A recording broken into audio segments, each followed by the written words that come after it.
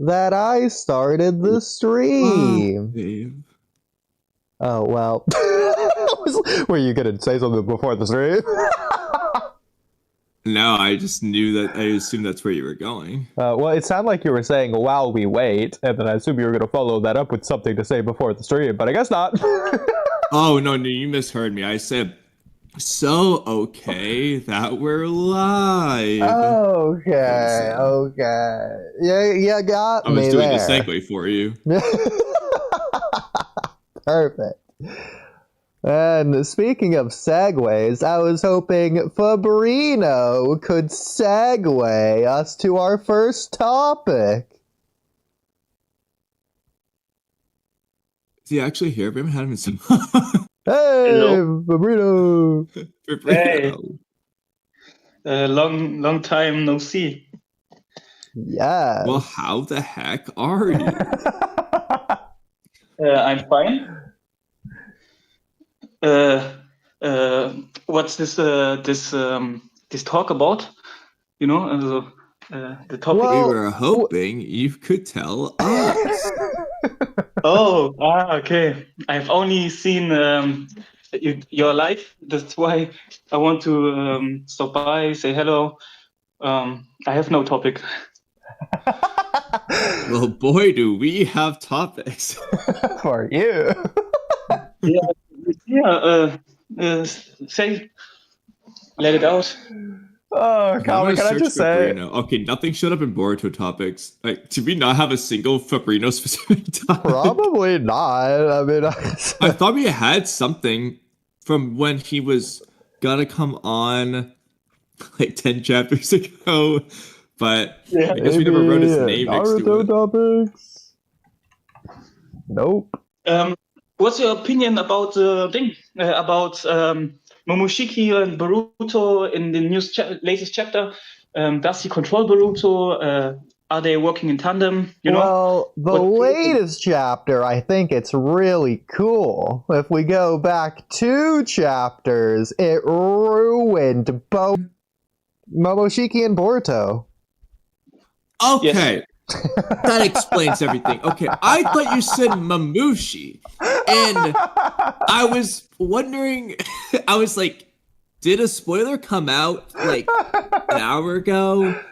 And so Mamushi was funny. controlling Boruto. You can see why I was very confused. Okay. That should be a instantly rewrite. knew. I'm gonna And I was write like, that in rewrites. What am I That's too good. missed? I'll write that in rewrites Oh, as we okay. speak. Momoshi. Oh yeah, I completely agree. It's both of them. With caveats. I don't. So Oodie's definitely much more. I wouldn't say much more, but is more hateful of it. I have a little bit of slack for the Momoshiki lying approach that they could take. Mhm. The problem is it just doesn't matter because it's okay. So Momoshiki lying, yeah, that makes sense for him to do. But if he is lying, do you both have retroactive questions? Like, for example, why didn't he take over Boruto in chapter 13 when Boruto was knocked out, half dead, and Karma had activated like 5 minutes ago? And then you have future questions, which relates to the fact that this deal is stupid on both ends, no matter what. Let me go find that topic. That's a good topic. About take over control. Momoshiki can take over control. Also, I think since chapter 78 of part 1, he tried to take over the body, but Boruto don't let him take over. But he also took over in chapter 78, and Boruto could do nothing about it. Wait. I do not think that Momoshiki freed Kawaki. I think it was Boruto. Nah, I might not have been over this with you. We've but, gone over that just... theory. It's the most ridiculous and obviously untrue theory of all time. I hate to say it. I'll share my screen. We'll just go look at it real quick. But it's a very interesting topic. I think chapter 78 is a very interesting topic, and I think the theory does have some merit. Part of the problem is that even if it did, Hikimoto wasn't planning on anything like that because it's so rushed in these last couple chapters. So the thing is, that's why we have the 3-month hiatus. The dialects. Okay, so in theory, sure, this could be it could be Boruto glaring through the Byakugan, and it could be Kawaki just saying Momoshiki when it's really Boruto. Okay, the problem lies here. Boruto doesn't say this. You want to kill me, don't you? Then you can't afford to get taken down here. You're surrounded, Kawaki. Hurry up and get lost, or will you waste this chance I've given you? This isn't Boruto dialogue, considering what he's been saying, like, earlier this chapter, like, when, Sarada shows up. Run, Sarada! He's not gonna listen to anything you say, he'll kill you! He's, like, going on crazy, basically, like, you know, he's not messing around, just run, like, then he's not just gonna say this. Well, Kamui, counter argument. This is Ikimoto's Boruto. Come on. Wait. From that perspective. Okay. But it's Ikimoto. And he's having Kawaki say this. And he hasn't retroactively gone back to show us that, oh, we were wrong all along, and it was really Boruto who did it. Well, okay. Counterpoint. Yes. Kawaki says you Momoshiki, but he sees Momoshiki and Boruto as the same. I know. Okay, so all right, now I'm gonna look for. Oh wait. Also, okay. Stupid. What about this line from Sasuke? I don't get it. What is he trying to do? Why save Kawaki? Wants to kill? Is he just saying that about Boruto? Yes. Okay. So then, there are visual cues that hints that Boruto is in control in this moment. Such as. Wait, Kamui, do you have the? Can you go on Reddit? I have. Kamui, can you go back to chapter 78 at the end? I did a post about this topic and have with example pictures. If you can guide me to where I need to go. My name, Plain Chemist 5717. How could you forget, Wait, say it again. Plain. But actually, can you just type it in chat and I'll copy and paste it? Yeah. Well, Kamui, you never got back to them about their late response that they are sorry for. No, actually, I'm the one who said that. Wait, Kamui, your name is Odd Palpa whatever? it just made it. That's not my Kamui one. Yeah, that's just my other one. I don't know how to change it into anything. That's so for my regular Gmail, that's just what it named it. And then the Kamui one, it let me pick a name. I don't know why. Yeah. Do you have the? He put it in the Sage chat, by the way. Oh, okay.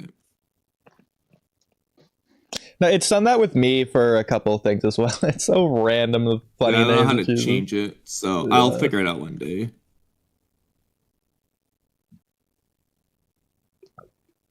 So now on post and let's scroll down. There's this is Boruto feed ... chapter 78. Up. Okay, I'm looking at what the message actually is. You should get a free book. It has to do with it. Can't blame you. I'm in the exact same position. It would be funny to leave that up the whole time. For every single class. Oh my gosh, bro. Yeah, so this, I'm not surprised for. I was waiting for you to mention this. And whereas that's a fair point, I do have a possible counter argument as well. Yeah, I'm very interested. The pattern of the karma itself is this, it's the same in both cases. Whereas, let's go pull up this real quick. Chapter 63. Bro drew a rainbow on screen. It's ridiculous. So, it's probably using karma. I just want a good Boruto face shot. This is good enough. This is what Boruto's Karma 1 looks like. You know, you've seen it before. Yeah. Other shots where it goes full face. It just has the two lines like this. And then this is what Boroshiki's look like. Chapter 64 Boruto's looks the exact same pattern-wise. Yes. Where am I going with this? Rather than the horn, I think this pattern is the signifier of Karma 2, which is what Momoshiki always appears in no matter what. Yep. What does the horn mean? This is the very, if you were to, these numbers aren't necessarily the numbers, but if you're going to go from 0% karma to 100% karma, Karma 1 might go from 0 to 49 or 50%. And then Karma 2 would go from 50 to 100% or 51 to 100, depending on the specific spot. The point, all right, 0 to 50, 50 to 100. So at 50%, the beginning of Karma 2, his horn is 0 millimeters, or it's 0.01 millimeters. You can't see it. But then as you progress towards 100, the horn gets bigger and bigger. Would be how, and then you look at Kawaki in the code arc.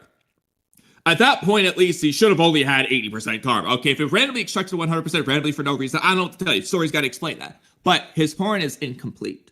We haven't seen him use his horn since. We don't know if it's complete or not now. But in that case, it only wrapped around his head like 80% as opposed to Jigen where it goes all the way around. That's another example of where that might be an indication. If that's the case, all that matters is version 2. He's in version 2. He's in version 2. Momoshiki appears in version 2. He can pick and choose from there. I agree. Okay, sorry. To add on to that, it would be ridiculous if Momoshiki just couldn't do that otherwise. Like, he can obviously walk around without the horn, in my opinion, as long as he's just taken over Boruto. Because with Kawaki obviously he doesn't have an Otsutsuki, but he goes with V2. But for Boruto, he can't do that the moment he gets the karma. It would be stupid to say that Momoshiki just can't take him over at all for the first couple of months, considering his soul's still in there just as much. 2 more things. You got a good point. Yeah, I don't think he has the horn there.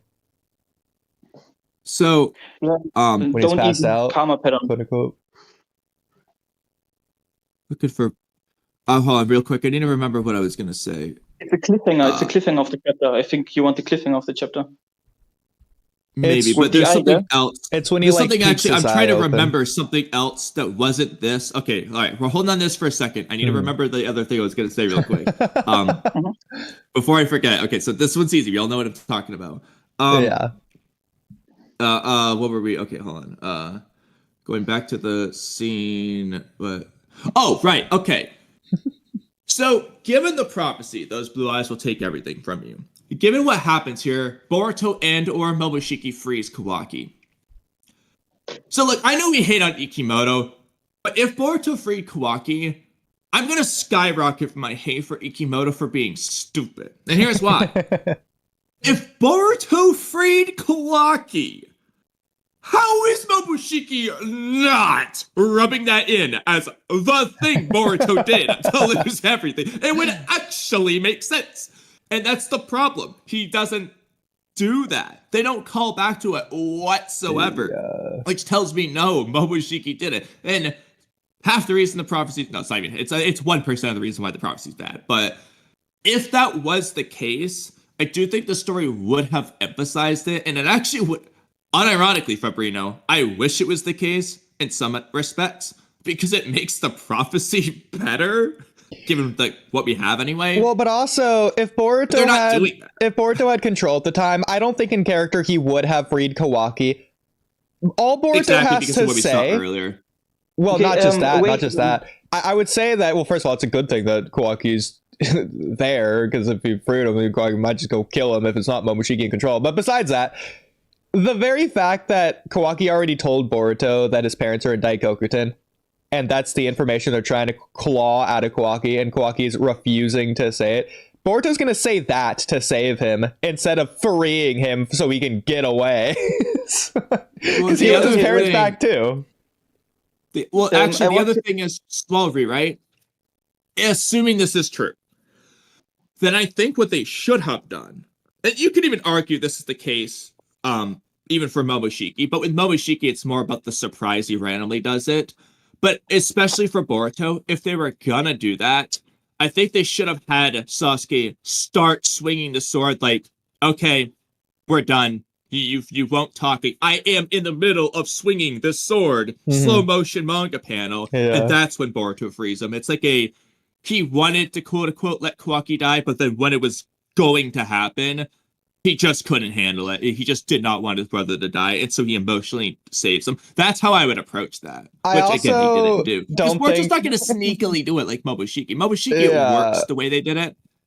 Boruto has to be an emotional thing. Like he's about to die, as opposed to they're talking about it. Like, it also just doesn't make sense for Boruto to just. Wait. Let me add go ahead. So first off, the essence of this post is that the 3 times Momoshiki takes over Boruto's body, it's always visualized with three visual cues. Also the horn, the Stirnband forehead protector on the neck, and one eye is closed. And Ikimoto only visualizes Momoshiki in control with these 3 visual cues.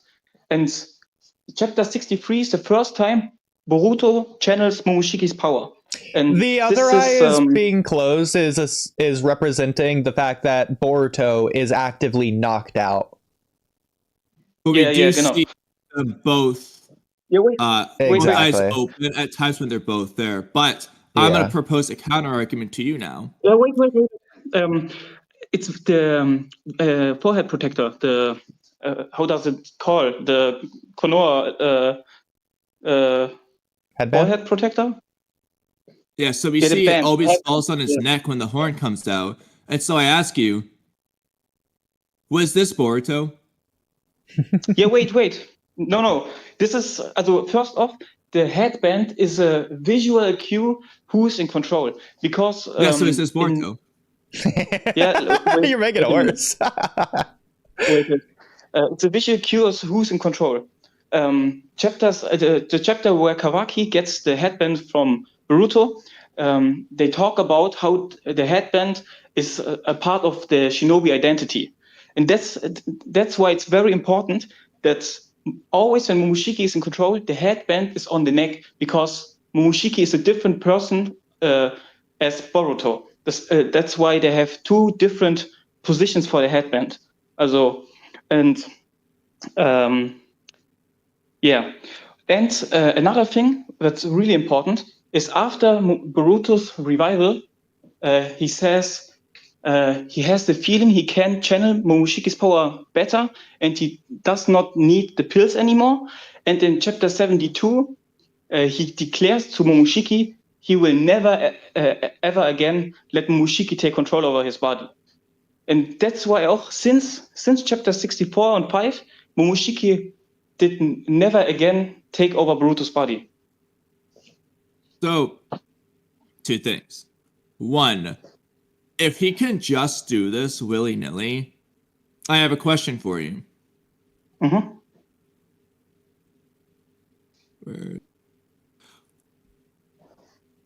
Why is he just being stomped by Kawaki instead of just doing V2 and beating him? The fight gets interrupted. Remember, he can control his power better, and he can do this willy-nilly on a whim. He would, if the fight goes on, he would easily did version 2, but the fight was interrupted. But why is he not just doing it? I don't know, but I mean, at the end, he does it. So, he does activate... To free Kawaki and not restrain him. Yes, because he knows... Because if he did it here, Kawaki doesn't have to die. He's just restrained him. No. Kawaki would in the end defend himself as he... and Konoha has no other choice to kill him. And Boruto did know that. That's why he freed Kawaki. I have a better moment. Right here, when he has to desperately save Sarada's life, why is he not only deactivating Karma, but why is he letting his eye get scarred instead of just going V2 and stopping Kawaki? Remember, you're at your strongest when you're protecting someone precious to you. That's the time for Boruto to be doing that. To save Sarada's life. Goku never. That's anime manga logic. They never use their strongest form since the start of a fight. That's always in a fight they go This up. isn't the start of the fight. Ja, aber that's Manga und Anime Logik. What's the anime manga logic of this scene?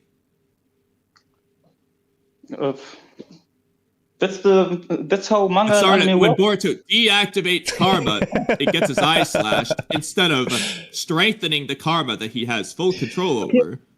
Okay, I know. Maybe. Okay, I can understand that you two don't like the theory. That's it's okay.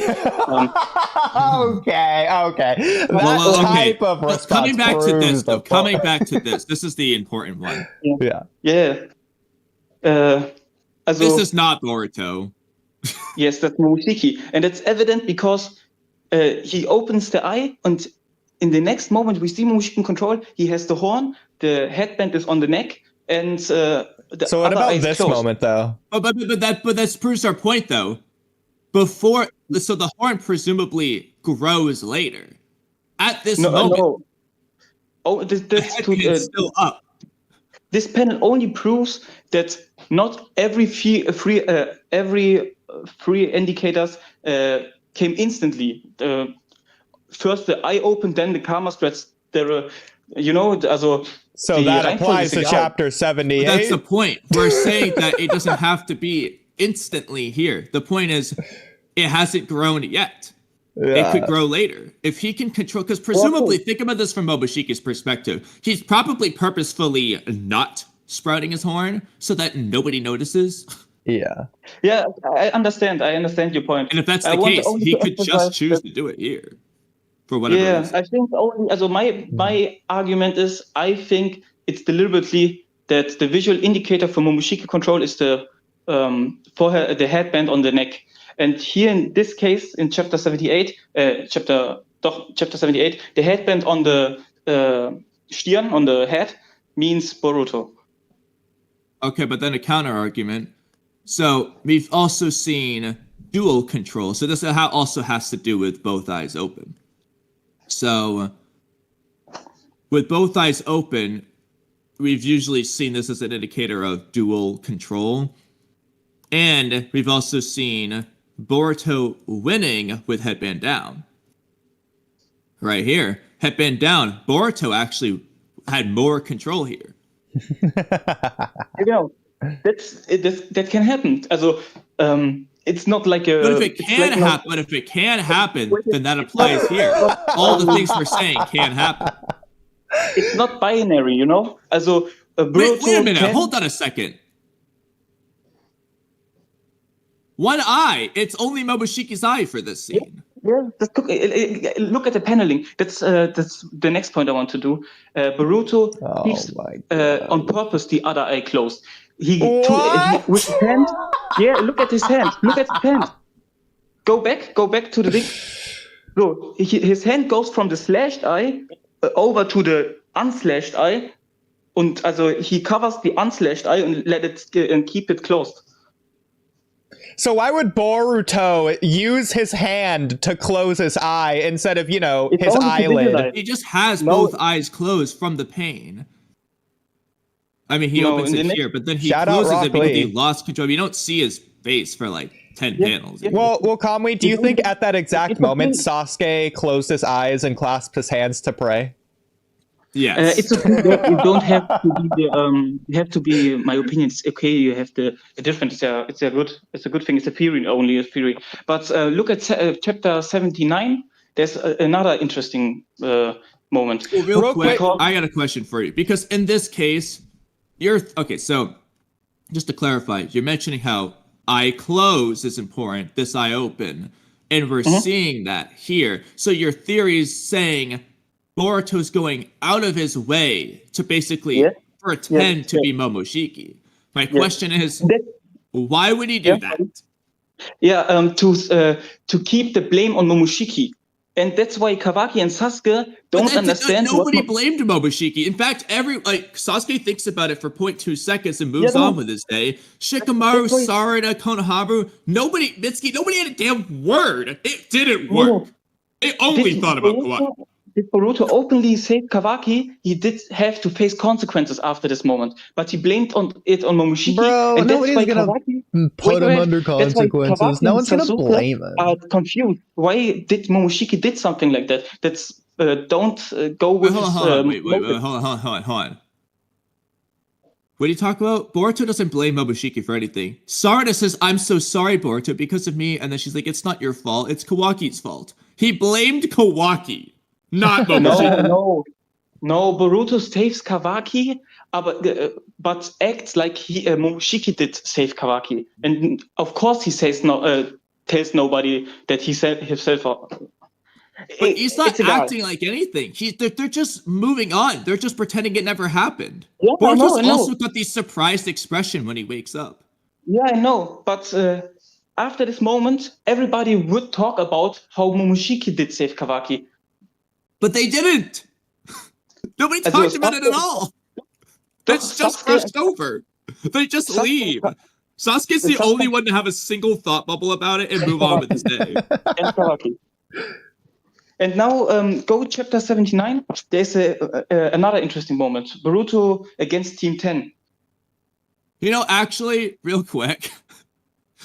Okay, so I did say it would be better if, for the prophecy, if Boruto himself saved it. However, I'm going to do a counterpoint. Because in your theory, it's Boruto pretending to be Momoshiki, which is a different case.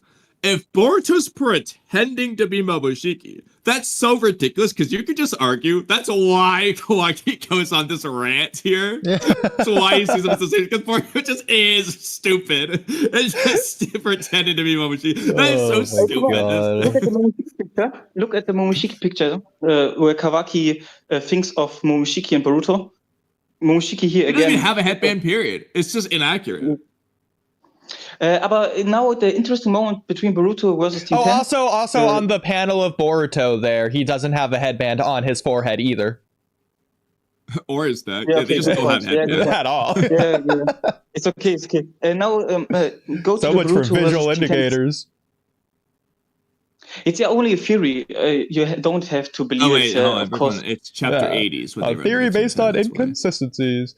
No, I'm glad that we're getting to the Inoshikacho thing now. So this is what I wanted to say, is that it's clear that, first of all, Boruto's wrong on being able to control his power a lot better now. He's naive. He's saying the prophecy is not going to happen. He's not going to let it happen. He's being wrong and stupid there because he's naive. And that's the point of what they're doing through the whole first half of this arc. If not the whole arc. It's clear that he doesn't have more control over his powers now. And that's more so indicated by the fact that Momoshiki's taking over, not just when Boruto is knocked out, but basically whenever, especially in Two Blue Vortex, it can just be whenever he activates the Karma Seal. And it's clear here that Momoshiki is activating his Karma Seal. Yeah, so it's not that he has to go into V2. It's just basically whenever he wants, because he can just activate the Karma Seal. That's what he's doing here. Unless you're going to argue that Boruto is activating it to stop Momoshiki out of rage. No, I have to argue that Momoshiki tries to take over the body, but Boruto resists again. He doesn't resist, though. It's that Sasuke shows up. Yeah, Boruto might have slowed it down, you can say, for 3 seconds, but that's not really the case, because look, he's doing it. He's like, stop, Momoshiki. And then Momoshiki's just doing his taunting. And Sasuke immediately shows up. Because otherwise, why would he ever say, don't you dare harm my friends? And that basically just throws Momoshiki for a loop. He's just really surprised and just stops. Exactly. So, yeah, I mean, you can argue that's dumb of him. Now, here, this is where it's just bad writing. Momoshiki should just do it, but he's not. Well, there I can justify it for the same reason that he doesn't do it the moment Sasuke comes. Yeah, exactly. He's just trying to win his way. But like, at a certain point, it's like Momoshiki just do it. Okay, as far as your point, I do understand your point, but I think Momoshiki does try but can't, and that's because and the moment before it was Boruto's in control, not Momoshiki. And here Momoshiki tries again. He doesn't say something like, give me again the control, give me again, like 2 minutes ago. Yeah, that's the thing though. Boruto didn't give it to him last time. Momoshiki just did it.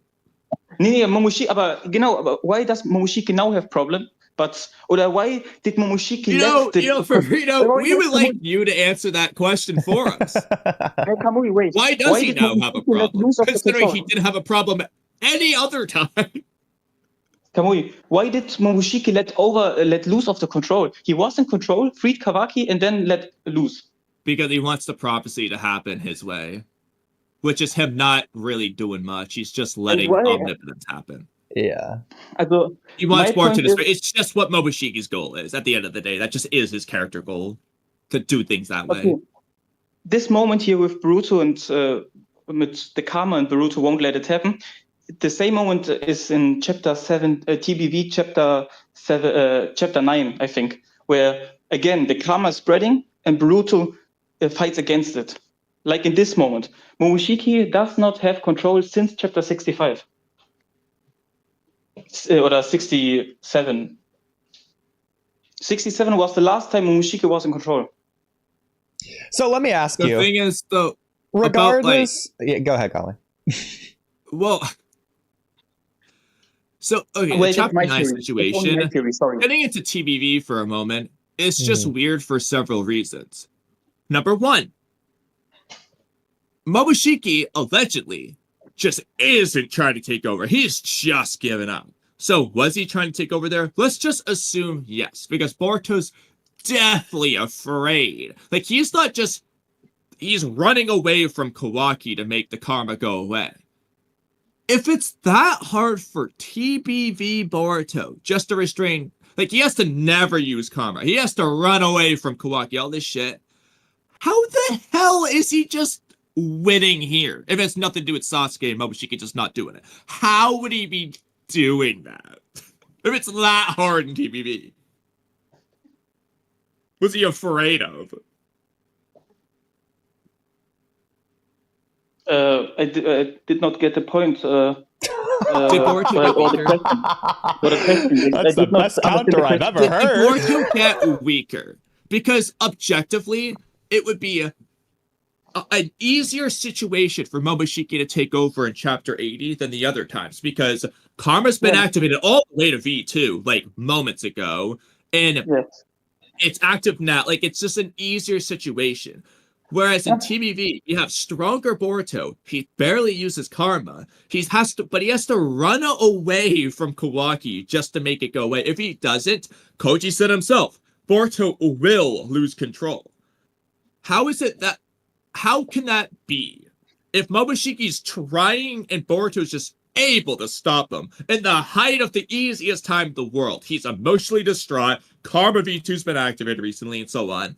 But then in TBV, stronger Boruto can't even beat depressed Momoshiki? How? That doesn't make sense. It should be easier for him in his scenario. But he's deathly afraid. Koji's saying he will lose control if he doesn't run away from Kawaki and so on.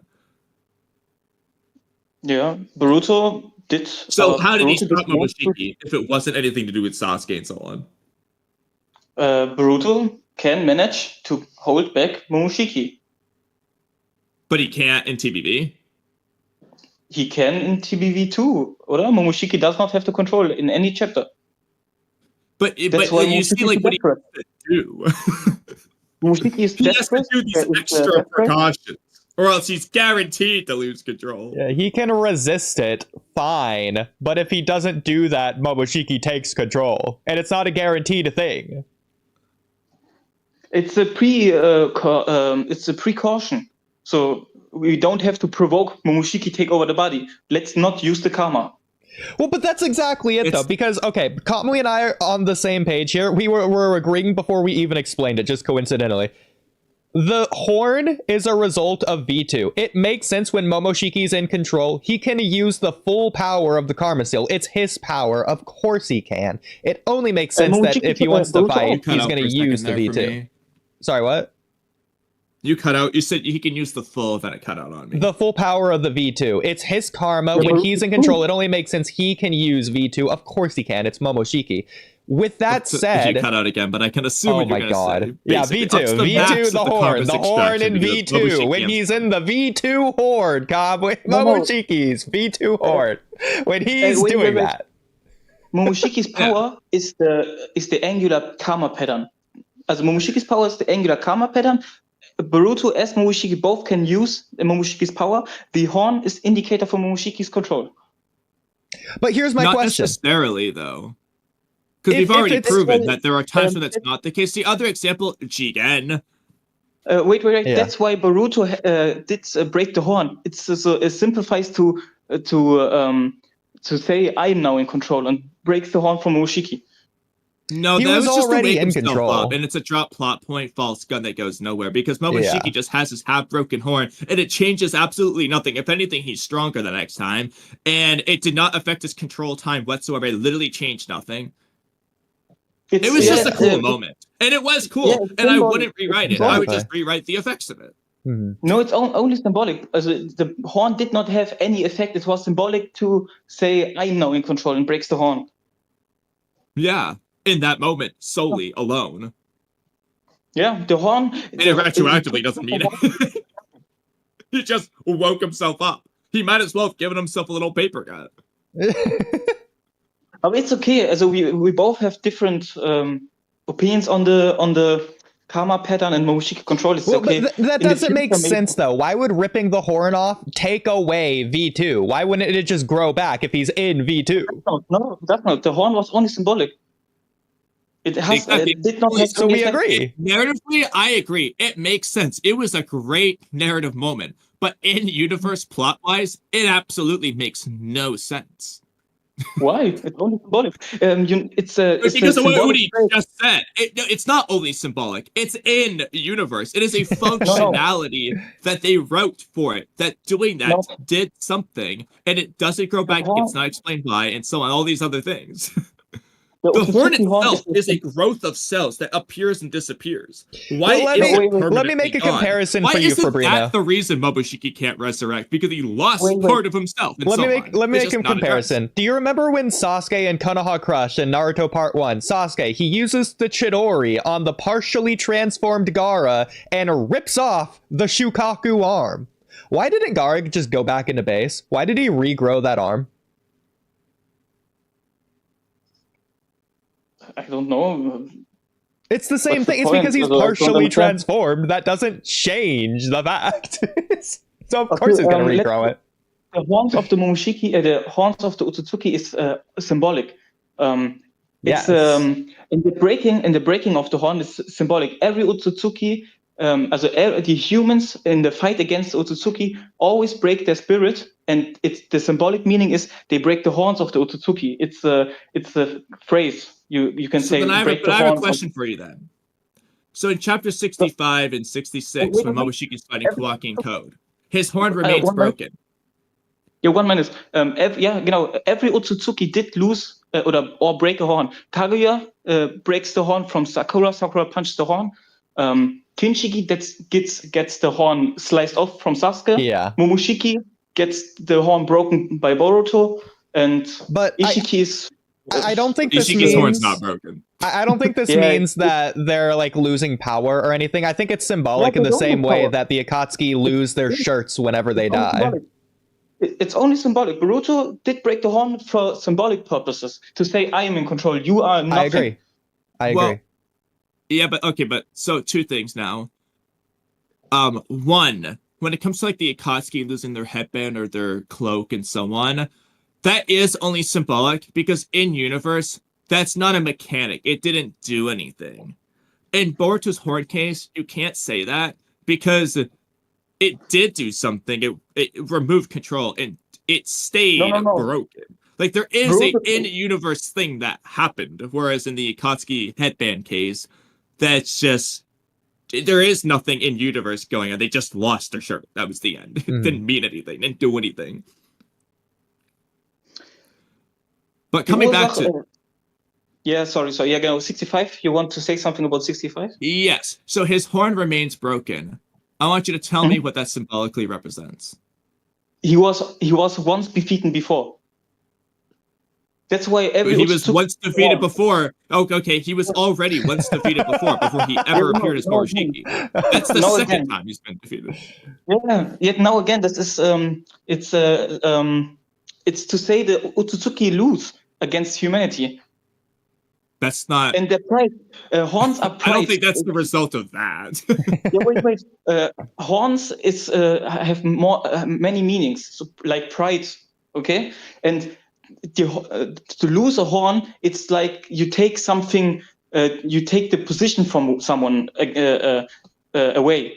And the Momoshiki already loses again because his horn gets broken again. He fights. He loses fights against humanity again and again. And that's why every Otsutsuki loses their horn against ninjas. Well, we've already proven that it's not every Otsutsuki, considering Ishiki. Yeah.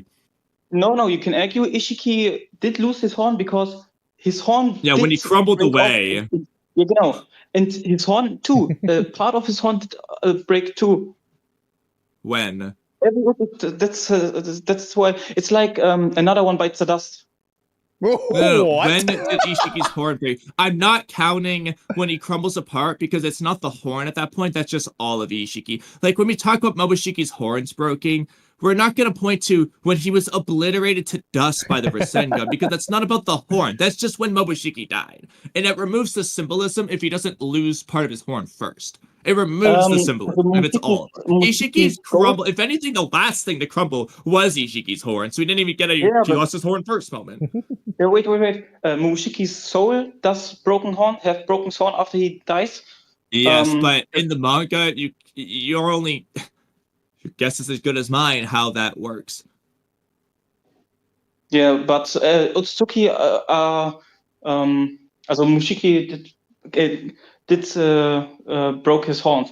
Can you look up Ishiki's death?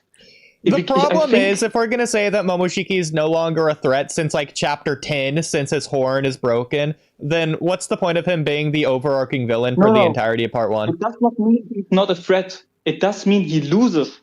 But Momoshiki is a very interesting Otsutsuki because he never gives up. He lost again. The battle, but he hasn't lost the war.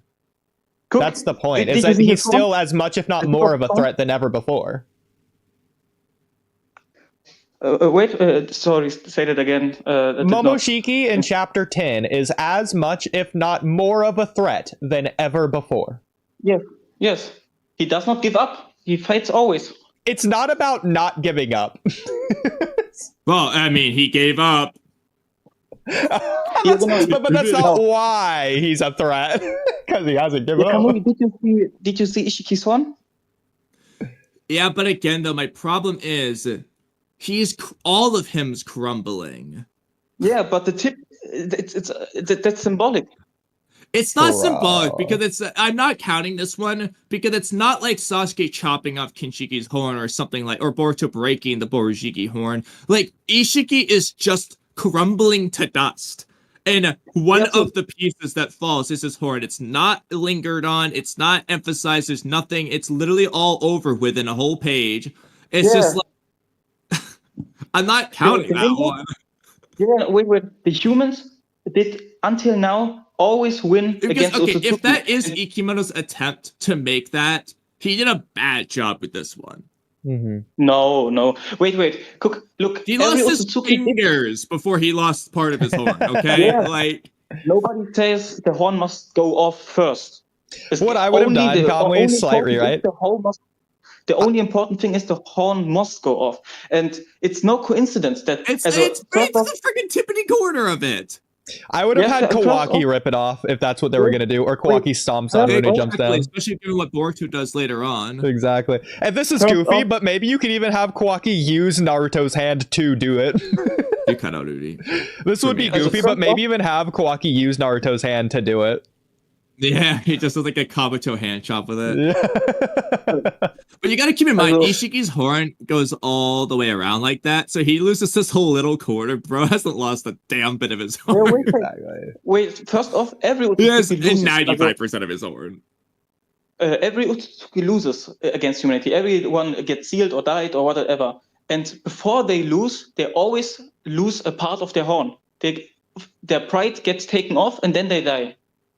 If their pride is their horn, then they're not losing their pride. They're losing a part of it. Yeah, genau, apart, sorry, not thing. But Kaguya. I mean, honestly, Kaguya didn't have a damn bit to say about losing her horn. I don't think she lost any pride from this. But they're fully Kaguya defeated. The horn thing is intentional. Kaguya loses her horn 1 second before she gets sealed. It's always intentional. The horn losing has meaning. Okay, but Ishiki lost before the horn. Like, the horn didn't have anything to do with him. You can say the author is intending it, but it's not intentional in the story. Otherwise, Kaguya would say something about it. Yeah, genau. It's only for the reader. It's symbolic meaning for the reader. No character will ever comment, hey, if Otsutsuki lose the horn, we did take them the pride. It's only for the reader. It's symbolic. They don't have to say anything like that. They would just say something like what Kinshiki says. Like Kaguya would say, oh no, my horn, my pride. She'd say that right before she's sealed. In Ishiki's case, at the very least, like, I'm saying this one's bad for a reason. He has his horn, it's there, he bangs his head on the ground, and then he looks up and it's just gone. Like, I would have at least had the panel of it fully there, another panel of the snap, as you can see it starting to fall, and then the panel of it falling off. I would have done at least those 3 panels, but instead, it's just randomly isn't there, and he's thinking about anything but his horn. To be fair, Kamui, you could blame this one on Ikimoto. I am blaming on Ikimoto, because I'm saying if that's his symbolic intent, he did a bad job with this one as opposed to the Momoshiki one, for example. I agree. Because it's just randomly gone. It's not emphasized. They're not doing anything with it. So if it's technically there, it's bad. And they're focusing on so many other things at the time. Exactly, because the thing is, like, with Kinshiki, okay, that was the point. With Boruto and Momoshiki, that was the point. With Kaguya, I'll even give you that one. That's the point. Here, it's the last of all the points impossible. You miss it, you miss it. It's not the point.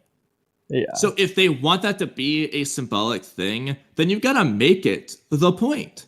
You got to actually emphasize it at least more than just randomly having it disappear out of nowhere in the next page. I can understand. If anything, he didn't even fall off because of Baryon mode. It fell off because he smashed his head into the ground. I understand that you don't like how it's executed, but my point is it's intentional. And this panel where the tip of his horn is away. But how do you know it's intentional? How do you know it's actually there? Because every other Otsutsuki always did too lose a part of their horn. Did Urashiki lose his horn? Yeah, Urashiki is have a horn. Come on. I was to say Urashiki and we looking at manga pages. It's okay. Well, Urashiki was written before Ishiki, so thought of like Kishimoto. More canon. Wait.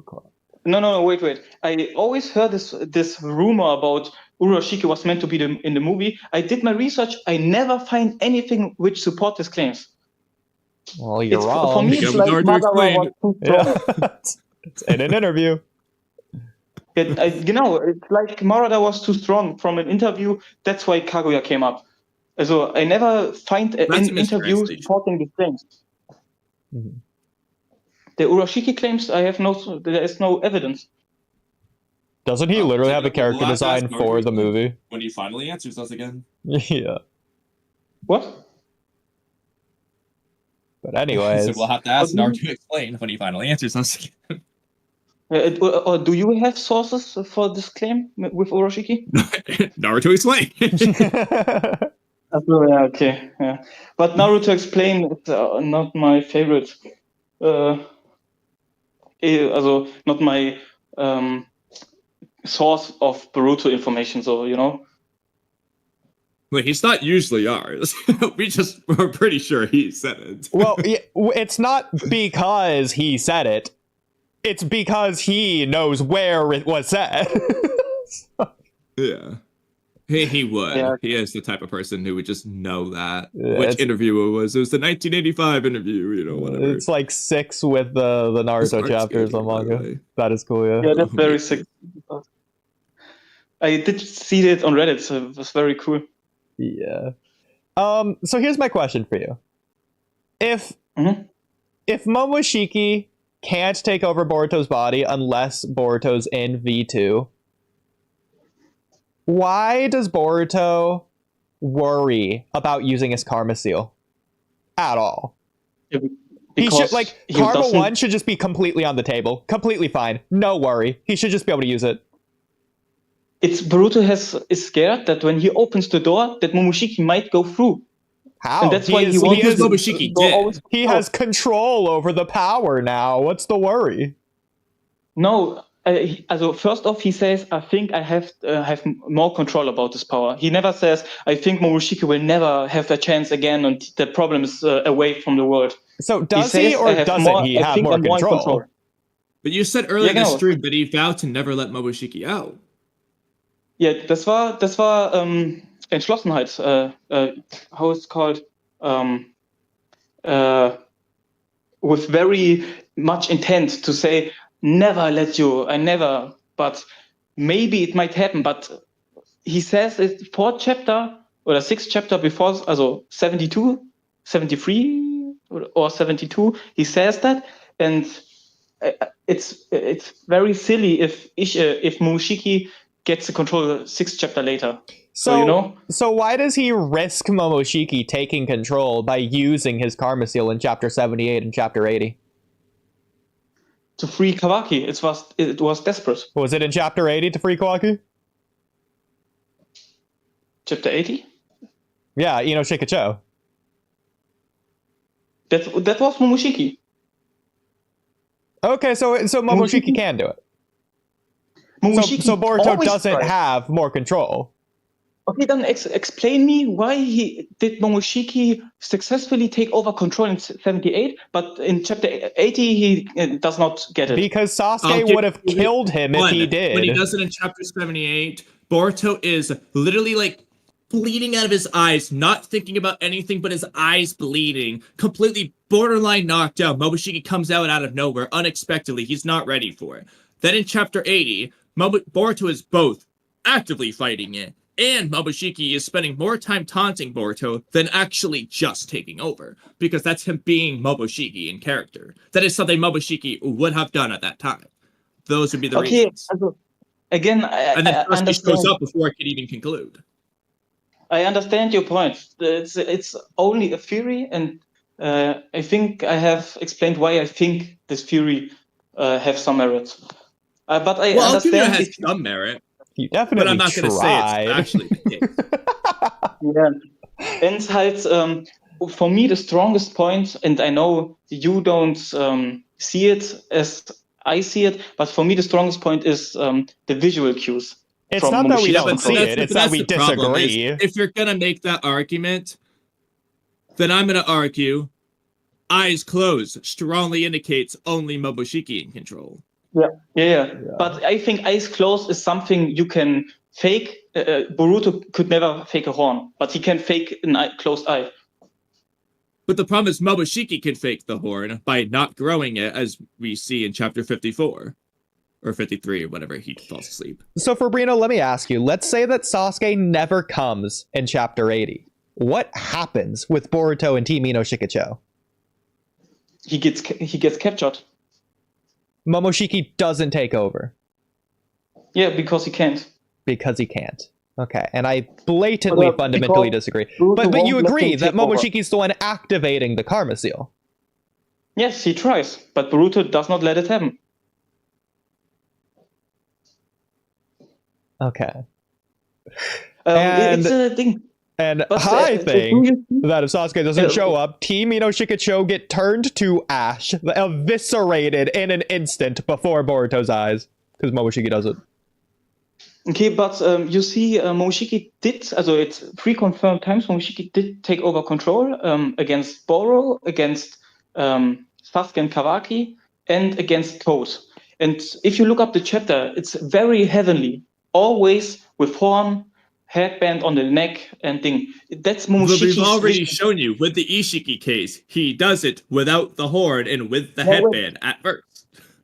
Because he did open his eye. Also the karma has the karma does spread 1 second later up after he opens his eye. It's so there has But no that there's shows no, that Momoshiki was in control even before karma spread and before the horn grew. He was already in control.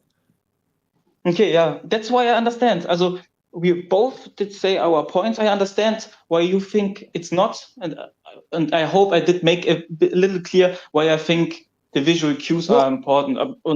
Let's just go with the chapter 7-8 interpretation that it was Boruto. Why would Ikimoto write that? That Boruto's pretending to be Momoshiki to blame Momoshiki if it doesn't go anywhere? Why make it so unclear? If he's not going to call back to it at any point.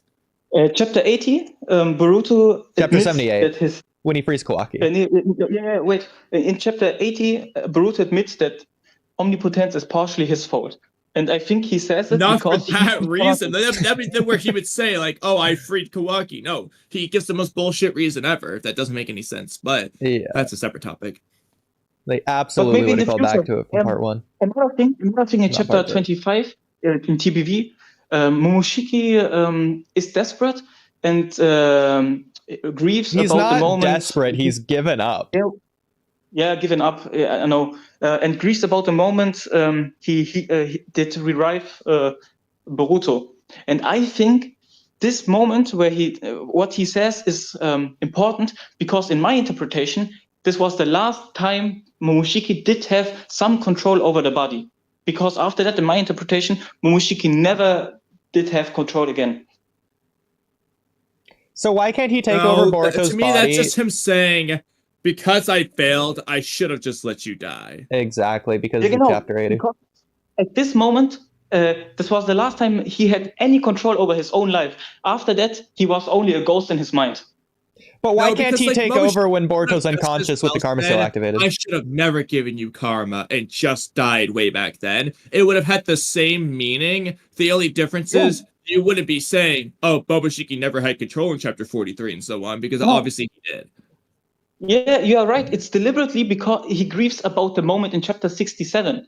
Because that was the last time he did control over his own life. And for him, if he died in chapter 67, we're peace because now he's something like that because he only watches. He's dead seit diesem Moment.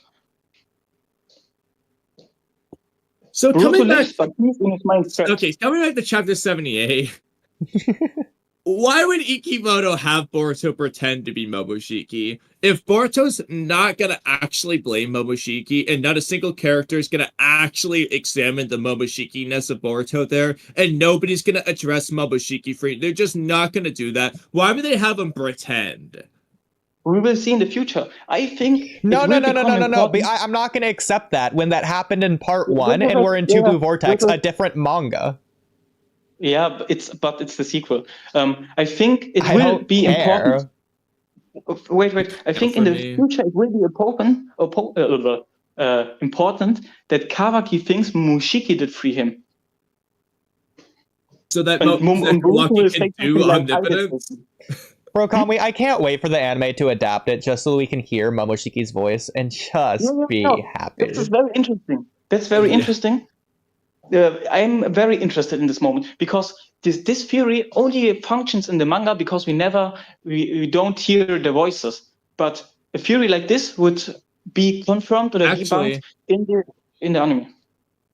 Actually, that is a good point, though. They say that voice. There's a scene where they say that voice, like knowing it's Momoshiki somewhere, but... Well, if that's the case, unless he's just being Toby with Madara's voice or whatever, Boruto can't just pretend to be Momoshiki. He has his voice. Yeah, and I think I've gone through the manga multiple times. I don't think there's ever an indication that Momoshiki has a different voice. I thought they say that voice in one of the times at least. I gotta go see, though. That might be an anime-only edition, for example, but I just gotta see here. No. Look, I think his voice is commented on at some point. In the code fight, Kawaki thinks Boruto is in control, but Kawaki says Kawaki. He thought Momoshiki was in control when it was really Boruto. But Momoshiki was in control, but because the things Boruto says, he grasped that Boruto is in control. I'll also add that the manga and anime under Kodachi was like the same thing, basically. And because Kodachi worked on the anime, the voice would be canon to the manga. Well, the Kodachi thing is a different topic. If you want to say it it's a doesn't very apply to different Ikimoto, fine, but that just makes Ikimoto worse. Wait. It's like in Dragon Ball. The fusions in the manga, there's no indication that the fusions have a different type of voice or a double effect on the voice. But in the anime, it clearly has. We hear it, but we never know Okay, bro. if the fusions in the manga did talk the same way. Mm-hmm. And I did look, I did a closer look on the speech bubbles because I thought maybe something like Kurama, but Kurama has always a different font. His letters are in a different style. Is it always, And or I is it thought, only hey, the most recent chapters of Tubu Vortex? Because I noticed that it's always. recently. Always. Wait, say that Kurama, again. Byron, Sorry, I was kind of distracted. Kurama has a different font, and I thought maybe Momoshiki has a different speech bubble type or a different font, but not. Also, you can't. Well, what I will say is that Momoshiki does have old-timey speak in terms of the way he speaks in Japanese, kind of similar to Hagoromo when he first talks in Naruto. Koji But Koji also has obviously, weird speech too. yeah, obviously that could just be fake though. That's not like a voice type. Yeah. Yeah. Cook, and now in this thing, Momoshiki takes over control, headbands slips down.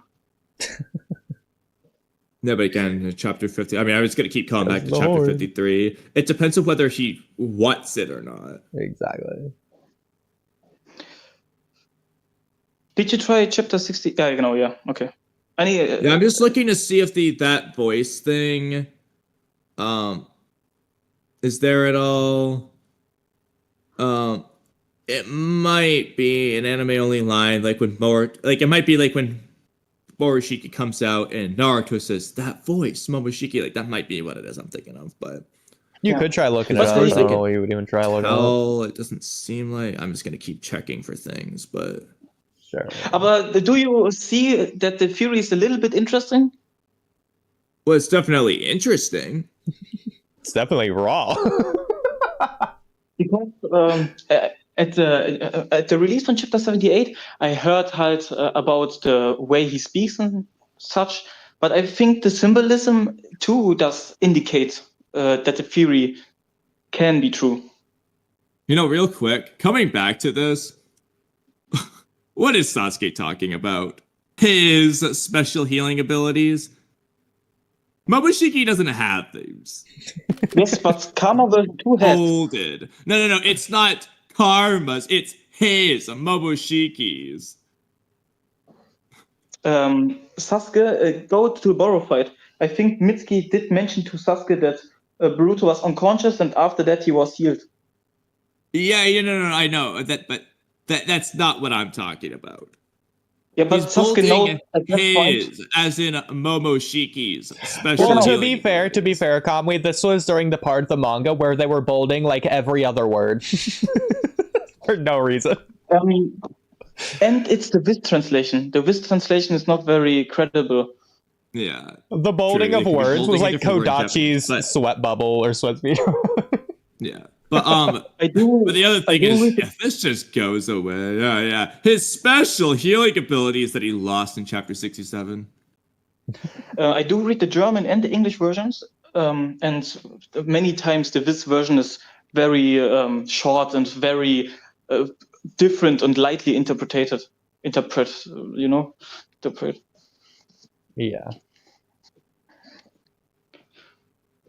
Anyway, definitely get that that. might be an anime only line when they say that voice. You try looking up real But quick. that's interesting. I wait for the anime because the anime can debunk it or prove it, or maybe they will. I don't know. The problem is anime they can't say that because they already Oh, real quick, changed on that, whatever on they that. feel like changing, On whatever the they feel Reddit. like changing it. So personally, it doesn't really tell you anything. So, okay, I'm really curious. Why did you add asterisks to the title of your Reddit post? Boruto asterisks, free blank in temperate. chapter I think 78? it's a spoiler warning. After the anime. Walky. Yeah. Yes. Okay, Boruto freed Kawaki, spoiling out Kawaki so it doesn't spoil that. sure. guess. I did try to censor something so nobody can claim I spoiled a specific thing. Sure. Also Boruto freed chapter 78 steht da. Okay. Well, anyway, this has nothing to do with Boruto or Momoshiki. But we did say last time, Oodie, that we would do this really long Ada talk. Go ahead. So, I guess... Well, we don't really need to do that segue. Well, speaking of omnipotence... I know we all liked my Ada theory about why Shikamaru figured it out and all that. And that may or may not be revealed soon. But I want to add an additional reason why I think it's bad if that theory is false, given that Shikamaru has already figured out the truth at this point, and that's canon and can't be taken away. Ignoring the fact that Shikamaru should have figured out the truth instantly 3 years ago, and this makes him look stupid, I don't want to make fun of Shikamaru for this. But what does this say about everyone else in this universe? The point that they're emphasizing with Shikamaru is, wow, he's so smart. It's so impressive that he was able to figure it out on his own. If Ada's subconscious desire for the memory swap hasn't fluctuated up and down at any point, per my theory, that means that at all points in the last 3 years, anyone could have had an equal chance of figuring out the truth as Shikamaru did in TBV. Everyone, at every point, had an equal chance of figuring it out if Ada's desire isn't making omnipotence weaker at any point. Okay, so what's the big deal? They can say it's so impressive and so smart as Shikamaru all they want, but it isn't. It's just so obvious. Like, they have photo evidence and every proof under the sun they could ever need. If Ada's omnipotence didn't get weaker to allow Shikamaru to figure it out now, where he himself agrees everything makes more sense if you swap Boruto and Kawaki's positions, that means it was equally weak enough to make this conclusion before. But nobody did. How stupid is everyone in the Leaf Village? How did Sakura figure out the Chunin exam's answers on her own, but can't figure out this obvious trick here? How stupid is everyone? Yes, I know omnipotence guides them to just ignore the evidence and not care. But Shikamaru proves that they can make conclusions based on the evidence, because he did it, and arguably Amino too if he's not secretly immune. Surely there's at least one logical person in the village who would at least consider the possibility of deception, alright? What happened to these smart ninja seeing through deception? How stupid is Kakashi now? Is he falling for the little rope trap thing in the bell test? It just makes more sense that Ada's omnipotence got weaker in accordance with her feelings. It only ruins the intelligence of not just Shikamaru, but every character in the series if this theory is wrong. Now, before I do the second part, thoughts? Sabrina?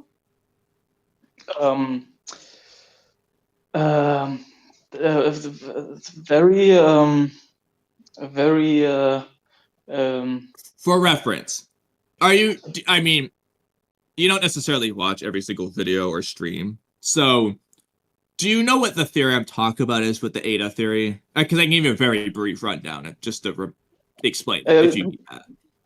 Yeah, do that. Okay, so basically, the gist is omnipotence is extremely inconsistent, so what's an explanation for that? The explanation is Ada's desires. We know omnipotence is a reflection of Ada's desires, so if Ada at different points simply desires the memory swap more or less, then the strength of it tricking people, per se, would increase or decrease. So, for example, Chapter 80, she's kind of pissed at Kawaki for a moment. When do you know? Sasuke's pointing out 50,000 inconsistencies and is like, omnipotence is making me, undoubt myself, but I'm also noticing it. So he's noticing weird things immediately, right off the bat. And then we also know Shikamaru at first was hounding Kawaki about it. Ada was pissed at Kawaki at first. But over time, she clearly was less pissed at Kawaki, as we see in the beginning of Two Blue Vortex. And over time, Shikamaru stopped questioning Kawaki. And then all of a sudden, we see in TBV, when Boruto shows up and Ada starts feeling some type of way about 50,000 different things, all of a sudden, Mitsuki's figuring it out. Shikamaru's figuring it out. Sarada and Suma are literally telling Shikamaru the answer. Shikamaru, as his own word said, never considered the possibility of, having memories altered. And we know from Sarada and Suma's dialogue, it's not that Shikamaru believed them, then forgot. It's that he never believed them to begin with. So this was the first time Shikamaru ever believed anything. And it's coincidentally at a time when Ada's feelings would have matched up. So long story short, the reason for all these inconsistencies and people being stupid could just be explained by Ada wanting the memory swap more or less. And therefore, memory swap gets stronger or weaker.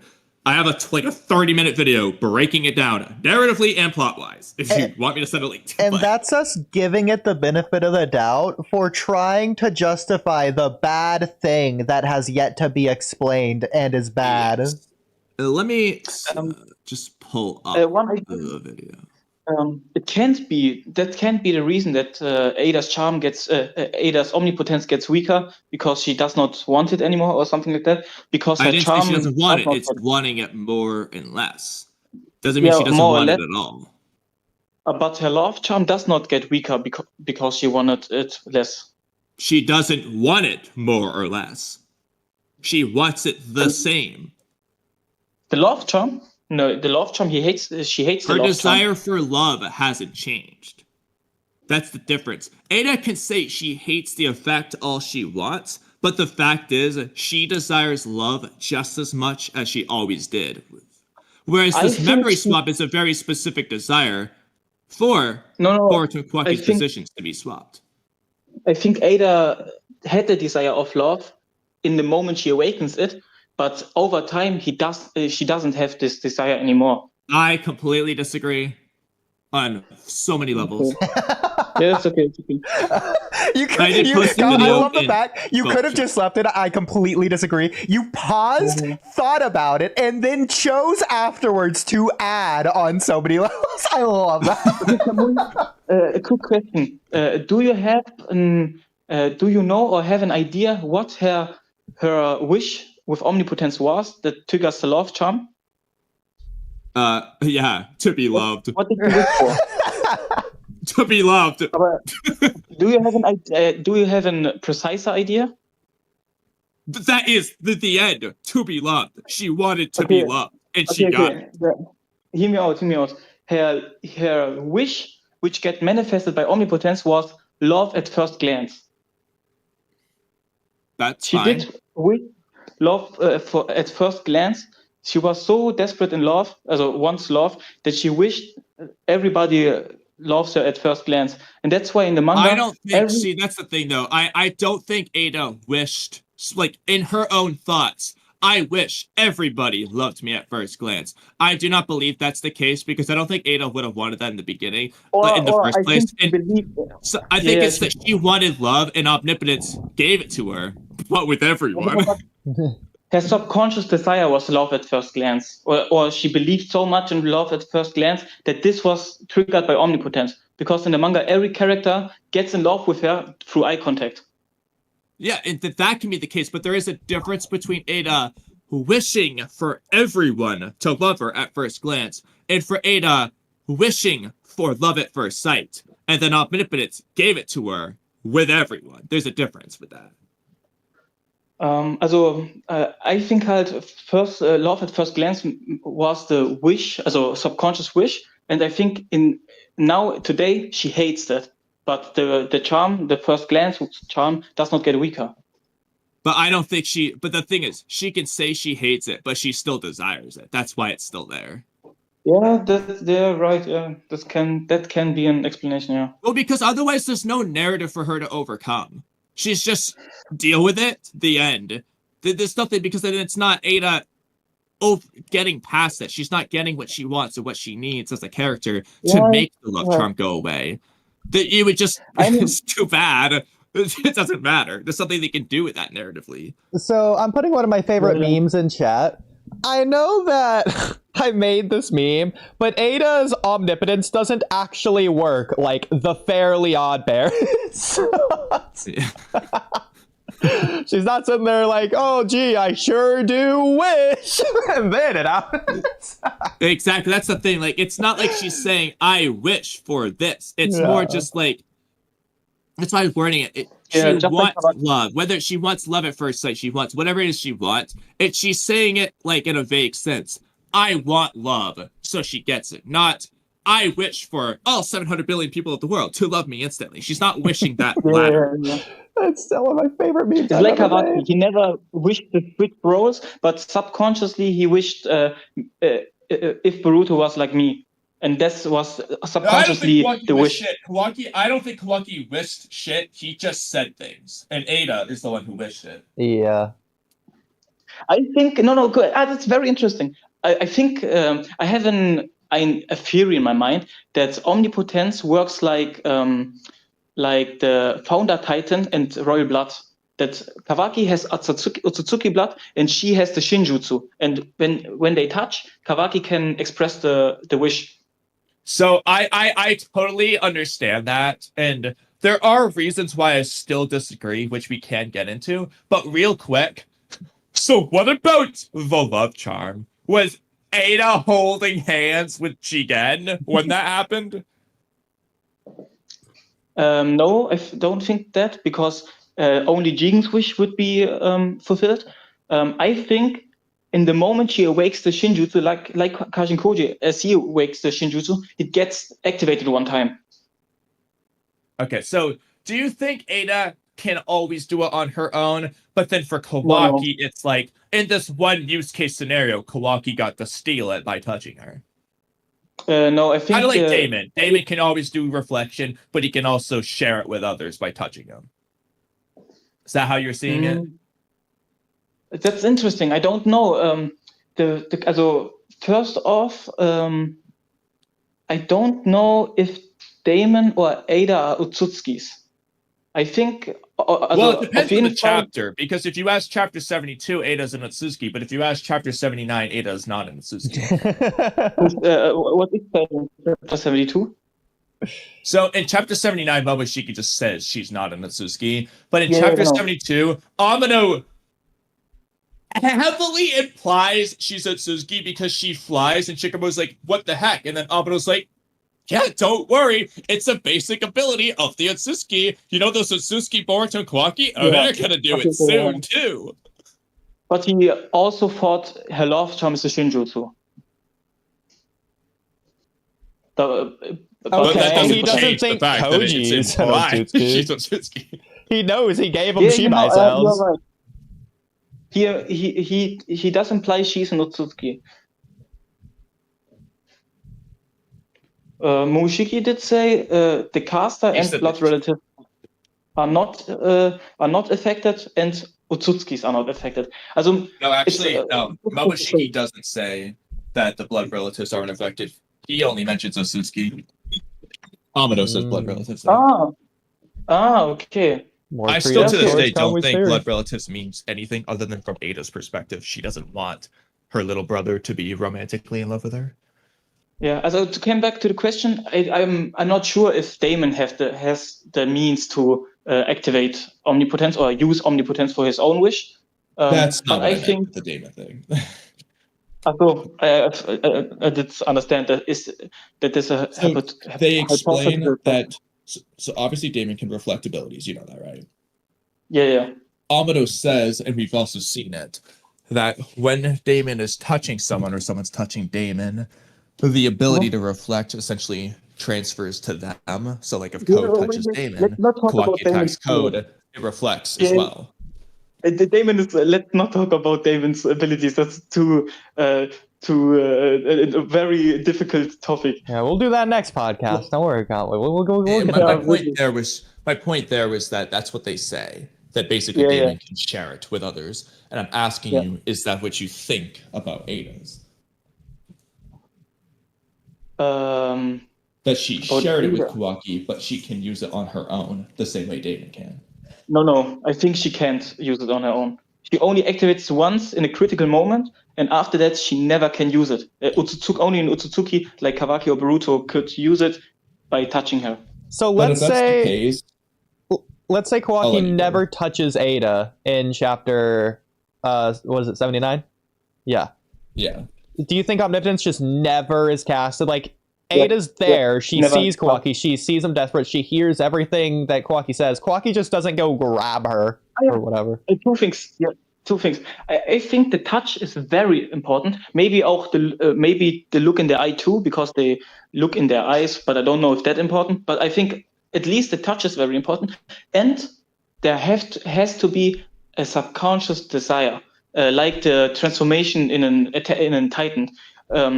Karma, also every Shinjutsu, I think, has to be desired. That's why Amado could only reconstruct the karma, but Kawaki needed to desire it. Kamui, can you pull up Attack on Titan, both the when Eren touches Dinah Fritz, the Smiling Titan, and also when Eren touches Historia? I want to see what they indicate in the manga. But real quick, I have a couple things. Because they obviously do lightning thing in the anime. I don't think Kashin Koji was specifically desiring 10 directions in the moment. In either situation. When he was originally written, it was just trying to escape. And when he was retconned into just giving up, he was not desiring 10 direction. He just gave up. But No. His desire, he did. I think he mentioned it. He did desire to know what happens after his death, and that's when 10 direction comes. He knows the future. No, he wasn't desiring it. He was believing in everyone else. it just happened.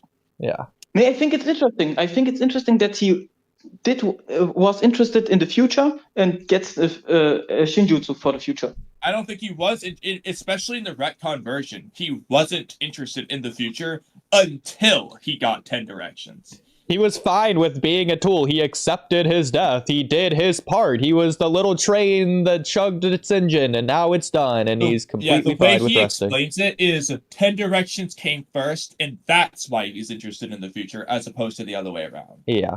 So first off, we have to come to a ground. When you say retcon, I think Ikimoto did. No, we've been over this. I'll go over it again passionately. So they retcon the shit out of Koji. I know. The biggest retcon in this series. No. Okay, it's probably not the biggest, but no, it is absolutely ridiculous how retconified this is. So I'm gonna let Koji himself explain to you why it's a retcon. We need that's absurd. Perfect. Okay, there's that panel, and now chapter 13. Notice how I know exactly where to go for these, by the way. You can tell I know Koji's character better than Ikimoto. So, okay. Well, it's maybe he says it after. Where does he say I quietly awaited death? Where's that panel? Here it is. No, not quite. Yeah, okay. A little bit later. There we go. I had no fear nor any regrets. I just quietly awaited death. All this shit. I'm a shinobi tool and blah, blah, blah. I was satisfied because I completed the duty. I managed to drag him out of Jigen. I was satisfied. So, you poor fool, blah, blah, blah. You lack the power to take me down. Amino understood that. You've already fulfilled your role at the point you dragged me out of Jigen. So, remember, he was satisfied when he did that. Right, Fabrino? In his death, yes. After. When Ishiki says this, you fulfilled your role when you dragged me out of Jigen. You know what Kashin Koji says? That's absurd. Yeah, genau. And later, in his moments before his death, he was satisfied. He thought, okay, I did. No, he wasn't. Did my part. He refused to die. Yet here. That's the point. Ishiki says you're gonna die, just like Jiraiya, blah, blah, blah. And then, you know what Koji does? He does the thing Jiraiya couldn't do. Escapes. He didn't accept his death. This just goes against what they're saying. Yeah. It's not what he was doing. He was not quietly awaiting death. Okay? It's narratively in opposition to the thematic point of this chapter. Wait, he quietly awaited death in the moment he lays on the ground. Then why didn't he die? Yeah. Then he awaited death. Then 10 direction hits, and then he knows he has to live. And so, but for Bruno, you do realize why narratively that is the worst thing you could have written when they're based on the narrative of this chapter with the Jiraiya stuff. You do realize, like, if Koji is just giving up, that just ruins this whole Jiraiya narrative that they're doing with Ishiki. That. It's obviously not what Kodachi is going for. And not to mention that's absurd to the, like, Koji himself disagrees with Koji. No, it's exactly like Jiraiya. It's exactly like Jiraiya. Jiraiya did his part by gaining information, and after that, he did swim to his death and awaited his death. That's the difference. Jiraiya chose to do this. I completed my duty thing and satisfied. Like, Jiraiya chose that path, but Koji did not want to do that. Notice how I don't like Jiraiya, by the way. Huh? Notice how I don't like Jiraiya, by the way, but I like Koji. Isn't that weird, Fabrino? Yeah, well, yeah, I mean, but regardless of that, that basically Koji wouldn't like Jiraiya's decision. He thinks that's absurd. Well, Kodachi's Koji now. Yeah. Hikimoto's Koji on the other hand. Yeah, complete clone, 1-to-1 copy.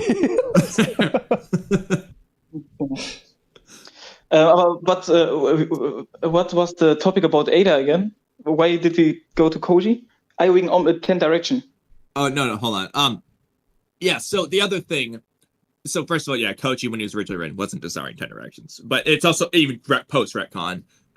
10 directions came first. But second, I would say that based off what you're saying, should apply to Koji. So Koji gets updates from 10 directions and all that shit without touching Otsutsuki and whatnot. He can continuously use it. Daemon continuously can use it. Code can continuously reuse it.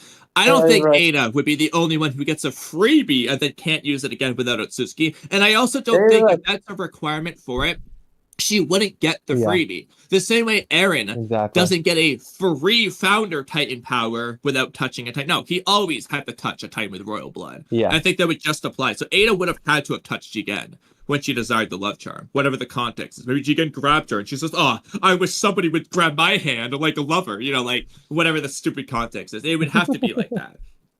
Also Ada's Shinjutsu is an exception because we know that every Shinjutsu, like clothing and so, the user can use it as he wants, but Ada gets introduced with she can use her Shinjutsu. Also Ada's Shinjutsu is always. That's another thing, but that's another thing. Wouldn't Momoshiki have said that it requires contact with an Otsutsuki? Because remember, he has an intimate understanding of all Shinjutsu. Wouldn't he have just said that? Momoshiki does not know something like that because in history there was probably never a human with Otsutsuki abilities. So he doesn't have an intimate understanding of all Shinjutsu. He does not have an intimate understanding about other species with Otsutsuki abilities. Well, it's not about the users. It's about the Shinjutsu. He's supposed to know everything about the Shinjutsu. Yeah, no. He did explain how the Shinjutsu functions, and did explain probably the human species user can't use the Shinjutsu as it is intended. No, it wasn't probably. He was saying it as knowledgeable as possible. Like, yeah, it's not something they could just control willy-nilly. It's activating off your subconscious desire. That's what the love charm is. Like, he knew it pretty well. Okay, also Mushiki did understand that how the Shinjutsu works. He has an understanding about the Shinjutsu, and he does understand that Ada's love charm is because the user has no idea about the Shinjutsu and how it works. And he also did understand that the Shinjutsu role swap, also omnipotence role swap, was a wish from Kawaki.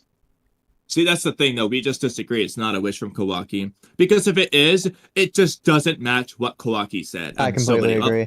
It also doesn't match what he actually thinks. It just doesn't make sense at all for Kawaki to desire that.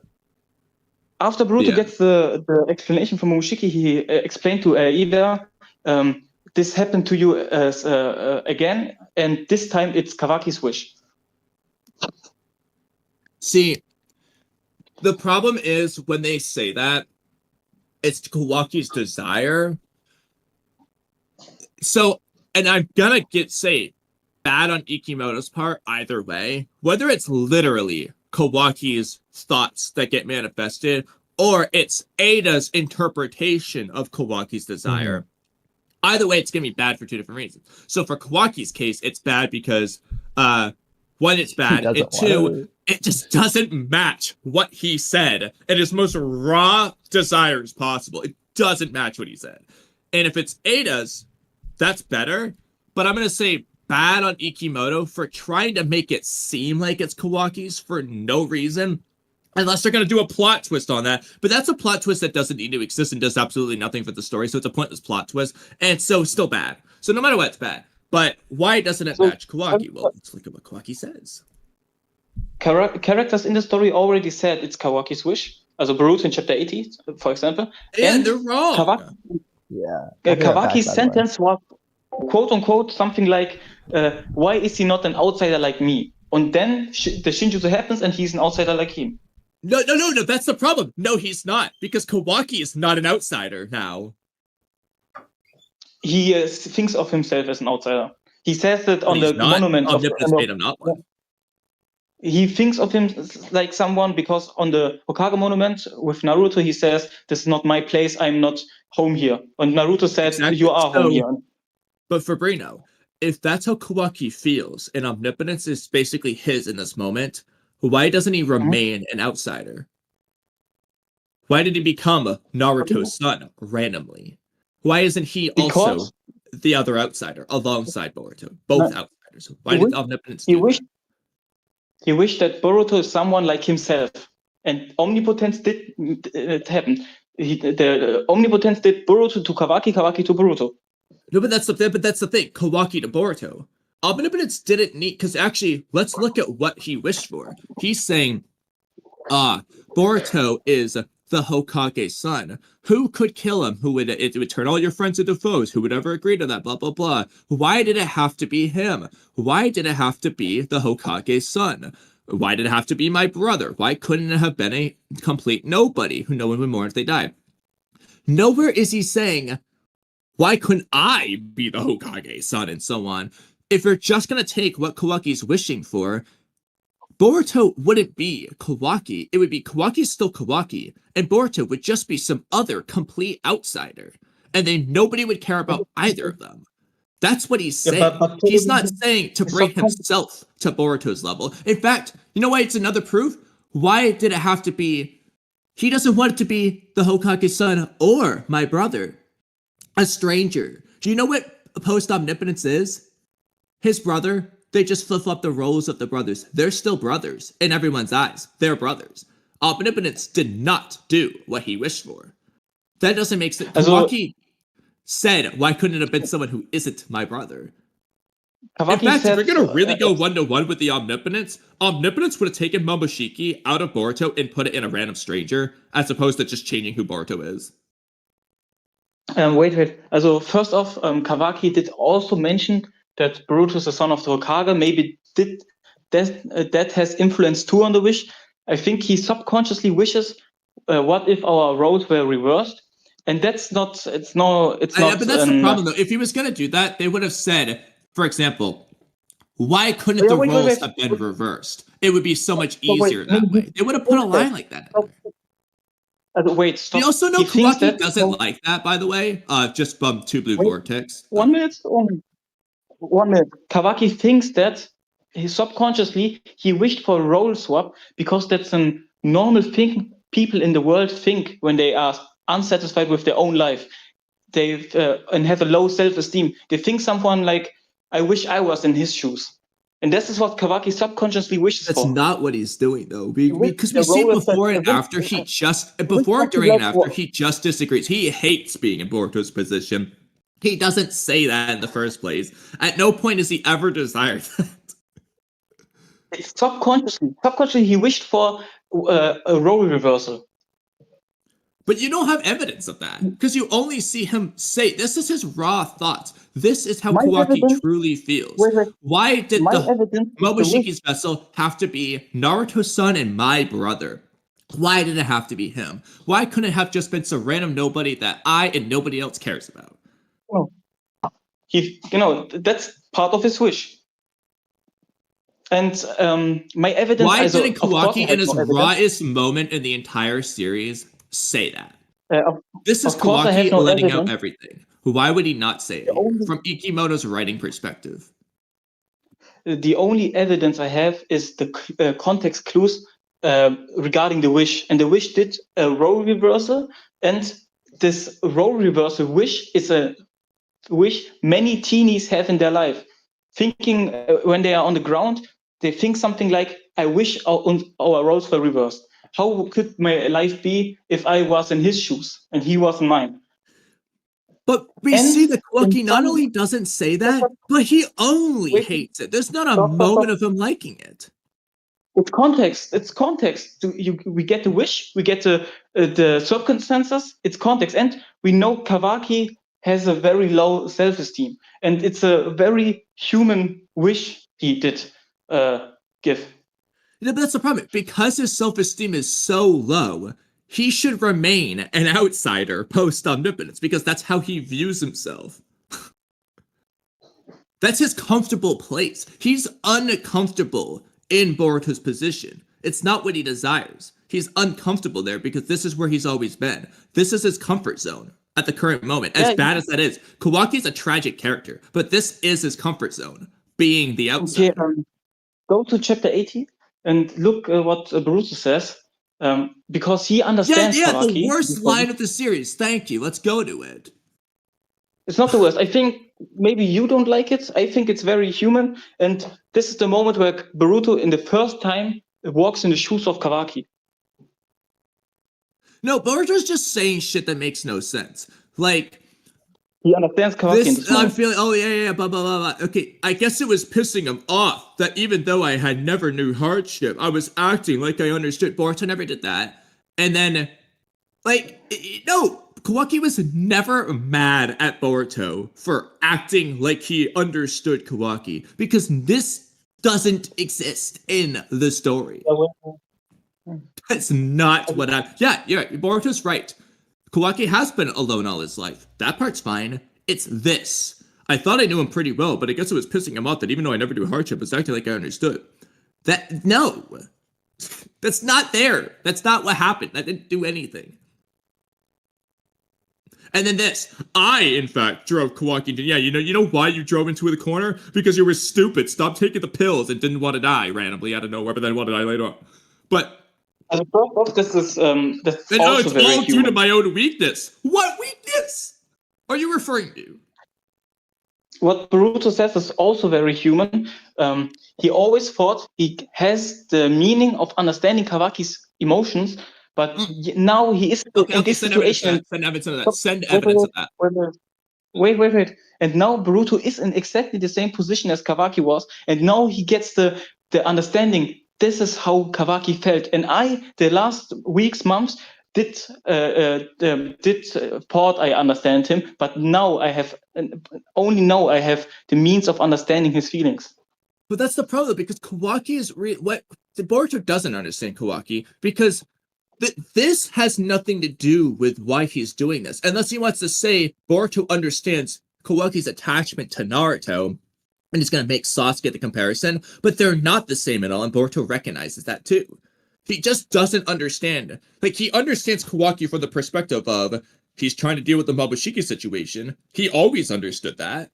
That's not a new revelation by being an omnipotence. It has nothing to do with that. The only thing he understands is the loneliness, which isn't why Kawaki's doing. Like, it's bad. I don't really take a turn.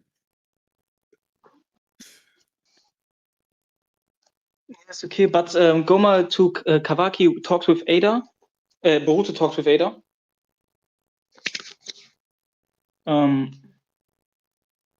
Boruto says... He says it's reflecting what Kawaki wanted, and that's probably what you're going for, right?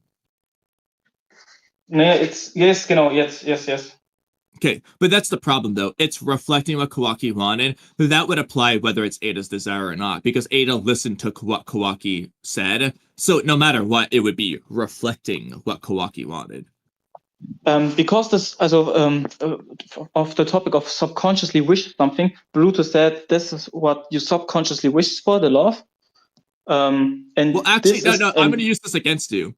Boruto didn't say he didn't say the love charm is a reflection of it. He just says, yeah, your power, omnipotence made it reality. And they say for Kawaki, it's reflecting. He doesn't say that for Ada, which you could argue is because there's an extra layer in between.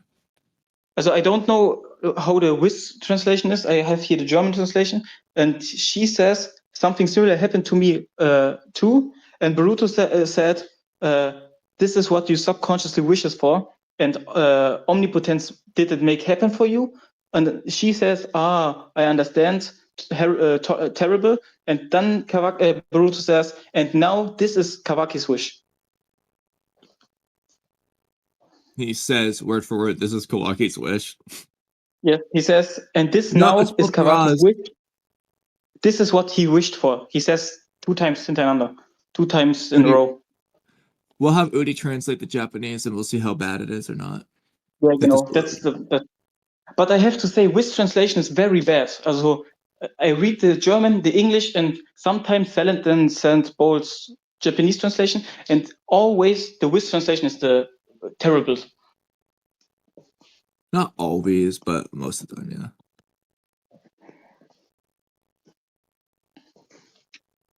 All right. So I think Oodie's at work, not gonna lie, because he has it on mute. But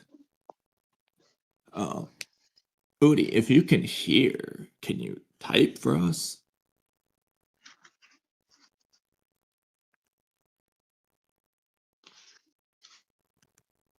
Because I would have him translate this.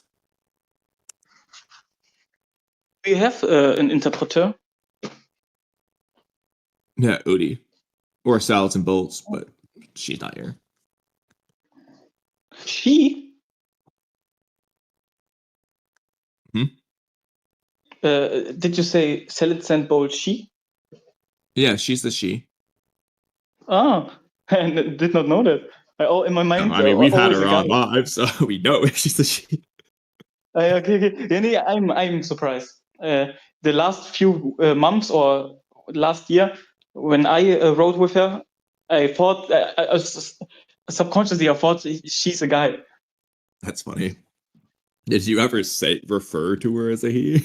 I don't know. Like to her? I, maybe only you. Oh, always you. That's funny.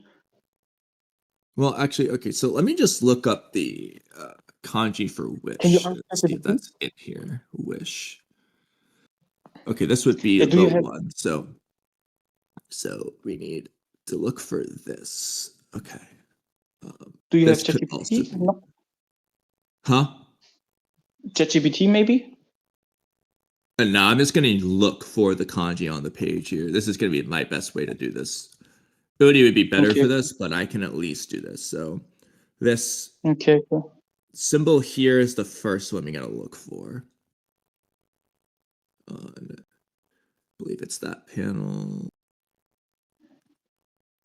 Yeah. Okay. This top left, yes. This right there. Okay, so now we gotta see what it's surrounded with. It's either this symbol or that little loop-de-doo thing.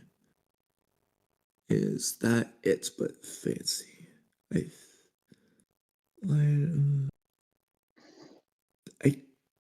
That looks similar but different. The problem is handwriting. That curve's going the wrong way. Well, that's also in the backwards order, so there's that too. Okay, so I don't think this was there. Again, Oodie would be better to know there's like a handwriting difference here, but this looks a little bit different than this. That's also in the wrong order, and then we don't see it there. The hiragana would be helpful here, but I don't know enough. Oh wait, well, there's that. Oh, but that's just going with the one kanji. Those do match. Okay, so then what's this other one? That's not there either. Okay, so yeah, we're just gonna need Oodie because we have this kanji and it's clearly relevant, but we're missing these surrounding ones, or that's in the wrong order if that's even there at all. And then is there anything? Okay, this wasn't there either. See, that's the problem is this. We're gonna need Oodie to look at that because this isn't directly matching, but there's definitely an I mean, what if I just copy this? For now, it's not that important, you know? Okay, well, on its own, it's full moon and telescope.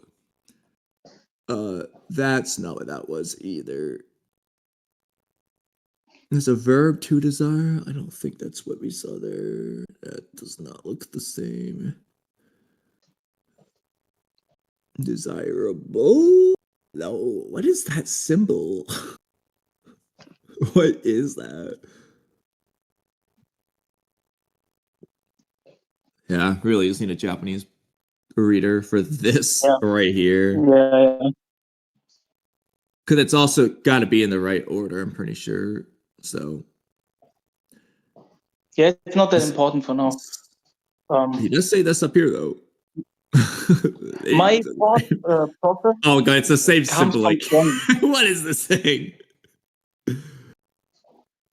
All right, what were you saying? I know the misconception between the two of us because my thought process was based on the German translation and your thought process was based on the English translation. And now we have to find out which translation is more accurate. Well, even then, though, I mean, honestly, if they say wish like that, I'm just going to, like I said, I'm just going to say it's bad writing because it's just not what Kawaki wished for. In many ways, it should be bringing them both down to the same level as opposed to bringing Kawaki up. It's just not what he wishes for. He doesn't wish to be the Hokage's son in the same way Boruto is. He doesn't wish for all of Boruto's life at all. Maybe he not wishes to be the Hokage's son. Maybe his wish is only a role reversal.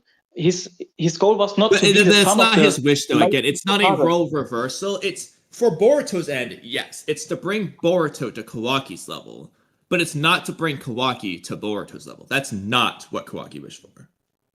Also maybe Kawaki did say all the things and subconsciously wish if our roles were reversed, and this is how the wish happened.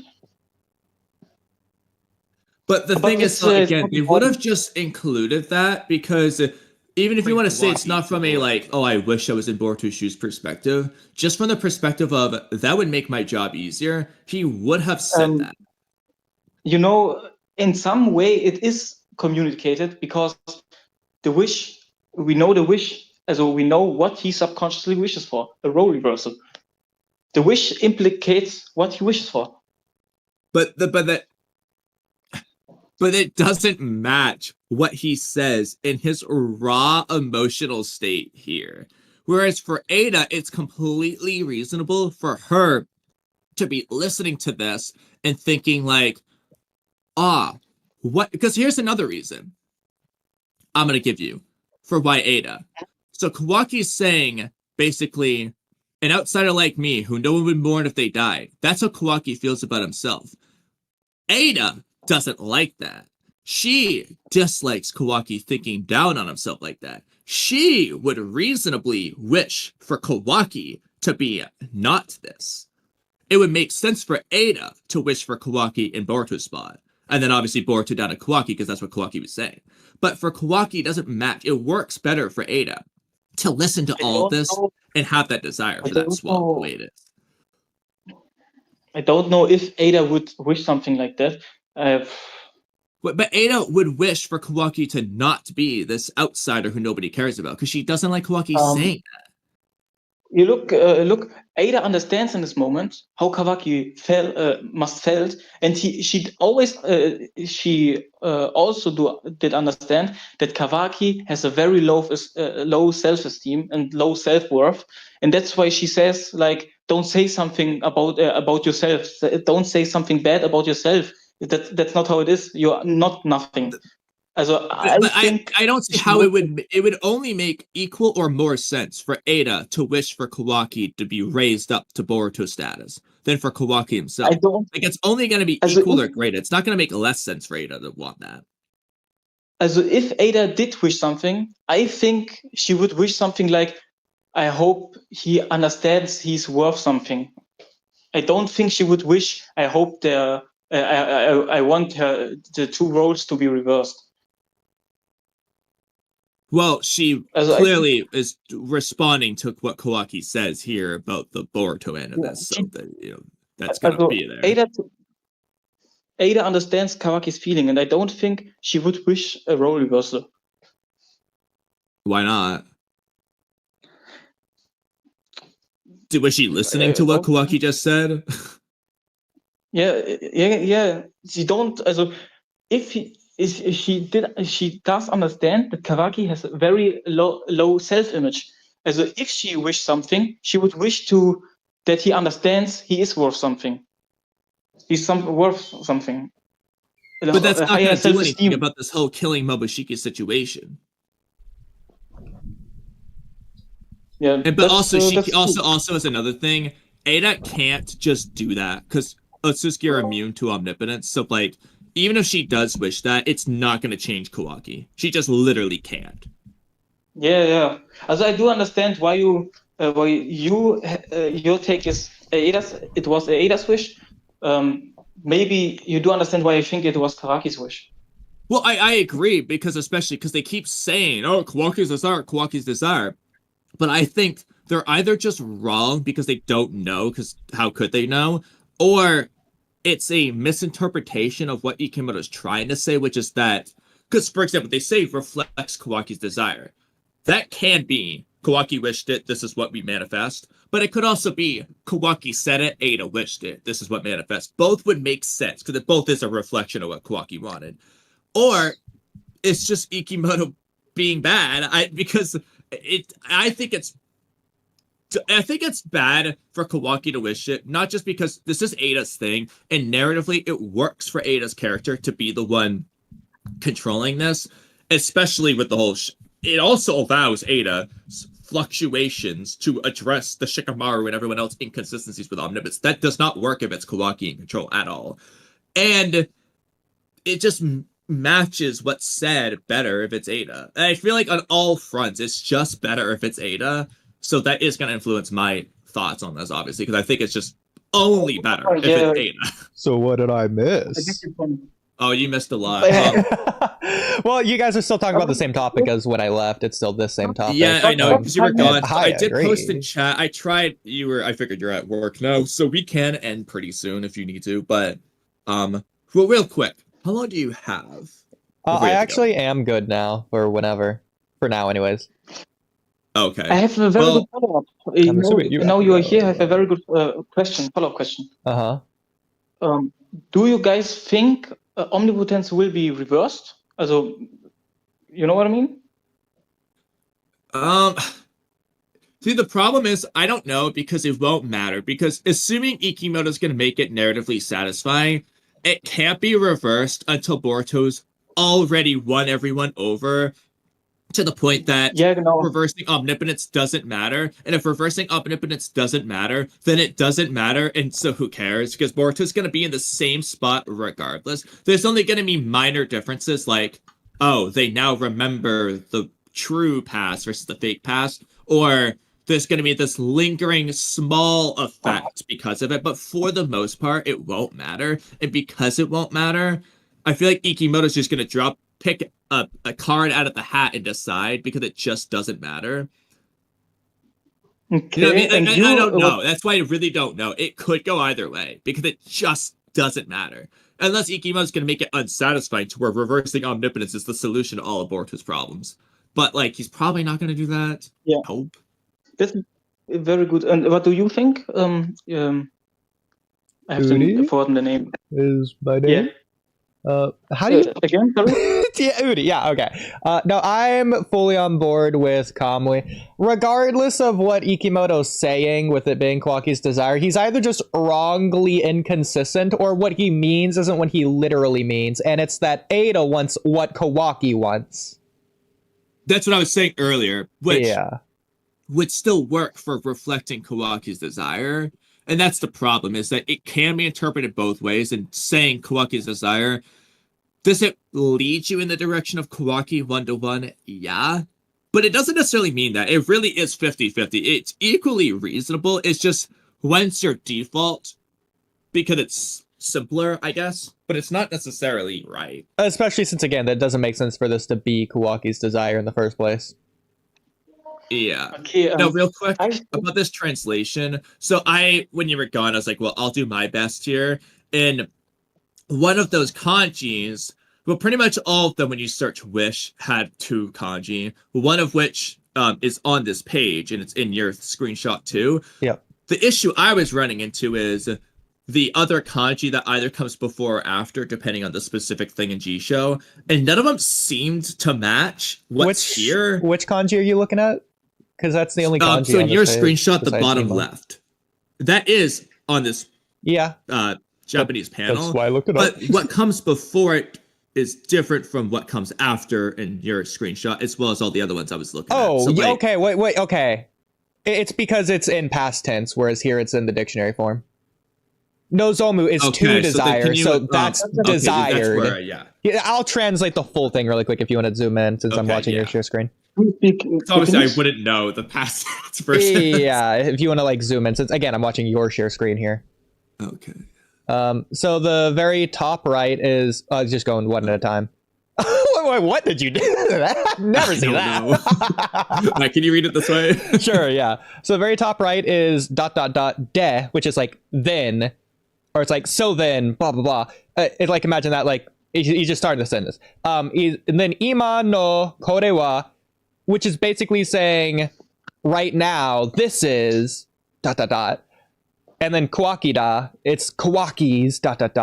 And then on the left, it's like 2 different things he's saying. He's like cutting himself off. It's doing that anime thing. It's like, so then this can only mean it's only one thing. So then this is, and they don't actually ever get to say it, but on the left they do. It's basically doing that thing. So that's what he says on the right. On the left, it's Aitsuga kore o nozonda, which is Aitsuga, which is like his, and then kore o, this is, and then his desire. So Aitsuga, they're using ga as the particle there, which is like emphasizing him. So it's like, the way I would localize it, it's like saying on the very left, it's like saying, and the koreo is just the direct objects, like in terms of this. So I would translate that as like, this is his desire, like really emphasizing the hiss and like bolding the hiss. Okay, krass. It's like, this is his desire. Whoa. It's like, it's his. Okay, very. Because that's what they're emphasizing. Bad. Yeah. But it's not important now. It's okay. But the WIS translation, I want to emphasize that the WIS translation is not very trustworthy. Yeah. Yeah. So in full again, it's like saying, so then right now this is Kawaki's. This is his desire. Okay. I'm impressed with your Japanese skills. This wasn't hard to translate. He's certified. I am certified. There's nothing What are here you? that's overly impressive. What? Sorry? Certified? Yes. Yeah. Okay. Jetzt back to He doesn't know what that omnipotence. means. I just love saying that. No. Back to omnipotence and reversing. I think omnipotence will not get reversed. I think it's something like the snap in Avengers that they say our path goes in the future. We don't change the past because first of this, we don't change the past. We can't change the past. We only can form our future. Well, and I think. what do you think about the fact that Boruto's already changed the past? How did he change the past? The Thunder Trade. Do you remember the time slip arc?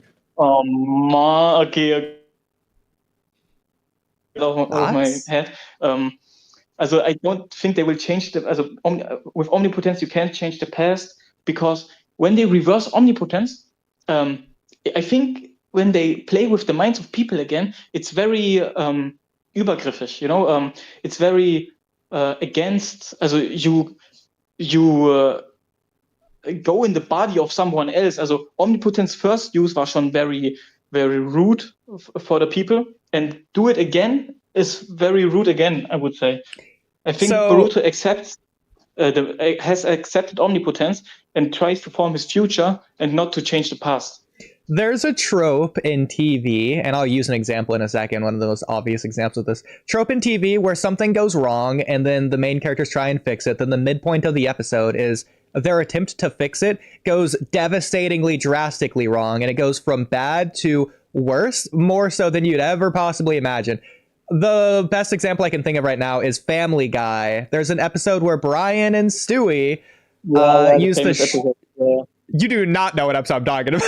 There's like 500 names you do not know what I'm talking about. But an episode where Brian and Stewie use a shrinking device to like shrink themselves down or whatever. Oh. And then they have to like spend the half the episode like traversing the bedroom to get back to the shrink ray to press the button to turn themselves back to normal. They eventually do it after like 15 minutes of struggle and trials and obstacles and blah, blah. And they press the button, and actually, oh no, they shrunk themselves again. Now they aren't just like the size of like a cockroach, they're the size of literally like an atom. And now what are they going to do? Because now they can't even press the button at that size. And that's basically like what I can imagine here. So in their attempt to reverse omnipotence, if they try and do it, it might be too late, depending on if they want to do this trope at all. It's going to double down the result of omnipotence, which I don't know what it's going to be in this case. But instead of everyone thinking that Kawaki and Boruto are swapped, it's going to be maybe even something funny could be if they're referencing Dragon Ball, they could reference Captain Ginyu. And with Boruto and Kawaki swapped, it's now going to swap Boruto and Code to where people think Kawaki is Code. So from there, it gets ridiculous. No, I think the switch it all one, back normal. Well, okay.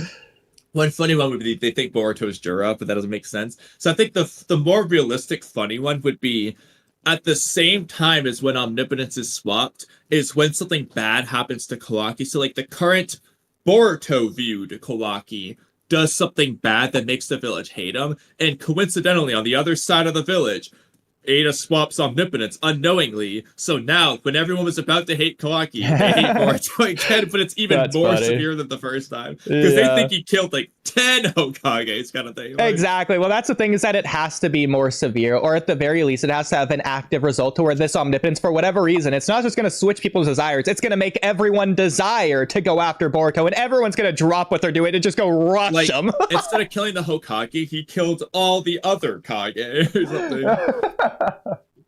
Like they're all just like a mindless tool swarming Boruto like a pack of bees. Yeah, exactly. Like that, but that's the more realistic way they could do it. It's kind of funny, and even though it's not a funny plot point, it's almost like so ridiculously unfair that would it break people's immersion? I don't know. It's that's the thing. That's the thing is that I've done this in False Perfections. I'm skirting the line of brutality to the point that I'm literally like it's borderline, if not just is Final Destination, with one of the characters that I just hit again and again and again with the most unconceivably absurd cruelties of all time.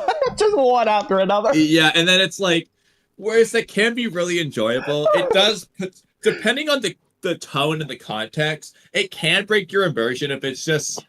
It depends on like whether it's meant to be viewed a certain way, or if it's meant to be like a serious, like you feel bad. But if it's so over the top, like Tayuya's bullying, it's just so obnoxious. You can't feel bad for anyone she bullies because it's just funny. The point is to beat him down to prove that this world is a cruel place and blah, blah, blah. And I already had plenty of layers stacked on top. I guess I'll just spoil the 2 extra layers that I added.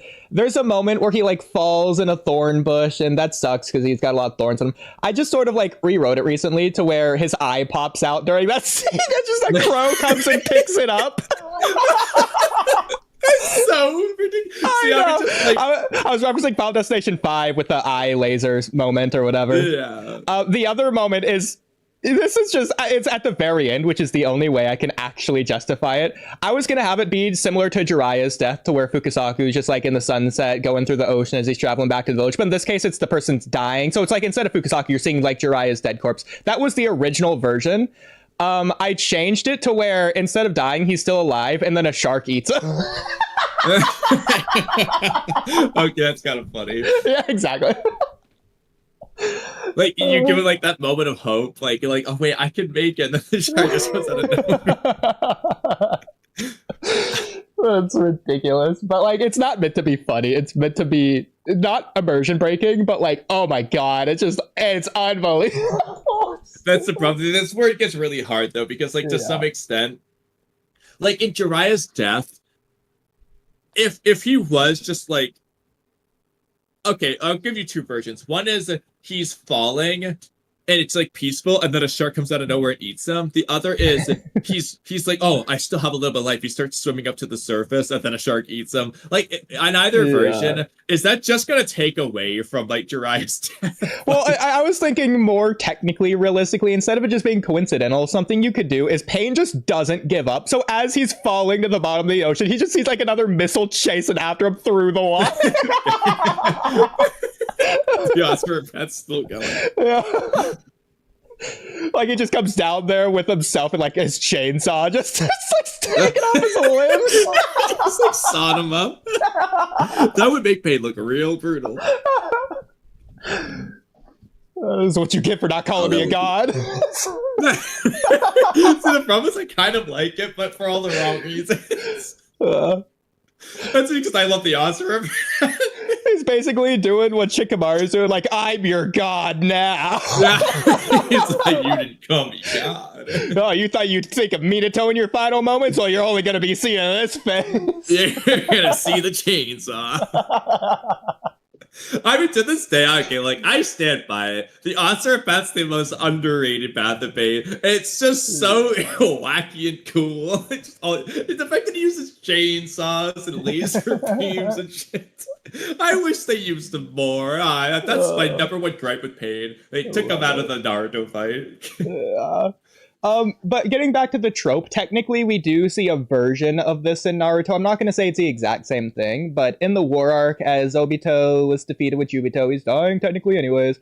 He's going to use Rene Tensei to bring back everyone in the alliance that died. And then Zetsu comes out of nowhere. Oh, you're not going to do that. Actually, sudden reversal, you're going to revive Madara, making an even bigger problem than ever before.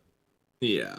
It's technically a similar thing, but yeah. Could be something like that. With another trope is, also in fiction is another trope, the ability to accept the past. And very much, also many characters go on a dark path because they can't accept the past. And that's, for example, Amado. Or, for example, in video games, Kratos.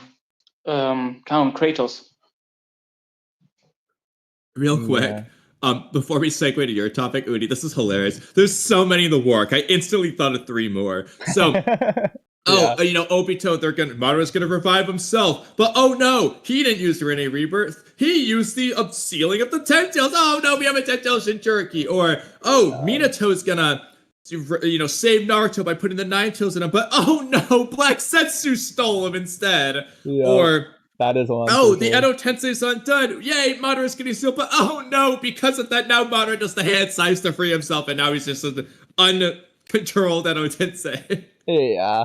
The war does it a lot. That last one is indirectly related, so I'm not really going to count it. The first one, I'm not going to count with him turning into Jubito. Just because it's not something that was going to be good. It's not a good thing either. Yeah, it just changed what bad thing was going to happen. Arguably, Madara coming back could have been even worse than Jubito. Yeah, arguably, yeah. But the second one for sure, yeah, Black Zetsu with Minato, I completely agree. That's another instance of it. Again, it's not the exact same thing, but it's close enough. Because they're not trying to fix their own mistake. Whereas in this case, they would be. Like, I can imagine, instead of, swapping a role reversal or anything, assuming that, Ada does need Boruto or Kawaki to touch her, you're like, all right, Boruto, we'll fix this. Come touch me. And he's one fingernail away. And then out of nowhere, Mamushi teleports and touches her. And then, all the girls in the world get devoured. And all the chakra goes to Mamushi. You know what? Screw it. I want that to happen. That'd be cool. That's Mabushi's plan. Yeah, that's the only way I could see taking down Ada. You use omnipotence against her. Just something like that. I'm fine with that. Yeah, because at that point, it's Ada's. It's like the divine tree comes out of the ground. I want Mamushi to do a sudden, kind of like Black Setsu coming out of the ground to get Obito there. I want it to be he just out of nowhere just spawns and that it's just already over before it started, kind of thing. Oh, that'd be so cool.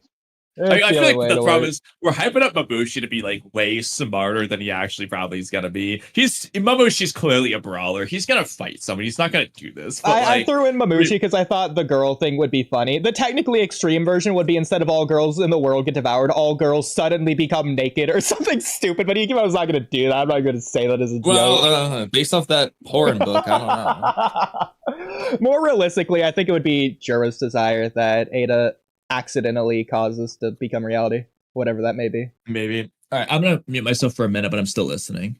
Okay. Well, I don't know what topic you were referencing that I was gonna do next, but there's that. But Fabrino, what topic do you think Kamui was referencing that is mine? I also don't know. Well, if you were to guess.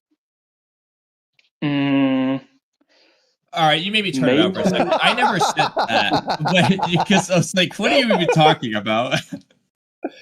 You said I was about to do a topic, and you're like, "Oh, but Oodie, before you do that topic, let me say these things." Yeah. No. It was Fabrino. He said something, and I said before we segue back to that. Oh, okay. Well, sure. Okay, if you say Which that. is he was talking about the like forgiving your past mistakes thing, but. Well, Fabrino, when it comes to forgiving your past mistakes, what do you have to say about that? Also forgiving, for example, in which example? Yours. Also, I not talk about forgiving. I talk about acceptance. So when it comes to acceptance, what do you have to say about that? What I have to say? Well, very interesting question. It's my pleasure to answer your question. I think acceptance is a very strong, a very important thing for every human and also for kids. And I think acceptance is intentionally a part of the Boruto manga because it's a coming of age story. In essence, it's always a coming of age story for teenagers. Well, let me stop you right there because I'm curious where you're going to draw the direct connection between a coming-of-age story and the concept of acceptance. Please, take it away. It's because Ikimoto is an adult, and he wants to give some important lessons to his audience. And one of this is love, every shade of love. Another thing is identity in the Boruto manga, and another thing, for example, is acceptance. Well, but okay, if you're saying it's in the manga, sure, but it seemed like your evidence to prove that it's a part of the manga is the fact that it's a coming-of-age story with teenagers. And I was curious, what about it being a coming-of-age story with teenagers is proof that it's about acceptance? Well, the coming of age is no proof. I did phrase myself wrong. Okay. But I think because okay. I'm sorry to immediately stop you. That was the word that threw me off. You said that it's acceptance because it's a coming of age story with teenagers. I was like, well, that's the thing that threw me off. You can understand. Yeah, sorry. And we have two characters in the Boruto manga, I think, who very good show how important acceptance is. And the one is Boruto and omnipotence, and the other thing is Amado and the death about his daughter. Because the very driving force of Amado is he can't accept the death of his daughter. And that's everything in the Boruto manga happens because he can't accept the death. And the last definitely not 16 everything, to 19, but I see what you're saying. Yeah, and the last 16 to 19 years, Amado had a chance to start a new life, get a new wife, get a new children, accept the death of his daughter, and form a future. But instead, he is hung up in the past and tries to change a thing from the past. He did throw away 19 years of his life only to get his daughter back. Also he shows, his aspect, in a way, is he can't accept something in the past. And Boruto and Omnipotence shows that Boruto accepts omnipotence. He does not try to change the past. He accepts omnipotence as a part of his life now, and doesn't get desperate about it, and tries to form a future. He uses his present to form a future, and that's why I think omnipotence will not be reversed.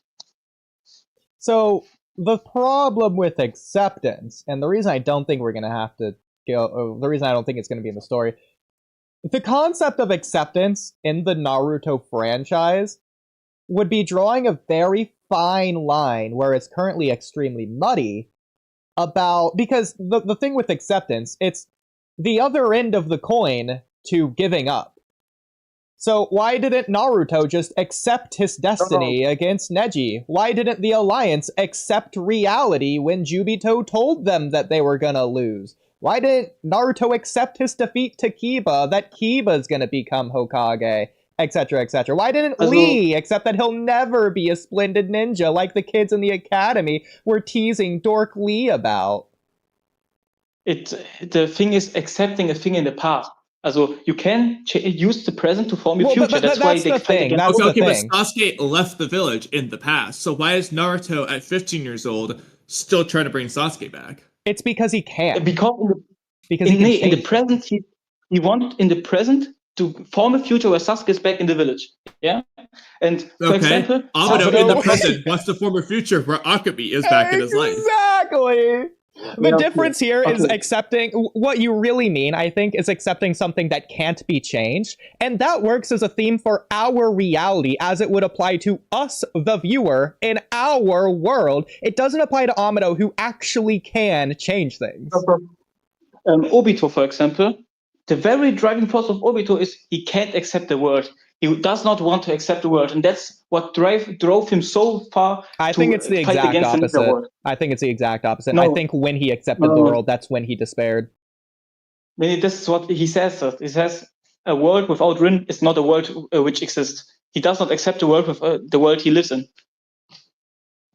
No, he accepts the world. He doesn't agree with the world. He doesn't like the world.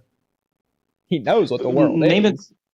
Also, I don't know why we get so picky about the world, but I think in essence he does not accept the world, and he made that very clear.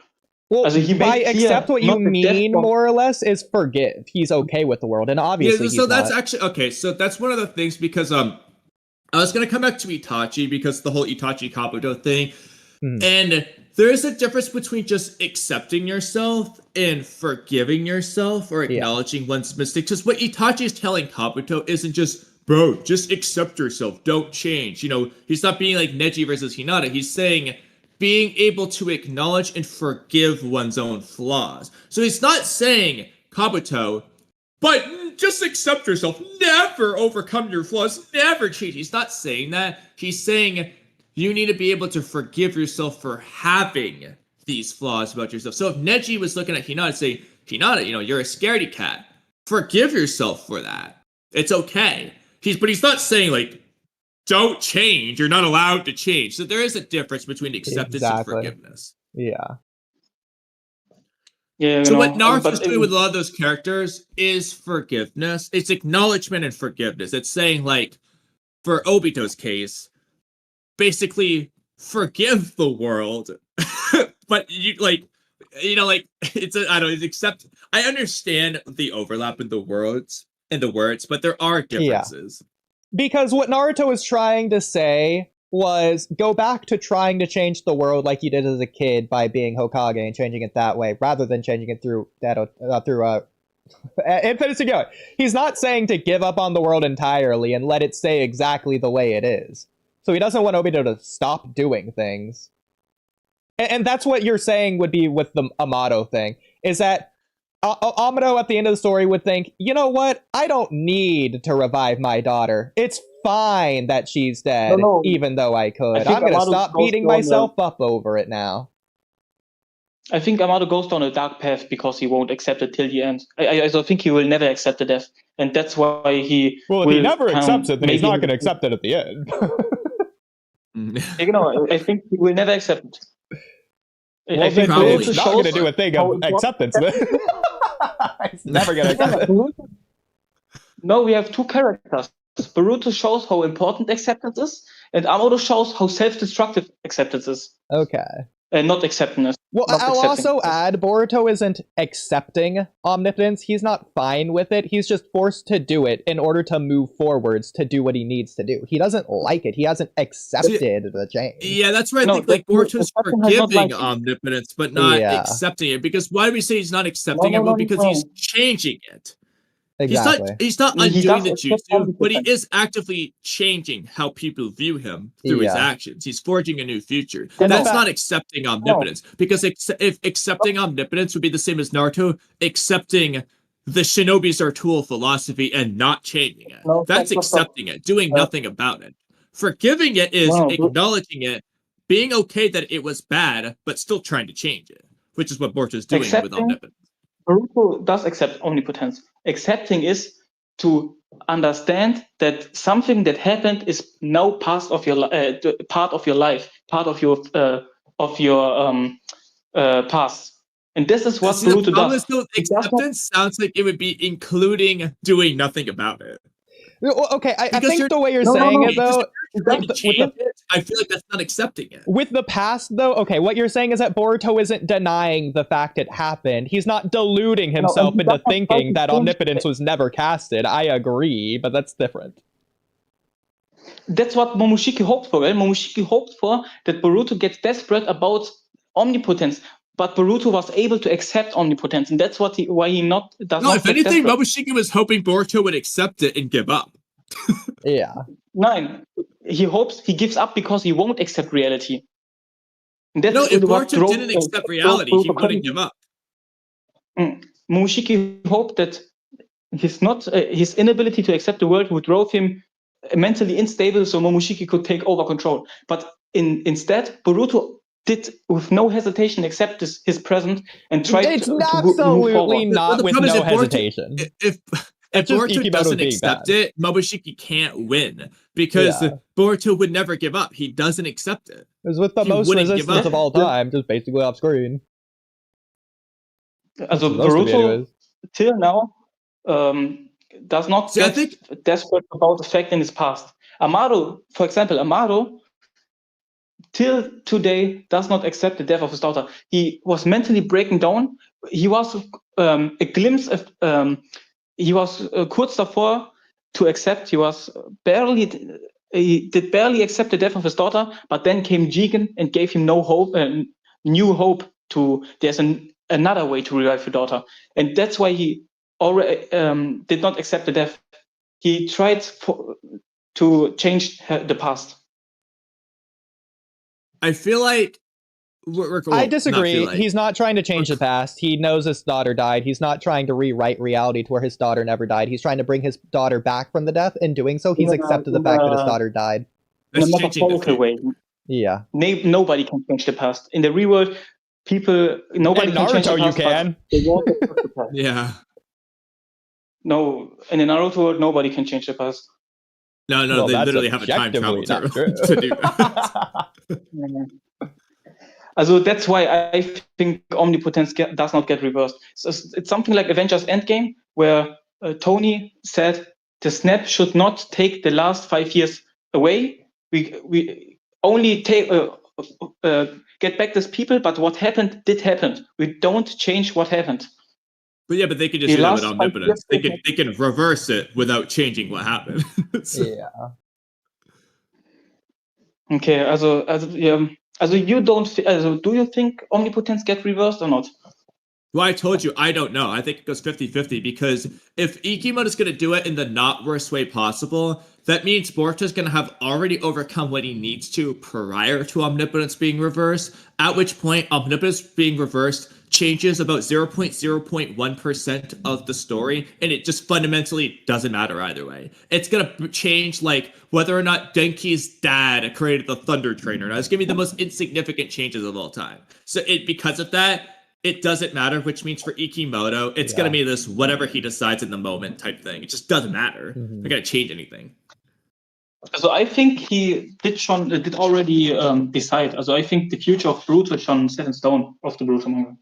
Might be. I mean, I'll say this much. It probably shouldn't be reversed simply for the fact that because it doesn't matter at that point, what's the point in doing it? Like, you would basically have the omnibus be reversal, be this it didn't do anything moment. So why even write it at that point? So if it's going to do it, you should probably have it do something. But if it's going to do something, it's kind of like depending on how it's executed, it could be good, but it could very easily be this most cop-out save Boruto's ass moment of all time, which would just be bad. So it's probably safest if they just don't undo it.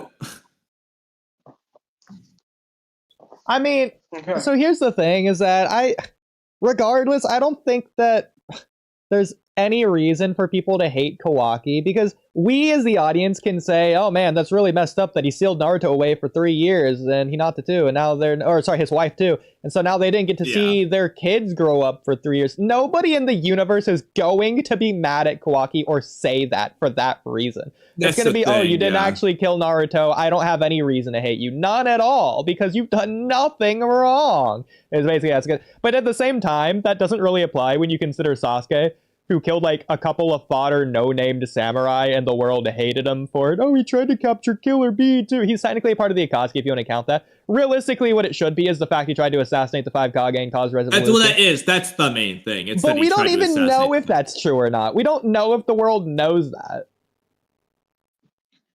They put him in jail for it. Is that why they put him in jail, or is it because he was already a rogue shinobi who the world wanted to assassinate? No, I don't. Okay, to be fair, some things are probably anime-only novel adaptation things that I also have etched in my mind, as opposed to whatever the manga says. So I don't know, but because like Team 7 would have to tell the world if that's the case, and would they do that? I still don't know. But then again, it's like, why would the freaking Boruto era ninja hate Sasuke still to this day if it's he killed some samurai? I mean, this is stupid. Oh no, you killed Danzo. They should be cheering more. Exactly. Yeah, as if killing Itachi and Orochimaru shouldn't amend that from the world's perspective. Literally, bro, it's like from their perspective, okay, the samurais are nobodies, and the people he did kill, they all are glad. Exactly. I don't know. Weird. But anyway, something I never got to earlier was you were comparing Boruto versus Amado in terms of Amado kind of looking towards the past, Boruto towards the future. So I actually think it's better, and I think they're doing this more so anyway. I don't think Boruto and Amado's the parallel. They're going to do Boruto Kawaki. Amado's parallel should be, and realistically is, probably Koji. Amado's looking towards the past, his dead daughter. Koji's looking towards the future with 10 directions. And because of that, I have because obviously I want more of that dynamic anyway, but potential rewrite propositional thing. Because fundamentally, as far as Ada looking into the past goes, there's only one, arguably 2 times that really ever was relevant. The one time is when she looks into Akabi's past. That's the one. The other one is dependent on when she did it. So when did she watch Kawaki stomp on Ishiki? Did she watch that right after Code let her out of the pod? Or did she do that in the moment in the pod?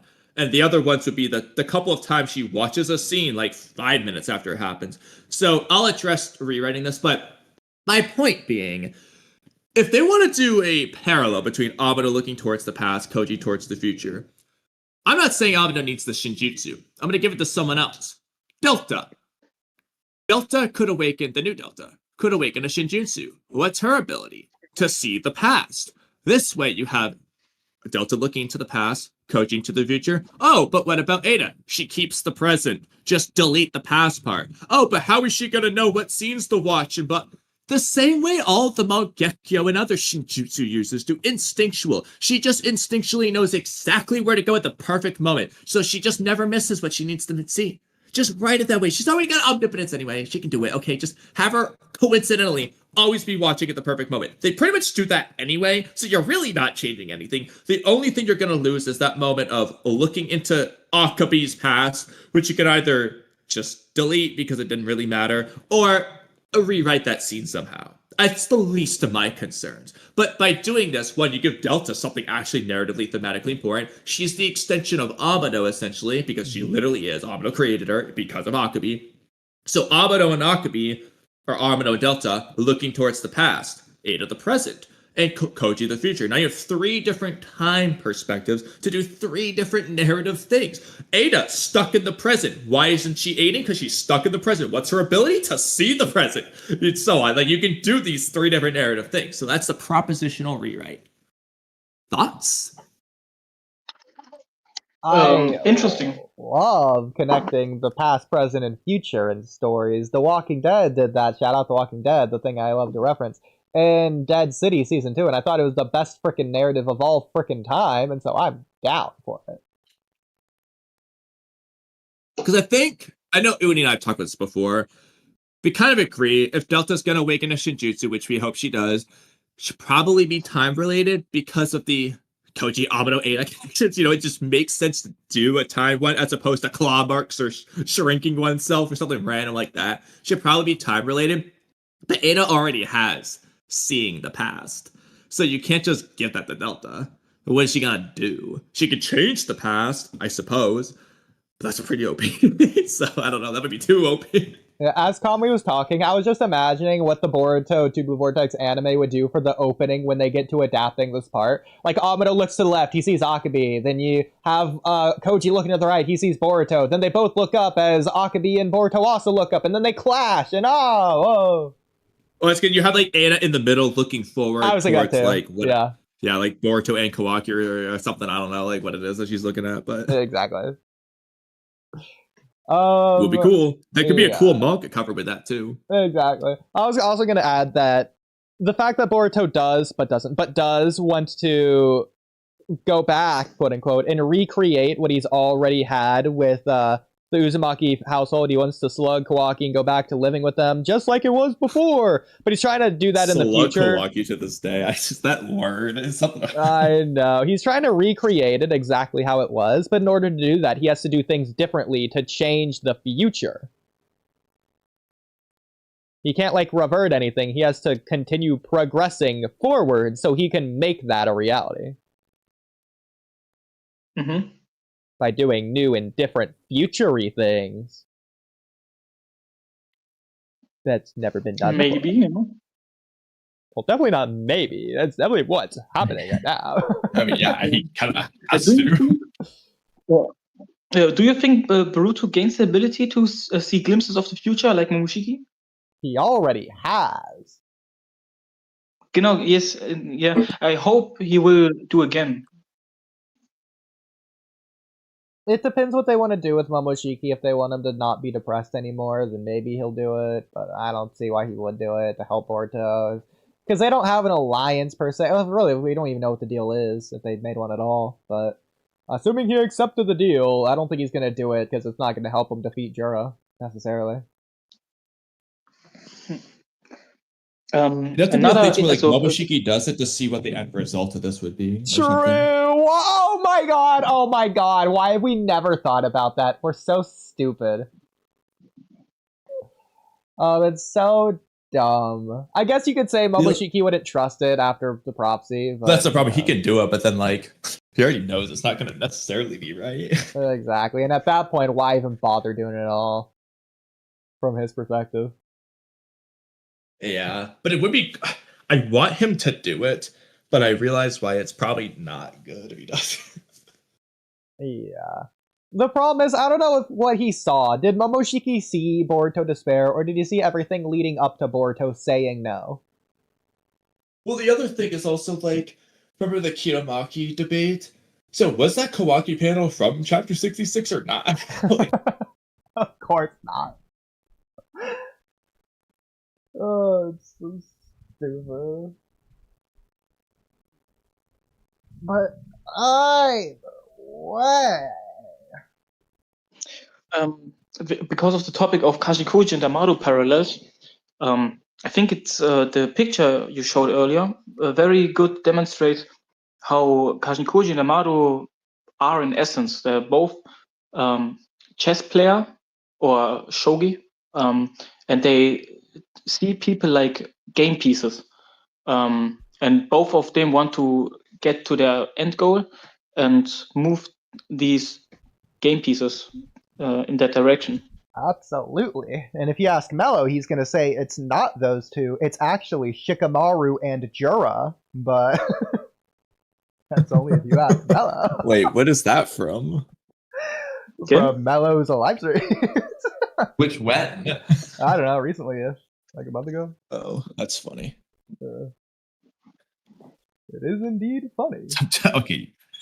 I'm definitely not giving it Jura. But you know what? Since you mentioned the S word, Shikamaru, I guess that's the perfect segue back to that Ada topic I never finished.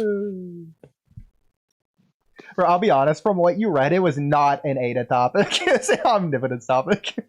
It was, well, to be fair, it was, yes, it was an omnipotence topic. Let me try to find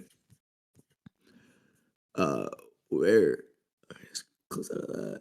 Okay, so now as a separate topic, Oh my God. This is really more of a rewrite, a propositional rewrite, or sort of discussion. It's kind of closer to rewrite. It's both a critique and rewrite. Sure. Now it's a separate topic. While I love what this theory does for Ada's character, and I like what they've been doing with Shikamaru for the most part, there is a part of me that also thinks it would arguably be better if this theory isn't true, but with the caveat of the following rewrite. Nobody figures out the truth. Shikamaru doesn't figure out who Boruto really is. Omnipotence truly prevents them from making that conclusion. So Amado's dialogue either needs to be rewritten for that scene, or that scene is just straight up confirming he's immune in this case. But that's just a separate topic. Doesn't really matter. Sasuke still chooses to trust his daughter despite personally believing Boruto to have betrayed the village, because that's the whole point of that narratively anyway. And in Shikamaru's case, he simply understands that something is odd about Boruto's behavior and actions. He isn't being antagonistic towards anyone in the village, but is instead just helping protect the village. Same as Kashin Koji, another Kara member. He doesn't understand why Boruto did what he did, kill Naruto from his perspective, and he knows that he and Koji seem to be hiding something, but he also knows they're protecting the village. That's why he helps Boruto in the end. He makes the logical decision to do so based on what he observes. He's being the logical character that he is, or supposed to be. It's the same argument Shikamaru, Sarada, and Konohamaru have been making for Boruto anyway. He's helping the village, so let's work with him. The only difference is that this is what Shikamaru actually believes, instead of secretly knowing that he's secretly the real Boruto Uzumaki. Shikamaru's dynamic with the elders in Kobu remains exactly the same, since he's not telling him the truth anyway.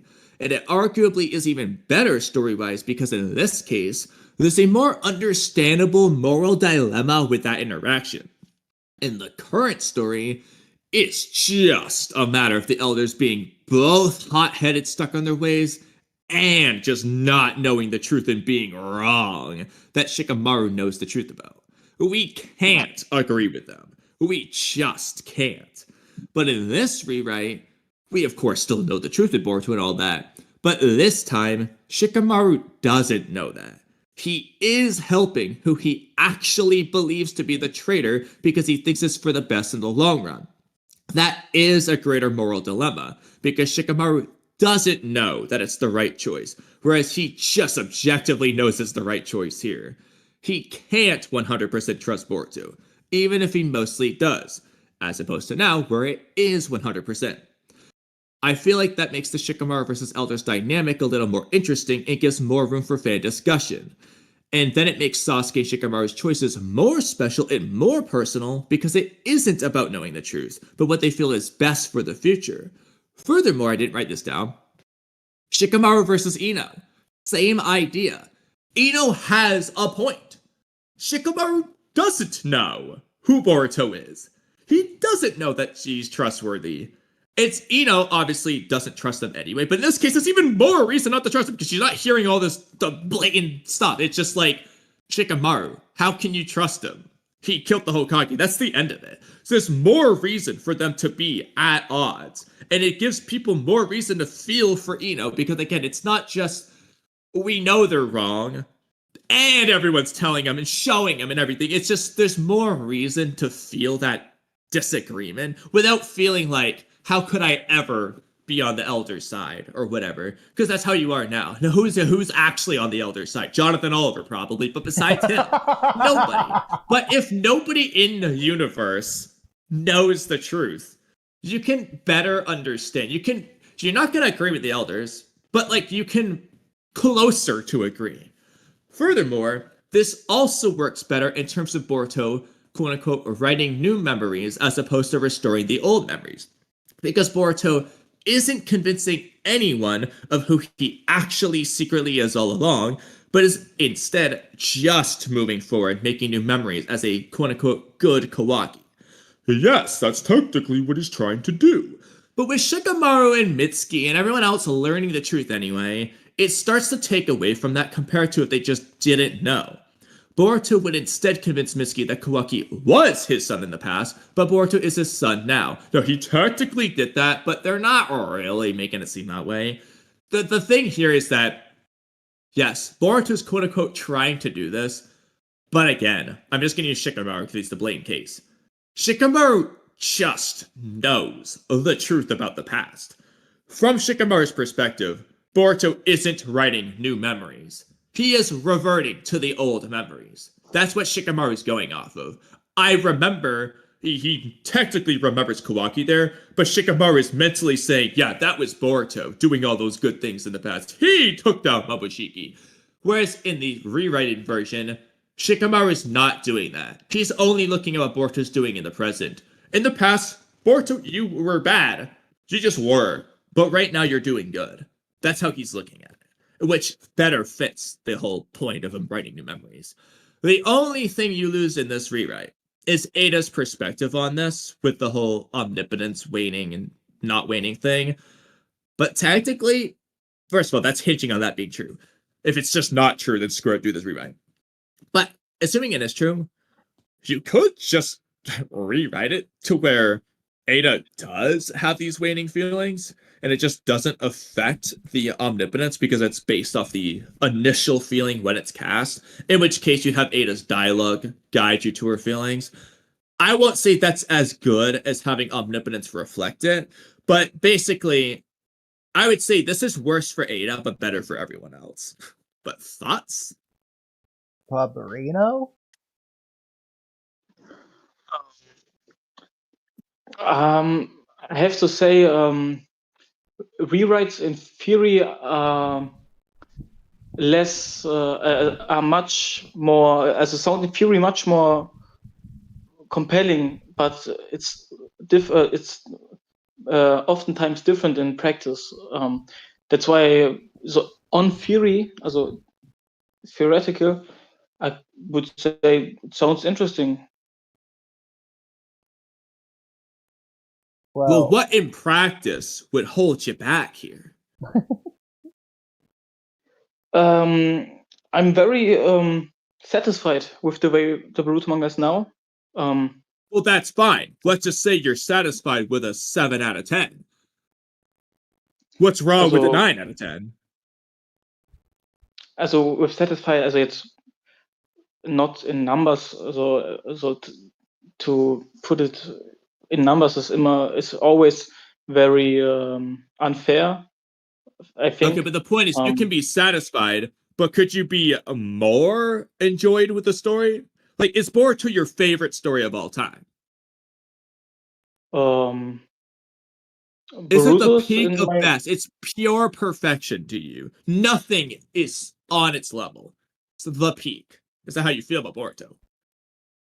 Also, I would not say something like everything's perfect. Also, I think nothing's perfect. No, but you can rewrite it to where it is. Yeah, exactly. You can rewrite it. but I think it's very think it's very interesting to take the art as it is, as the artist intends it. That's why I think not so much about rewriting, because I don't know the practice. Also, I can read it. I can't read your rewrite and form an opinion on it, and can't put it in relation to the original work. Well, I did that for you. Don't You know don't have how to. you can't do that. I definitely think it's physically possible, considering we are doing it. I mean, right I don't know now. what limitation you possess that inhibits you from having this possibility, but it's not even a chance. I mean, it's pretty simple. Also, Do you remember how the story is? That's what I said. Keep I that think in your it's mind. interesting. Now consider this. At the end. Yeah, it's interesting.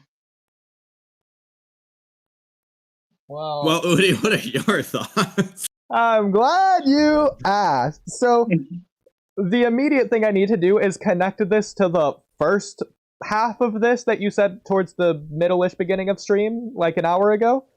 The part where everyone is stupid. Because I feel like that's an insurmountable... I'm just using a random word there to be emphasizey. It's a very important part of this. Insurmountable does not work there. Well, yeah, but this removes the stupidity because they just can't believe it's not possible for anyone to figure it out, which means nobody's stupid. Exactly, it removes that from the equation. Because they go hand in hand there, because the second part doesn't necessarily work without that first part. So it's a good reminder to remind people that in this case, it's just not a logic thing to where Shikamaru can be smart to figure it out beforehand, because it doesn't have to do with logic. He just doesn't figure it out, and that's not because of logic. For him is the fact that Borf is being good now, so let's use it while we can, like, kind of thing. Yeah, so it's not taking out the, like, intelligence of Shikamaru or anything. If anything, it makes him seem more intelligent because he can't figure it out. Removing the stupid part. Exactly, yeah, that's all it can do. So I think that's extremely important to consider going into the second half of this, because under that insurmountable premise... Sorry, that's so stupid. But under that premise, the fact that he's not confronting Boruto with the knowledge that he is Boruto would be very important here, because he's trusting Boruto, not believing that he's doing the right thing because he was told, because he's contacting him because he's already figured it out, but specifically he's doing the Toby Rama thing to where he's doing it because of what Boruto's value, because he is looking at him as Kawaki in this case, and he's looking at Kawaki as Obito looked at Madara in the war, if you want to look at it that way, in a weird way. Maybe he does plan to capture and kill him at the end result. I know, just like the people who looked at Sasuke when he showed up in the war. Yeah, like, no, I was going to say that's even better comparison. They're hesitant, but then it's like, all right, well, you're helping us now. Like, exactly. I'll kill you later, but for now, you're helpful. Exactly. And this just adds tension at every point in the story, because he will be more conflicted during the Boruto interrogation. Maybe he want to figure out information. Well, that's the other thing, though. It makes Shikamaru and Mitsuki freeing Boruto that much more impactful if they just don't know the truth. But also, especially with this elder conversation, because in this case, Shikamaru isn't necessarily going to think the elders are wrong. And in this case, even Shikamaru doing this sand mission, if it is more or less his choice rather than Koji just telling him to do it, especially under this context, it like the elders are just right in this case. You're just like, the elders just are right, and Shikamaru basically knows that and would essentially agree. He's basically just being Toby Rama in a way, doing the darkest in Toby world, which is kind of cool. Does Shikamaru nicht also in the manga, Shikamaru does trust Boruto, but he does not know the role reversed. No, he knows the He role always- reversal before he ever contacts Boruto. Well, he believes in the role Yeah, yeah, yeah. reversal before he contacts Boruto. But in the interrogation, he does not know that anymore. He only Yes, he does. knows. He No, only he knows literally the does. one The to only trust. thing he forgot, I will show you. He forgot Stop, one stop, stop. singular word, omnipotence, and he Nine, remembered the nine, nine, rest nine, of nine. that conversation. He knows he trusts Boruto, but he does not know anymore on which premise. No, he does. He knows it's the blank effect that lies with Kawaki. Mhm. And he On the knows screen. that he trusts Boruto. And he like he knows that he's Boruto Uzumaki. He just doesn't know omnipotence. You know, he's in his memory. He knows I about have Naruto trust- being sealed. He knows about the whether or not Boruto wants to kill Kawaki, and that Boruto is going to pretend to be a fugitive. The only thing he knows that something lies with Kawaki. He just doesn't know the word omnipotence. Yeah, and he does not know the role reversal. He does know anything. But he something with does, Kawaki. because look, he's convinced that he's Boruto Uzumaki. Yeah. You know. Yeah, you know. That's He just what he doesn't know knows. That's how what that he happened. thinks. It's Boruto Uzumaki, but he does not know on which premise he came to that conclusion. But the problem is he does, because just the same way that nobody forgets that Kawaki has Sukuna Hikona and Ishiki stuff as opposed to Momoshiki stuff, Shikamaru is still gonna remember, hey, Boruto's in the family photo, Boruto is Momoshiki, Kawaki has Ishiki's powers, and so on. It could just do the same thing he did earlier, which is say, yeah, it makes more sense if you swap them. So he does know. You know, something important here that we should have mentioned, like, every single time we've debated, I think King of Chaos and whoever else on this exact topic, Kamui, the very fact he's thinking back to, in concept, the macro level, this conversation, instead of defaulting back to his original thing that he found out through Amado in the first place. He doesn't even think about that scene. He thinks of this scene. Yeah, he did forget that. He did Amado's. He doesn't forget the Amado's things Amado dialogue. said, There's he no already reason why forgot. he would. That's not what omnipotence would do. If anything, for But then, omnipotence no, to it- delete would be the conversation about omnipotence. Exactly. And he remembers all but the word omnipotence in that conversation. And the fact he's remembering this instead of the Amado thing, that's Ikimoto telling us that he remembers this. Because he went out of his way to remember this, as opposed to the Amado thing. Okay, sorry. He does not forget Amado's words. He doesn't but, forget anything he- except for the yeah, you know, word yeah, omnipotence. he doesn't forget, but omnipotence. Because of omnipotence, he thinks Amado's words does not make sense. That's like photos. He thinks the photos does not make sense. There's no evidence of that. He's never indicated that. Also, real Sarada quick, und I'm gonna Sumire. change headphones and Sarada stuff und because I'm gonna Sumire. go to the gym and continue this stream with you guys until you inevitably end it. Okay. But continue. What happened to getting on a Sarada bus und to go Sumire with did your talk about friends? At 2 o'clock. Whatever. Well, we're definitely behind, but Guys, it's okay. Okay. Well, originally 2 Sarada o'clock, und to be Sumire fair, did was talk going to about- be when I would start doing workout things. I mean, I'm still behind Sure. objectively, but that was incorporating me doing my workout and other things like that. Okay. But now we're just going to continue this at Mhm. the gym as best I can. Well, Fabrino, as you were saying, Yeah, in chapter 5, I think Sarada and Sumire talk about the fact that even pictures does not make sense to people. okay. Well, no, it's not that they don't make But- sense. It's that they just don't care, which just goes in line with this reread anyway. They just wouldn't be able to believe them despite the proof.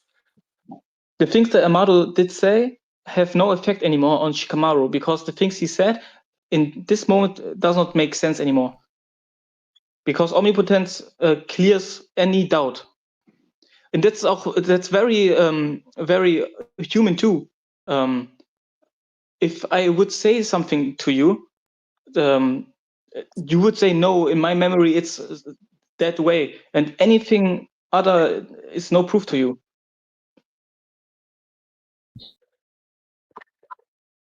Okay. Also, Shikamaru doesn't- Shikamaru, Doesn't forget Sarada and Sumire telling him about Boruto for the past 3 years. He just never believed them in the first place. stop. I think Boruto said in chapter 9 that he said Sarada and Sumire did tell you multiple times, but you did forget. Yeah, and that's just a retcon. He's wrong because first of all, they make it clear in chapter 1, Shikamaru in chapter 5, Shikamaru never believed them. Exactly. So they didn't do that. This is literally 2 chapters before Boruto says that, by the way. Yeah. He just changed that. He doesn't know what He he's did writing. No, Shikamaru did never believe them, and he also forget they talk about it. He couldn't have No, forgot. but that's the problem. If they talk about it, why didn't he believe them, considering he believes Amado? How did he not form the same conclusion? That's I know why he believed Amado, because the events that happened since chapter 1 of TBV, Sarada again tells him something, and before he forgets that conversation, Boruto comes in town, and one day later or on the same day, Sumire and Amado talk about Boruto's appearance in the town, and now Shikamaru gets a second source of information which backs up Sarada's words.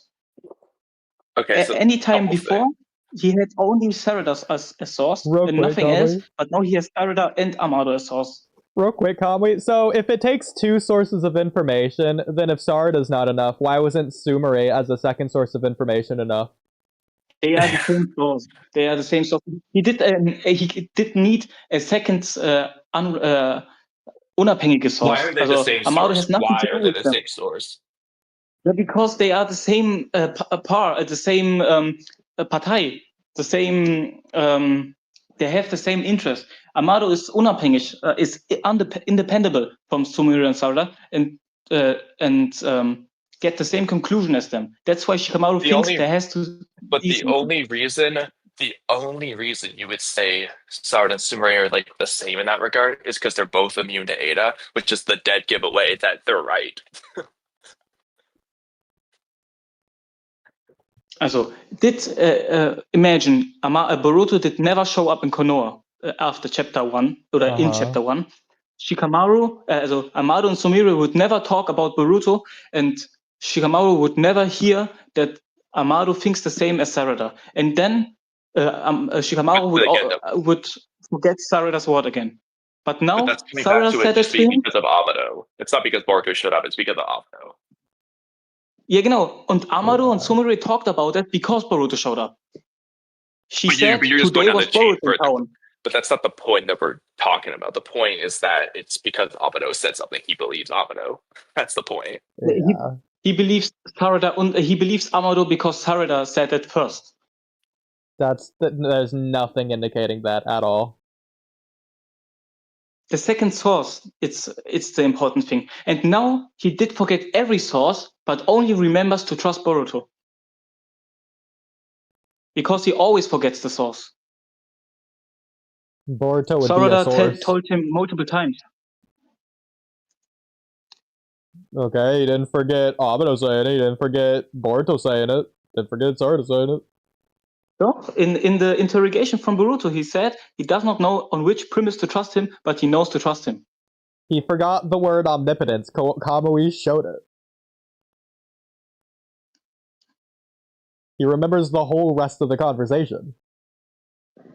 Yeah, he knows it has to do something with Kawaki. That's the only thing he knows. Nothing more. He does knows not know Amado's, everything but the word omnipotence. It was on Kamui's screen. Also, Amado said, Shikamaru said what he knows. He knows it has something to do with Kawaki, but he does not know anymore Amado's words or Sarada's words. No. Yeah, but you can't no. prove that. There's no evidence. The only thing he knows, which he said, the only thing he knows is it has something to do with Kawaki. No. Because Boruto says blank lies with Kawaki, and so then Shikamaru repeats, what lies with Kawaki? Because that's the one word he forgot. He remembered every other word. You will forget it. Exactly. And Shikamaru remembers that. The word omnipotent. Also, Boruto said conversation, and if he remembers the rest of the conversation with omnipotence, what suggests to you that he's going to forget other conversations that don't talk about omnipotence? Yeah, wait. Look it up. Mind you, were you that reading it on omnipotence screen, makes or I you. can't show you now, but Yeah. Mind you, that omnipotence makes you accept things, not forget things. Besides the word omnipotence.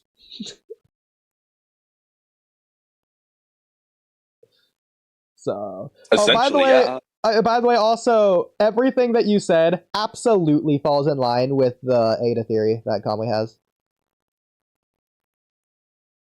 So, there's not a lot. But wow, you're way. Yeah, 'cause, like, I mean, the data theory is explaining why it's like this.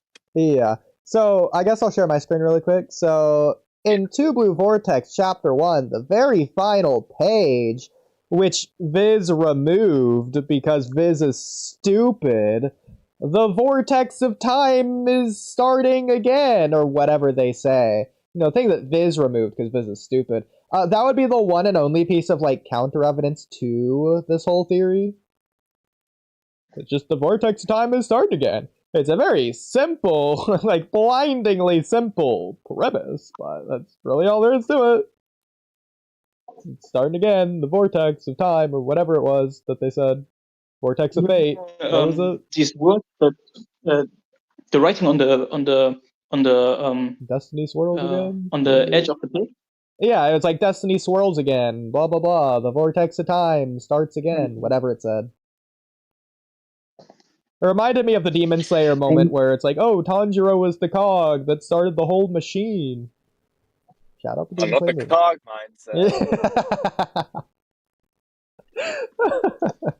mindset. Space, where you at? Shout out Space. Yeah, because my thing is, it's like, okay, so if Boruto's claiming that Sarada is like, so like, go back to what Shikamaru overheard. Amano is saying, hey, my memories must have been altered based off, these facts. Shikamaru says, oh, it never even occurred to me that there's the possibility of memory alteration never even occurred to me. But that can't be possible if Sarada and Sumire present him with the possibility of memory alteration. If he hears those words, there's no getting around to it. He just has to consider it because he's listening to them. Like, unless he shut off their ears and just did not hear what they said, he can't have not considered. Yeah. So he did consider it. If Sarada and Sumire actually told him. But as we've seen, all it took was Shikamaru considering the possibility to put the pieces together himself from there. So if Sarada and Sumire present him with the possibility, he's considered it, and he can then figure it out from there. But as we know, he never believed them, not even once. So that's just inconsistent.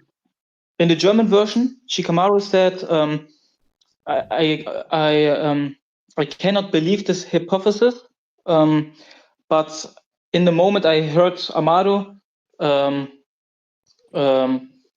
it makes a little sense, so something like that. And then he said, I didn't imagine in the slightest your role were swapped. I didn't imagine in the slightest that my memory was altered. Okay, that strike deserved. Yeah. Sarada and Sumire didn't tell him that. They didn't explain omnipotence. They didn't explain memory alteration. That kind of just comes with the explanation. They would just stupidly rush in there and say Boruto's innocent, and then Shikamaru wouldn't believe them because he would think that they're saying that Kawaki's innocent. And that's what, if you look at the chapter 1, sort of complaining, all she's saying is, he's innocent. Why would he run away if he was guilty of someone? She's not saying their roles were swapped and blah, blah, blah. He's just saying she's making the most minimal arguments possible because she doesn't want to reveal. Because here's another point of evidence. Okay. Actually, we haven't talked about this. I have another reason to believe she probably didn't explain omnipotence, because the more she explains why she's immune, she's inevitably going to reveal that she's immune to the love charm to Shikamaru, because that's part of the reason why he should believe them. But Yeah. she can't say that because Ada will watch. But So she should not say it through the Yamanaka thing, but whatever. Yeah, exactly. She's but just stupid. She's not doing that, so. Yeah. But I have it on screen as well. Chapter 1, Sarada says, I've explained it to you over and over. Why don't you understand? You know Shikamaru's responses to that? Right back at you, Sarada. He's not saying, what? You explained it to me. When was this? We gave him many chances. He crossed the line first. Remember, he's a traitor who killed the Hokage and killed his son, Kawaki, too. He cannot go unpunished. And then blah, blah, Well, blah. not only that, she says, why can't you understand? Not, why can't you remember? Exactly. Yeah, okay. But also I see. I have to say, it makes sense. But I want to point out that Sarada in this moment probably did not again explain omnipotence, because it failed countless time to explain it.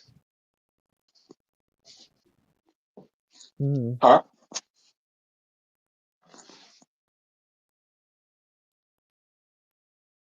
Okay. Say that again? Liberato? Yeah, it's the way. I see what you try to say. I understand. So you agree. I get the point. No. Yeah. Okay.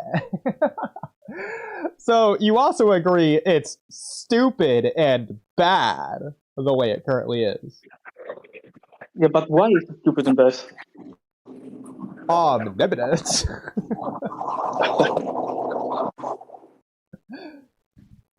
I mean, essentially. Yeah, why?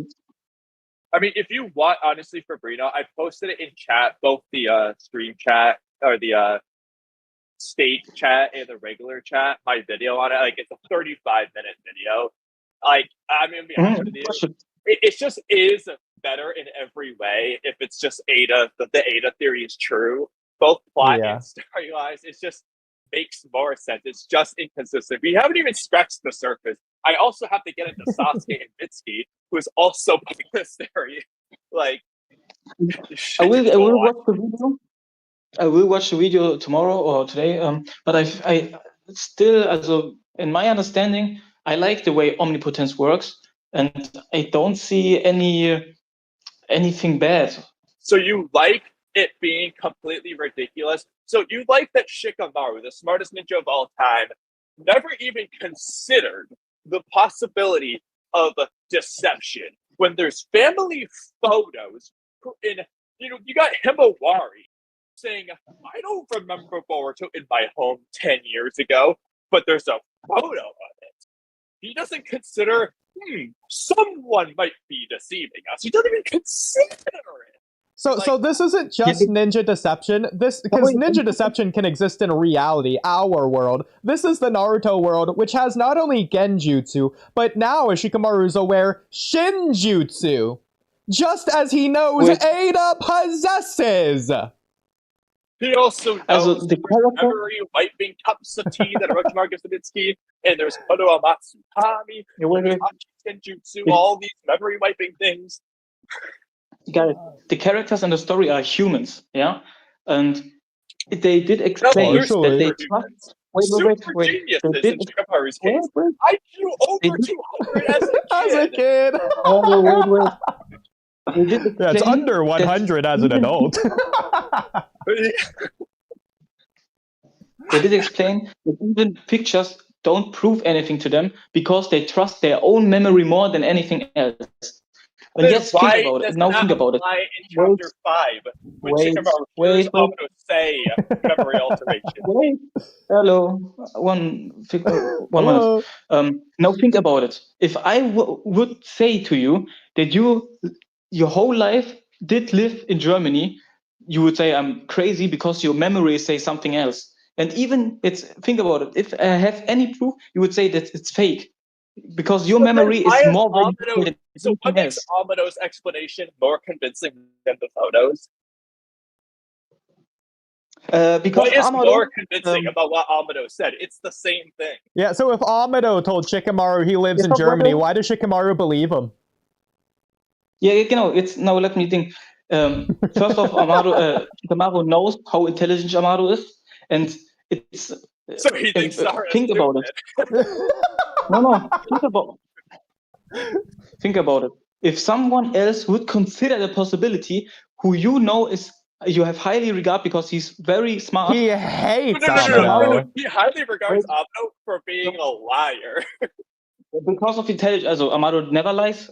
Because of his intelligence, and What do you do consider it. Yeah? mean? You do not. He's like take L this as proof. asking Light, has he Wait, ever hello. once told the truth? He doesn't believe Amado ever. He literally Stop. distrusts Amado specifically. The person. Yeah, different topic. Could you please wait till I'm Sorry, finished? Tango. Shikamaru does not take Amado's word as proof. He did use Ino and Shinden Shin to ask Boruto directly, because in his mind, till he did ask Boruto, it was a hypothesis. And Amaru did. Okay, but he didn't do this when Sarada and Sumire told him. Yeah, you can judge Shikamaru on that, because he did take the more in consideration because of Amado. Shikamaru is such a bad person from yours. Well, He's just stupid. Another thing, Amado did never lie in the entire Boruto manga.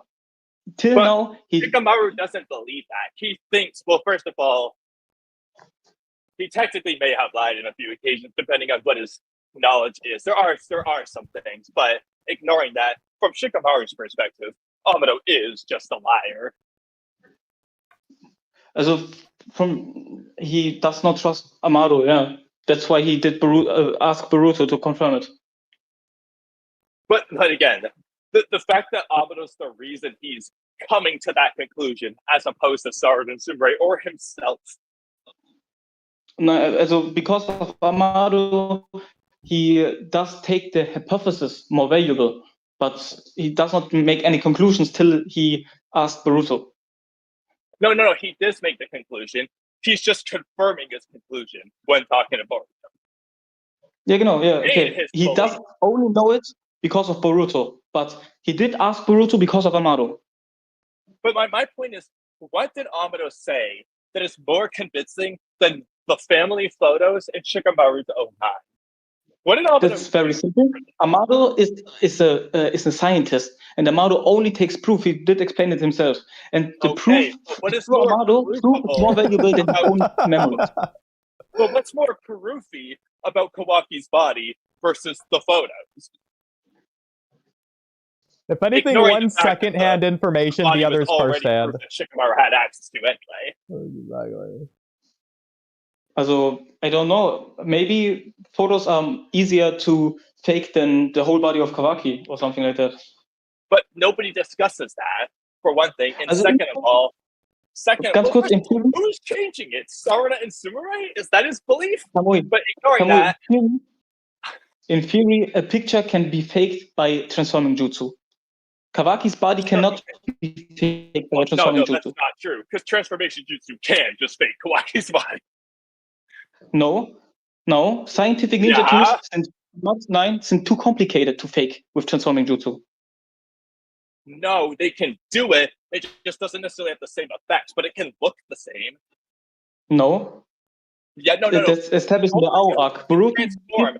It looks like he has the blade sword hand. He just can't actively morph it around, but he can put it in a still frame that looks like Kawaki's. Yes, he can. He can transform into a sword. In the third arc, Boruto was established that Boruto did have to give a shadow clone his arm because transformation jutsu cannot replicate scientific ninja tools. It's too complicated. It can replicate the effect of it, but it can replicate the appearance of it. I'll talk about the appearance. He does know this Boruto is the right guy because he has a ninja gauntlet on his arm. Not because he uses it, because he has it. That is beyond ridiculous, considering the things they have done with transformation jutsu. If they say that is such a retcon stupidly. Also, I don't know why that's a retcon. Because it's just metal. If you can transform into a sword and all the other wacky things they do, He can make it look like the ninja deck god. He can do shadow clone with it. Yeah, a sword is not as complicated as wires and a scientific ninja tool. It doesn't. But the thing is, it doesn't have to be as complicated. It just needs to look like the same piece of metal. Yeah, okay, and even if Kawaki's body, even if somebody transforms into Kawaki, Amado would know it is fake. That's fine, but that's not my point right now. Okay. The point is that they can look that way. Okay, this is so ridiculous how much he hates Amado. Fox. He can make a sword. Just think okay, and now Sarada can transform into Boruto, take a picture. Sarada could turn into Kawaki, but Amado would find it out. Well, to be fair, Himawari would know that it's an old photo because it's stuff like for this to work, it would have to be the Sarada and Sumire transformed into like the kid version of the family to make this happen. So there, and then Shikamaru's question would be, why are Sarada and Sumire doing this? It's no difficulty. They would be actively prosecuting them as traitors, which they're not doing. By the way, don't they say that they question the photos, but in time they just don't care? So it's not that they just don't believe it. They question it and move on. Exactly. Yep. Oh. And so I don't know why we're even humoring this idea that the photos were doctored in the first place. Clearly they're not doing that. Question the pictures, but they rely on their own memory. But again, though, it's the same. Like the point is that Shikamaru, from his perspective, it's what Amado says is no different. Yeah, it's the same. Amado says he has proof, and that's why he questioned his own memory. Well, yeah, he says he has proof, but from Shikamaru's perspective, it's no different than when Sarada and Sumire say they have proof. Fabrino, do you think that Shikamaru remembers the code arc? Do you think he has memories of that? The code arc? Yeah.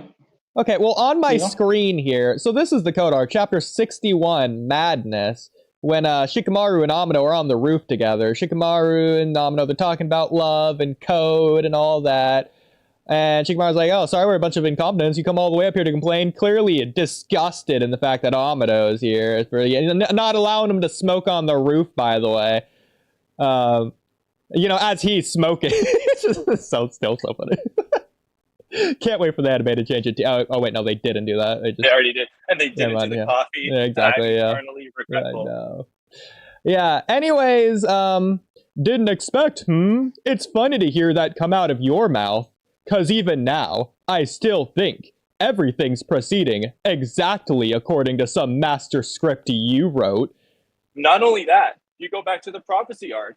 I can't trust Amado's tale. It's your fault, Amado, for being untrustworthy, blah, blah, blah, all those things he says. Well, no, Kamui, it gets even worse because Amado continues, don't be ridiculous, blah, blah, blah. Shikamaru clearly side-eyeing, doesn't believe him, annoyed he would even continue trying to defend himself, just like L with Light. Then it gets even worse. That, yeah? Well, not only that, continues to disagree. In the prophecy arc, after not trusting Amado, you know what Amado reveals? Yeah, I kept another secret from you, and Shikamaru gets pissed, and he was still lying. So this is the most damning thing that he says. Amado continues saying, blah, blah, blah, doesn't matter. Shikamaru says, and I state verbatim, word for word, Shikamaru says, I'm having trouble trusting anything you say, Mr. Genius Scientist. It can't be more direct and blatant and simple and obvious and direct than that.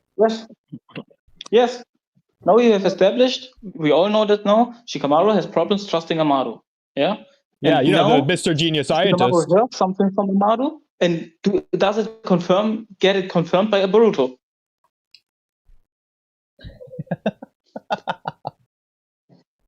But the point is that he didn't desire to get confirmation. Okay. He didn't come to the same thought process and desire confirmation when Sarada and Sumire explain it. It's only when Amado does that he even desires to do that.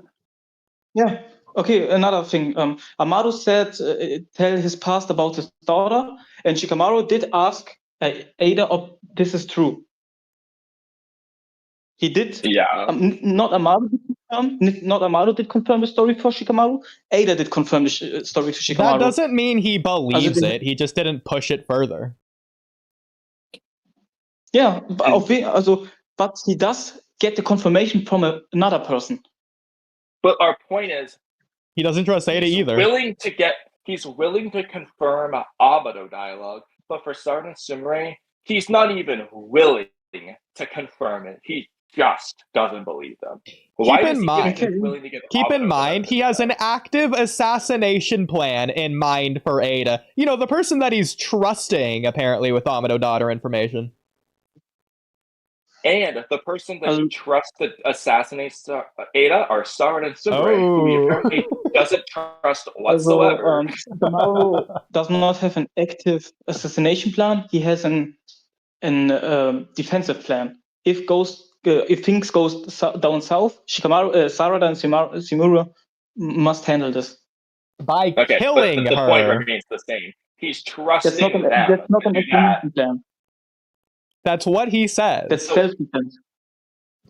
But again, if he's trusting Sarada and Sumire to deal with Ada if push comes to shove, why is he so untrustworthy of anything they say? Why would he put them in charge of that mission? He just doesn't trust them at all. Just less than Amado, apparently. Okay, and why do you think that Sarada's words do not have an effect on Shikamaru when he hears Amado's words? Because Ikimoto's bad. Or it's the Ada theory that I sent you the link to. Yeah, exactly. That's exactly the right thought. I think your image about Ikimoto. Well, no, it's not, because this is what forms our image of Ikimoto. You're going into it assuming Ikimoto's right, and so your automatic defense is to defend it.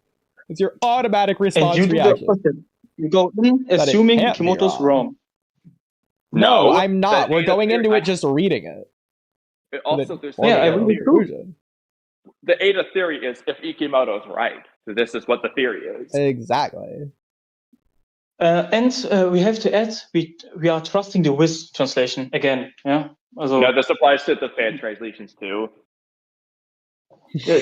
Then let's read fan translations. My translations, whenever I translate, they're all Japanese. Yeah, I mean, honestly, this one has really nothing. This has nothing to do with Viz as far as this Shikamaru Ada theory. This is really completely independent of Viz. Yeah. Before that, we did trust the Wiz translation and had a full discussion about something that was debunked because the Wiz translation is bad. And now we're looking at. But what I'm telling you is that we're quoting every month from the Wiz translation. But what I'm telling you is we read the fan translations every month and also have Oodie translating. And in all translations, nothing affects this theory whatsoever for me. It just has no effect. Why don't we look now at the fan translation instead of relying on the Wiz translation? Go ahead, pull it up. Because the translations aren't different in this regard. All the points are the same in all the translations because I formed them from the fan translations, and the Viz gave me the same thought. Okay. I'm just telling you that. There's no difference. There's nothing to mistranslate in this regard. As of now, you trash Shikamaru because he did confirm Amado's theory by Boruto. What we're saying, in this, as far as Sarada and all that, what we're saying isn't, why does Shikamaru trust Amado? It's, why does he trust Sarada and Sumire less than Amado, who we actively distrust? Why are Sarada and Sumire below an actively distrusting person? And why is that such a big goat for you? Because it makes no sense. Because they both present proof, but he trusts his trustworthy comrades less than his untrustworthy enemy. When they both present equivalent levels of proof. It doesn't make sense. We did forget one thing. If you think about it, Sumire is part of the conversation. Which means Sarada's words are represented through Sumire. And now there's Sumire and Amado. Also, in theory, he trusts both of them. Then why didn't he Because trust Sumire- Sumire to begin with? Now he had two. Then because Sumire pushed Amado to say these things. It's not like Amado did lies or say words to manipulate, sondern Sumire, who is in the position to think, to say Boruto is not Kawaki, pushes Amado for an answer, and Amado says the same thing. Let me phrase this a different way. When Sarada and Sumire talk about memory alteration to Shikamaru, when they say, hey, your memories were altered, why didn't Shikamaru fathom the idea that his memories were altered? When they because Sarada and Sumire are the only one who are like this. It's much more logical to say your memories are altered. But he knows who Sarada and Sumire are, the people immune to Ada. Yeah. Like, he knows why they're the exemptions. Because they're explaining omnipotence, which means they're telling him. And Shikamaru does not know about omnipotence. He does only know about the love charm. Oh, but I thought that Sarada and Sumire explained omnipotence to him. Yeah, and I thought Boruto said that they forgot omnipotence. But they explained that they're immune to all these things. And in the moment, we're not even referring to whether or not Shikamaru forgets. It's the fact that he never believed them ever in the moment, ever, not a single time. And again, chapter 1 confirms he didn't forget based on his response to Sarada.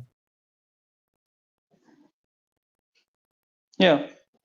He talks about that we don't listen to Boruto. For him to forget. Like, it takes a day or two or whatever for him to forget. So for that first day, why didn't he believe them? Or at least consider that they might maybe be right. Because the more logical conclusion is that Sarada and Sumire's memories are altered. Why is that more logical when they're the ones who are solely immune to Ada? And he already knows that. Well, he does not know what law has to do with memory altering. No, he does know that they're immune to Ada's love charm and that they're explaining the rest of it. So for the day that he doesn't forget, for that day, why doesn't he believe them? And he does not know what omnipotence is? Says it makes more sense to swap Boruto and Kawaki's positions, independent of hearing about omnipotence. He literally thinks it makes more sense if you swap their spots. So if they just say that, he would just agree with them. But he didn't. Because he thinks their memories are altered. And when they try to talk about omnipotence, it's much like physical evidence with photos. He will logically them away and say, no, my memories are more trustworthy. And you are manipulated. So why doesn't he say that about Amado? Because Amado and Sumire, there are two parties who talk about the same topic, and one independent party comes to the same conclusion as Sumire and Sarada. And then so you realize Sumire when it comes to wait. Okay. And then he wants to confirm this conclusion by Boruto. But he literally says it makes more logical sense to swap Boruto and Kawaki. He would just agree with Sarada and Sumire. Regardless, he would just say, yeah, that makes more sense, and agree with them. But he didn't. Regardless of forgetting, or that day, he would just agree with them based on what he says later on. And based on what Sarada explains, he did not believe them, but he did hound Kawaki at first, and then over time, that sort of just went away, which goes in line with the Ada theory. Exactly. Did you understand why Shikamaru did ask Boruto to confirm the theory? There's nothing wrong with confirming it. Yeah. But he's doing it because of Amado, not because of Sarada and Sumire, which is the problem. He does it because of the conversation he heard from Amado and Sumire. And again, he's confirming it, aka he already believes it himself. No, if he believed it, he did not need to confirm it. That's not true. That's not how confirmation works. That's true. You don't need to prove something you believe.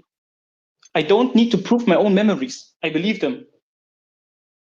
like so if he can believe it like 90%, and then the confirmation is bringing it to 100. The point is he generally believes it, just not 100% confirmation factually. Yeah, like gun to his head, he's saying that Boruto's Boruto.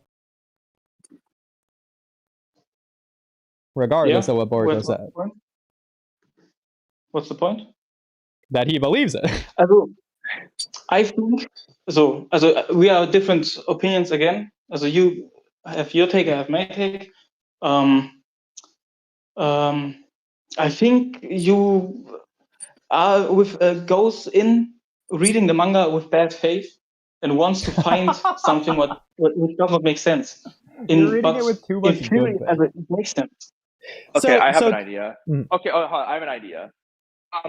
Fabrino, did you read or watch all of Naruto? Like, are you familiar with the entire Naruto story? Yep. Okay. I have the manga. I have every one. Okay. Do you believe Naruto uses the Nine Tails' power in chapter 1 of the manga? Do you believe there's any Nine Tails features on Naruto, or do you believe there are no Nine Tails features on Naruto? Like, what do you believe? I don't know. Well, what do you think? Yeah, I can think, but I wouldn't say that's my belief. I can think of, I can try to remember, but I would not say I believe. I would not go with my finger on one. What is a belief to you? Like, have you never said, like, well, I believe this happens, but I'm not sure. Do you think that is an unreasonable statement? Do you believe, as you were on your on the 23rd of October 2004, did you shit? Did you go to the toilet and shit at 12 o'clock? I cannot say yes or no. I cannot say what I believe. I don't know. Yes, you can. It's what do you think? No, I don't have to take a stance on something I can't. You don't have to know. It's about what you think is more likely the case. Okay. Let me ask you, Fabrino, are you religious? No. Okay, this would be better if you were religious. Because I'll just tell you what I was going to ask you. You know, most religious people believe in God. Do you know he exists? Do you know that it's real? That's what religion is. No, you don't know. But do you believe in it? Yeah. Yeah. That's why what religion is. You don't need proof. You only need your belief. So then how can you not answer my question? So that's our point. You don't need proof to believe something. You just have to believe it. Okay, Kamui, which color has my shoes? Well, I just don't have any reason to have an opinion on that. Do you believe they are black? Do you believe they are black, or do you believe they are red?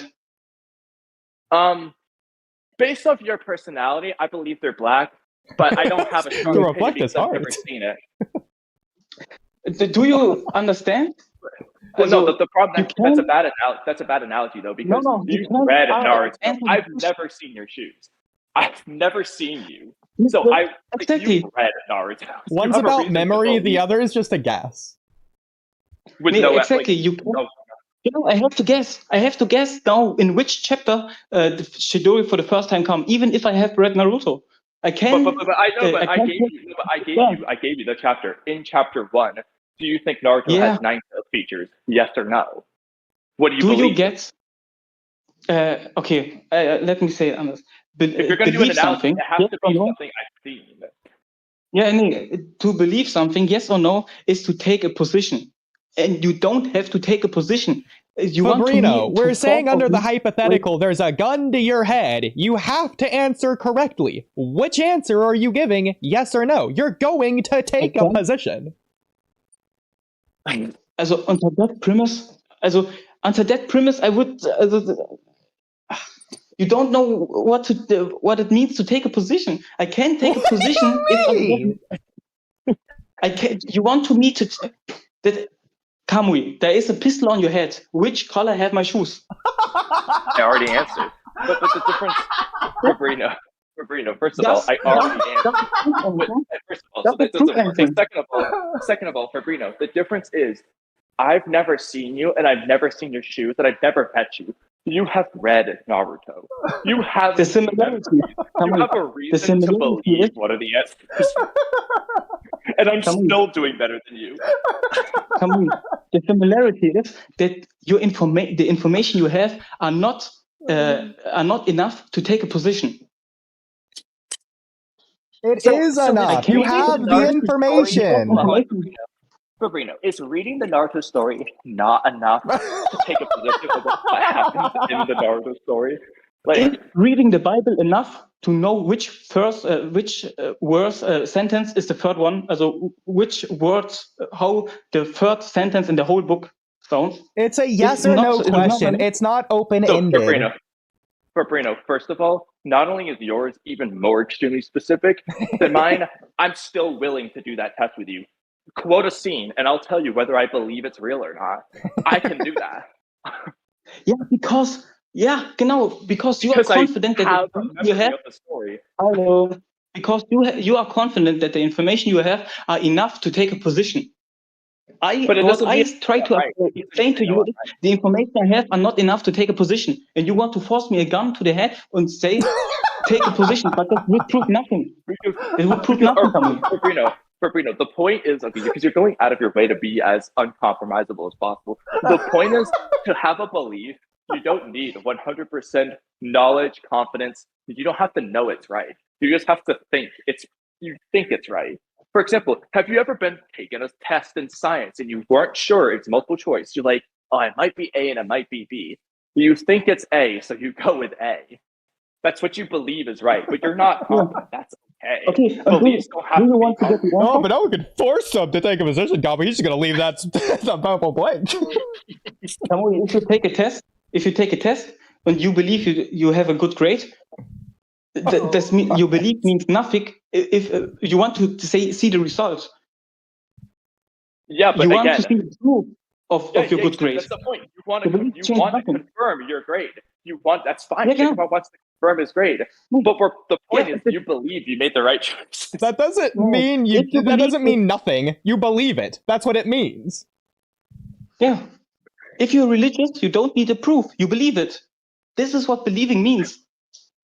That's our You point. don't need That's proof of our that. point. No. So why is it that you don't believe in anything?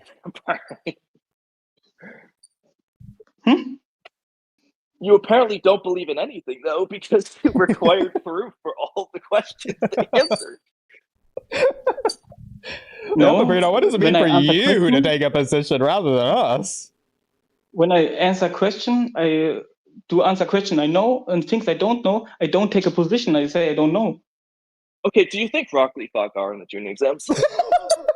Yeah. What did you believe? I know. Kamui, I know. You Not, don't I do not believe it? believe, I know.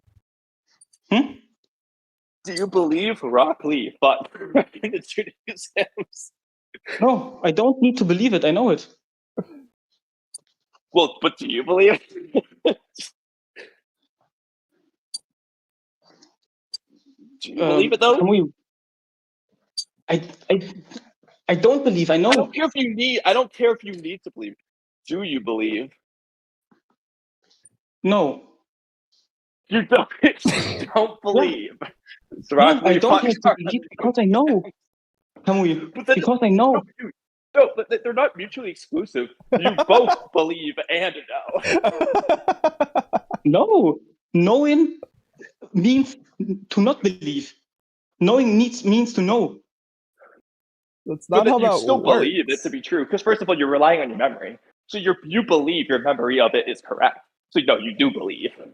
No, I You know don't it's actually true. know unless you're actually I don't looking need at to it. believe. You're going off your memory. Kamui, I Yeah, don't you don't need to believe. need to Dara believe. or against You Dara. just I do. do know it. It's not a No, I necessity, don't need it. but you do No. it. I do not because I know it. Well, I don't. well, Fabrino, how do you know your memory is correct? Exactly. How do you know you're not just misremembering? Exactly. If you want to say to me, Gara did not fought Lee, I would say you are crazy. I believe my memories. Yeah, there you go. You believe. Okay, Yeah, you don't Because know your memories. You only didn't believe say- them. You didn't say just now. You didn't say I know my memories. You said you believe them. Yeah, sorry, I did choose the wrong word. Oh, it's pretty I insult. trust my memory. Yo, yeah, but again, you trust it. Trust you is don't know. closer Yeah, to no. believe than know. Okay, but did you understand it? If you would say to me they did not fight, I would say you're crazy. If you show me proof, I would say a proof is false. Okay, so we don't have one for this exact example, but Oodie, I already know we have plenty of intro topics we could do just to cement this point. Kamui, if you show me proof, I would say you're crazy and the proof is false. Do you understand how Shikamaru felt? Okay, hold on. Do you understand? Who do you think in part 1 or Land of Waves are? Who is the brightest shinobi in the Leaf Village? Kamui, what is your stance? What I said. Who is the brightest ninja in Konoha by the Land of Waves arc? Who would you say? Kamui, did you did you understand what I said? What did you say just now? Yeah, about Shikamaru. Yeah, about Shikamaru, because you did not say anything. Do you understand how Shikamaru felt? Because of the example you give with Lee, because the example you give Lee versus Gaara. Do you understand that if you show me proof they did not fight, I would say you're crazy? Okay, so if Oodie shows you proof, though, you're gonna say it's correct? Hey, Kamui, can you please answer? Can you give Fabrino, you're missing. You're not paying attention. Think about what I just said. I'm using your example. You said I'm crazy. I brought the second guy in, Oodie. So you would believe it when he says it, though. Because there's two people now. You would say, let's give it this. You would say my memories are altered. They never fight, and I said you are crazy. And you have another one who has the same opinion as you, and I would say the whole world knows they. I have another one. I have another one who says that's objectively not true because we're part of the world. So the whole world wouldn't know it. Listen, please listen. You would say they did not fight, and you would show me proof, and I would say I have another guy. But we two are the only ones who think they did fight, and you have proof they did not fight. I would say your memories are altered. Okay, Everyone's but then memories are altered. When a third one comes around, it changes everything for you. How many people does it need to be? I don't know. Let's say we had a million people just lined up. Maybe if a third one comes and said the crazy theory is true, dann würde ich vielleicht, I would maybe think about it. I would think, there's someone independent who came to the same conclusion. It has to mean something. How does he know they're independent considering the samurai works with Amino all the time? Another very intelligent people who own his philosophy is only going for things they approve. Also, he questioned his own memory. I would think, Amino has never said any of that until this chapter. After talking with Sumire, who's been the person of interest here. What if Sumire just convinced him? Yeah. Maybe you can write a what if variation where Sumire did that, but the version we have is that Shikamaru hears as another independent party who came to the same conclusion. Yeah, but okay, but here's the thing. Before I go back to my brightest ninja in the village thing, our point isn't about whether or not Shikamaru believes it. It's the considering of the belief. So if I tell you, okay, let's just do my thing real quick. So who do you think the brightest ninja in Konoha is by the arc 1? Really, Land of Waves arc. Who would you say? Pick someone. Pick whoever you want. The pool of characters are only the one they appear in the first arc. Yeah, so like it can't be like also can't be a rogue ninja. So it has to be someone like who exists in the story. So it can't be Obito or something we've never heard of. And the pool of characters are only people who I get a glimpse of the intelligence. Also, I could not say any background ninja. But you have reasons to believe certain people would be smarter than others. So who would you pick? On which ground? On which ground have I reason to believe? Just a moment. Yeah, so I mean, obviously you got a lot of people. You got like Zabuza, Haku, Hiruzen, Inar. Technically, if you want to count them. Hiruka. So to remove Zaku, Kakashi. Haku and Zabuza. Yeah, okay, that's true. That's true. Yeah. Kakashi, Team 7, Iruka, Mizuki, and so on. Konohamaru, Ebisu. All the characters have been introduced. First, I have to say, the answer I give has no merit because I don't know. That's Yeah. fine. That's not the point. The point is not who you guess, really. It's about who the correct answer is. So go ahead, guess someone. Who do I you believe? say the third Hokage. Okay. So when I tell you it's Sakura, what is your reaction? Have you proof? Yep. Okay, I have proof. But let me ask you this. By Are the you way, where's it considering going? that I might be right? Or do you think I'm just wrong? By the way, where's it called? It's not what I thought it was. Do you So, have proof? like again, well, no, I'm asking you. Oh, it's right here. Before I say anything, before I said anything, in your mind, do you just not believe me? I'm crazy. I'm the memory altered person, or are you considering that I might be right? I don't even believe myself because I don't know if Shikamaru if the third Hokage is the smartest. All right, then let's find it. Well, I'll send it in chat anyway. But It's on my screen Takashi's right saying now. I'm looking But- at it. it. Makes easy. Say something like, "Do you believe Kakashi has a Sharingan?" I say yes. No, I okay, believe so that. Oodie, I know that. Yeah. Oodie, let's look for a good intro topic for this one that he just wouldn't believe. Like, Well, what do you think the best before one? I'm gonna go do a spec- that, real quick. So, Fabrino, you were saying that if it's one person, you'd say they're crazy. You'd say if it's two people, they're still crazy. But once a third person comes in, then you're gonna start to like maybe doubt yourself or maybe believe it. Is what you're Not a saying? third person, an independent party. Okay, that's fine. An independent party. That's completely fine. So I don't believe that Lee and Gara ever fought in the tuning exams. Kamui, what's your take? I believe they did. Well, no, you don't. You say you don't believe that.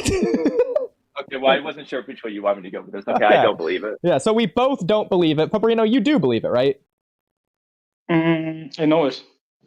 Okay, interesting. So a completely independent third party from the audience who I invited spontaneously, randomly, right now, Blue Star, let's get your opinion live. Do you believe that Gara and Lee fought in the tuning exams? Yes or no? Let's see. The finals, no. Well, there you go. 3 people say no. Okay. So, Yeah. what now? What's the point?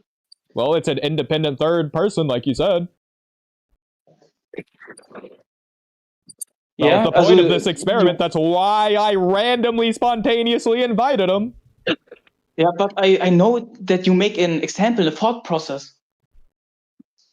Well, it's not an example. It's to prove a point. All right, Oodie, I think the best way to do this is we need to take one of our intro topics that's like No, we already have a reword upside example. down. We already have a reword example, and the Mandela effect. There are No, people we want who say a memories good are one, altered. There are people, they say memory are altered, and we say they are crazy. No, but we want an actual like good one. So because I know we gotta have one. There are people who think the world is different. We show them proof, and they say no. Okay, but that's not what I want to do right now. So, but are we changing the goalposts on the Lee and Gara thing? Because 3 people, independent of one another, have said Lee and Gara did not fight. And you said... Guys, we have omnipotence in real life. There are people, they, even with proof, believe their own memory more. This is an independent person, just like you said. That is the premise. Memories can be vague. Memories can be vague. Yeah. So you're not going to remember everything that you're not going to remember. Yeah. You're not going to remember everything exactly what your memories say. Exactly. So now that 3 people, independent of one another, are coming to you and telling you this, what are your new thoughts? In this thought experiment, I would say, oh, okay, maybe my memories are altered. Well, I don't think you would say they're altered. I thought you were just saying you're misremembered. Maybe are. But that's the point. That's the point. You're changing from I know to maybe. That's not how knowing something works.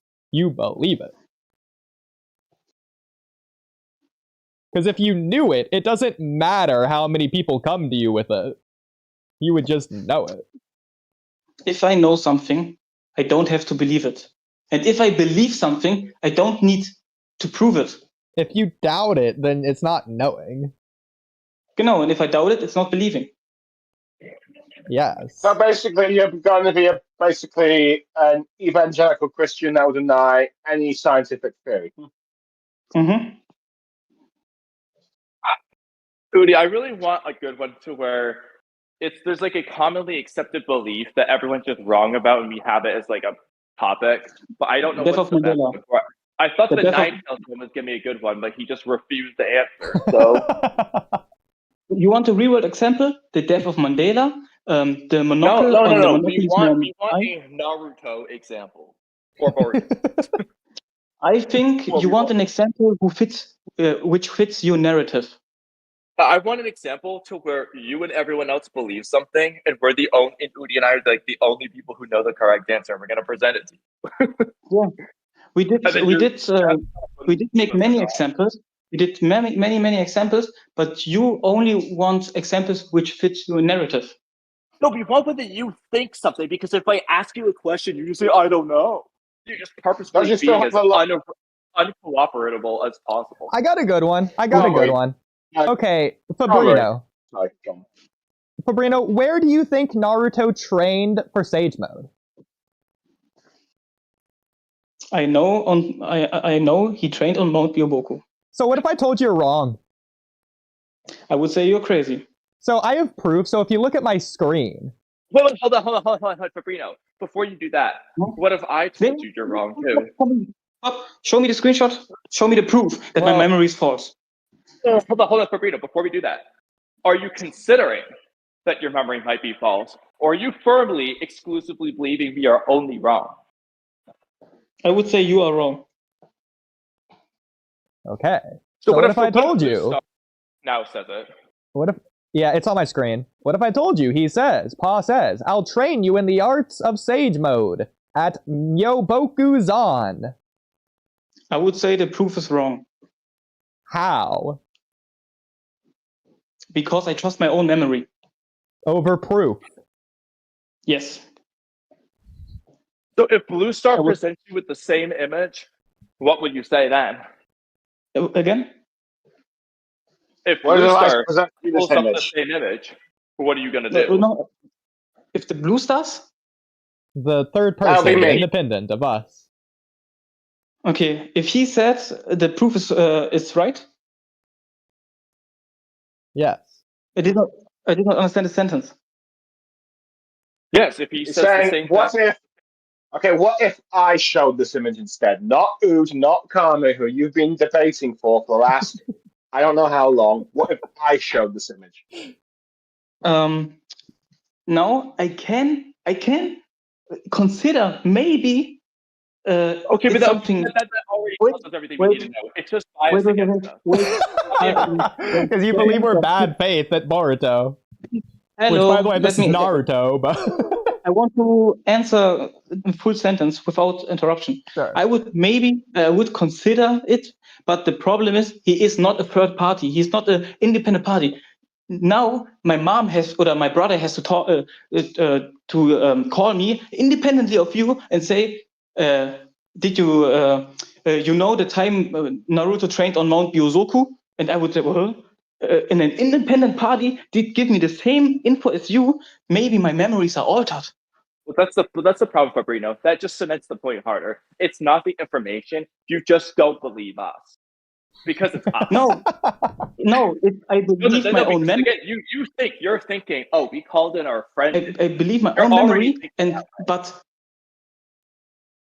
but that means that. But if anyone else just randomly texted you right now, you would believe it. But it's because of us. It's because you think we're arguing in bad faith.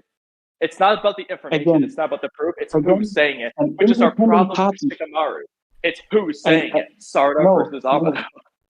Shikamaru did get the information of an independent party. And that's why he considered... But here's the point, Fabrino.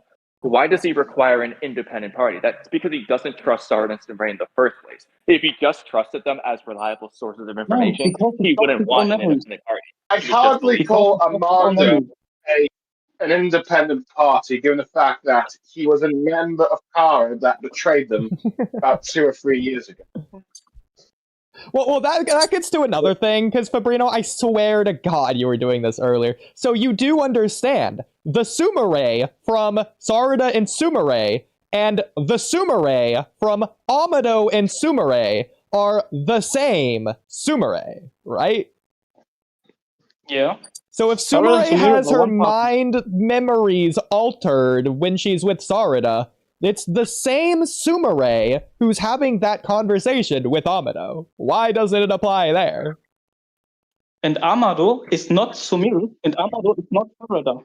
Amado is an independent party. Then what's the point of bringing up Sumire with Amado? Or Sumire with Sarada. Because Sumire is the Sarada party, they talk openly about memories altering, and Amado said, I came to the same conclusion.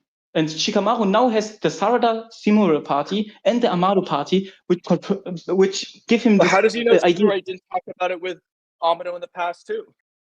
the context of the conversation. Likewise, how do we know that Sumire didn't just come to the conclusion on her own, as you did? Independent of Sarada. But again, though, Sumire and Sarada don't always go to Shikamaru together. We see that. Sarada goes by herself most of the time. So what about when Sumire goes by herself? I don't know on which ground you say Sarada goes most of the time alone, because we don't know that. Because of chapter 1 Chapter implications, 1. she's by herself, and it seems like she does this over and over again. Sumire wasn't there. Sarada is on screen alone. We don't know if that's most of the time. We've seen it at least twice. She's not always with Sumire. Okay, but now I hope you understand. In fact, we've only seen her alone. We've never seen her do it with Sumire. True. Do you understand? They've ever got together. Yeah. Do you understand that we both have different stances on the subject? And well, yes, we do. That's why we're arguing. No, wait. And it's egal. It's Wayne. Which example gets brought up? Every party believes in their own. Also, why do we still talk about this topic if my examples don't convince you and your example don't convince me? Because we don't give up. Whereas you apparently love acceptance. Yeah, and I accept your opinion. Well, if you accepted it, you would agree. No, acceptance and agreement are not the same. But you believe it. What do I believe? What do I believe? Well, do you believe our opinion or do you know our opinion? I know your opinion. You did mention so you your do opinion. Know we're right. What? Well, no, he's got a point there, because our opinion is that we're right, and you know it. Yeah. You know we're right. No, I know your opinion. I know that you think of yourself as right. That I know. Well, hang on. Do you know that 2 + 2 is 5? Do you know that? No. Because it's wrong. Do you believe it? Yeah. No. Did you understand? Again. You did ask, is 2 + 2 5? And I don't know. I don't know that, because I know 2 + 2 is 4. How do you know that? Have you ever proven it? Do you not believe it? I think I understand. Have you ever actually read the proof of 2 + 2 = 4? There is no proof. There is no proof of 2 + 2 is 4, because the whole mathematical system is based on things that are made up. Also the first. There's literally a proof. I believe the proof is actually 1 + 1 = 2 is the proof. It's actually a very hard proof, but no, it's mathematically been proven. There's a proof. It is proven in the context. Read it if you want. You're not going to understand it, but you can. You don't understand. It is proven on the ground that the ciphers from 0 to 9 are made up. In a complete another universe or from alien. Also math is based on things we made up, and everything is based on the first thing we made up. Also math is only proven in itself. So Fabrino, if you have 3 oranges, how many oranges do you have? It is you have a problem with acceptance my opinion to accept my opinion. Well, no, because actually, no, when it comes to 1 + 1 2 equals thing, no, that you just misinformed there. No, it is proven. It's the proof is it's able to work around what you're saying. That's why it's a proof. What? It's proof. It's not what you're saying. It just is provable that 1 + 1 = 2. Yeah, because of the only difference is when you say uno plus uno versus 1 + 1 and so on, the language aspect. But no, on the math. How old are you? Do you happen to be a math major? How old are you? Are you a math major? No, but I understand the premise of math. Yeah. So you're talking to a math major and future doctor. I actually am more qualified to speak on this. What are you talking about? Well, Fabrino, at one point in time, you didn't know this information, right? Do you understand that all things we know are based on things that are made up and only proven in itself? So when you find those things out, are your memories being altered? Math is not find out. Math is imaginary. The principle, the first layer of math is imaginary. No, it depends. Imaginary numbers are not the same. Every other math is based on the ground that is made up. Well, you asked Kamui how old he is. Why would you do that if he's just going to answer you within an imaginary number?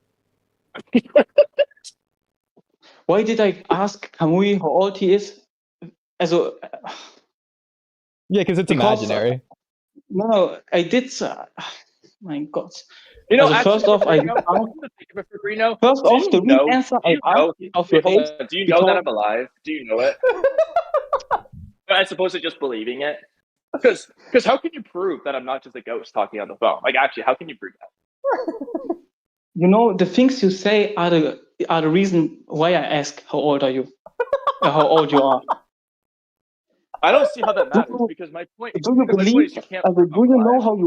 Do you know how you communicate? So, do you know that? Yeah, via the English. Yes, I actually do. I'll answer right now. Via the English language through the Discord calling app, using AirPods and the headphones, and the iPhone 14 Pro is the cellular device. I hope that answers your question. Yeah, partially. But do you understand the way you form things? That's why I ask how old are you, because they do not make a very mature.